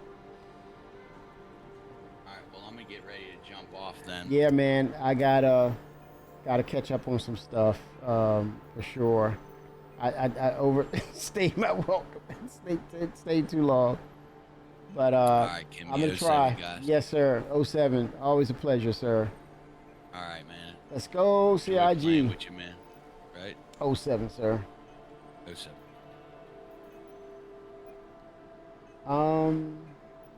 10,457.65. That's not bad. Everyone, thank you so much for tuning in and hanging out. Hopefully, we learned something today. As Jared would say, what did we learn today? Oh 07s. Everybody, I will see you on that flippity flop. Gentlemen, always a pleasure. Vickers, coffee, all the best. Oh 07s. Vulcan tests for those who are able to participate. Get in. Keep your ears to the streets. Get the information, leaks, whatever the case, man. The Vulcan testing will go down. So will the AI, FPS, behavioral traits for tomorrow, 11 a.m. CDT time. Tune in for that. I think that is a really big deal. Let's go, CIG. Wishing you all the best. Same to this awesome community. All the best to you all. Thank you so much. We're going to catch you as soon as I can get back on, man.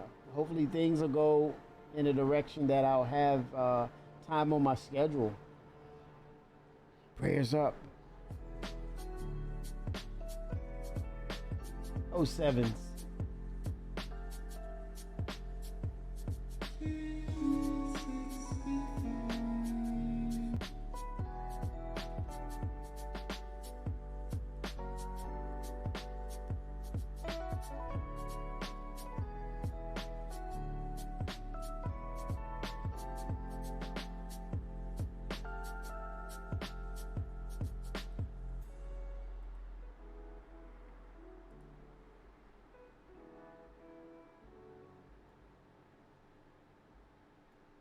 It's about that bottom line, baby.